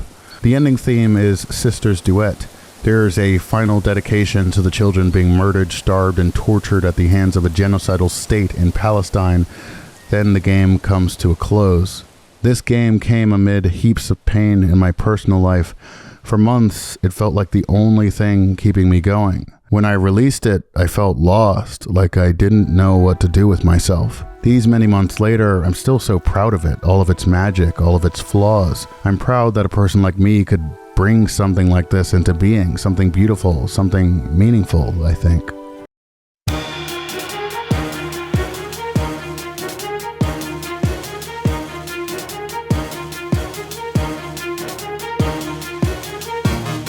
Waning, the Rite of Spring, unlike Sea of Flame, was built more proactively to include collectibles and secrets. There are 3 types of collectibles. There are the outfits. Spring and Disheveled are available from the start. Summer, Winter, and Autumn are unlocked as Spring enters the camp, the hospital, and the house respectively. Envia unlocks after the Envia ending, and Death Guise, whose name is a Final Fantasy IX reference, unlocks after the Autumn ending. There are music tracks, which are unlocked by finding music notes throughout the game or by specific achievements. And then there are statues for the model viewer, about half of which are unlocked after the intro sequence, with the remainder being unlocked with specific actions throughout the game. I tried to make these worthwhile, both in a lore and just, ooh, pretty sense. After gaining the decoy ability, Spring can play the Spring games. There were supposed to be more mini-games, red light, green light, a foot race, among others, but the Spring games were the last thing I needed to finish for the game, and I was pretty burnt out by this point. I ended up just making 2 games, Jump Rope, which was heavily inspired by Final Fantasy IX, and Archery, which is supposed to harken back to Spring's unseen past in Scout Camp. Jump Rope is animation-based, with a jump counting as successful if X is pressed a specific time in the animation. The rope's movement is based entirely on physics, so while the animation could go higher, I kept it at a certain speed to avoid the rope moving erratically. Archery is a little awkward, but it works. There is a cube which follows the imp and pauses when the bow is drawn. The arrow then follows the cube to its destination. It gets wonky at certain parts, but as far as hit detection, it's better than Sea of Flame's hook or lantern, that's for sure. Hell, it's better than Spring's Giant Slayer. The music is just called Spring Games, and it's a short medley of Spring's main motif, the time motif, and the title theme motif, with a little cameo from the rhythm that plays when age and illness approach Emily during hide and seek. There's much more to this game, its themes, its symbolism, and its details that I haven't gone into here, but I hope this walkthrough of Waning, the Rite of Spring has done it justice.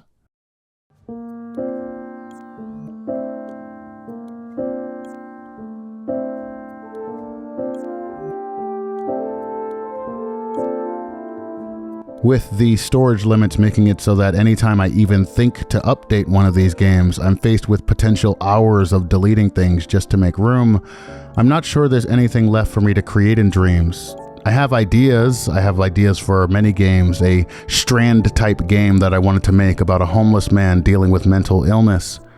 Another idea about a warrior who sleeps with a prostitute before going into battle, and after losing all of his allies in said battle, he feels like he's been cursed by her. Another idea about pushing a train forward through this dark, perhaps aquatic abyss. Ideas related and unrelated to Dreams. More horror, more action.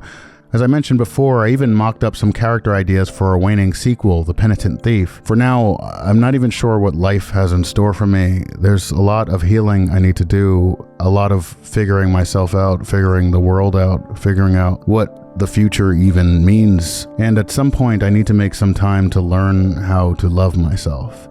I can only hope by then that I still have some ideas to flesh out and that I still trust myself enough to keep creating. Stay safe. Be well, check in on someone you love, and thanks for watching.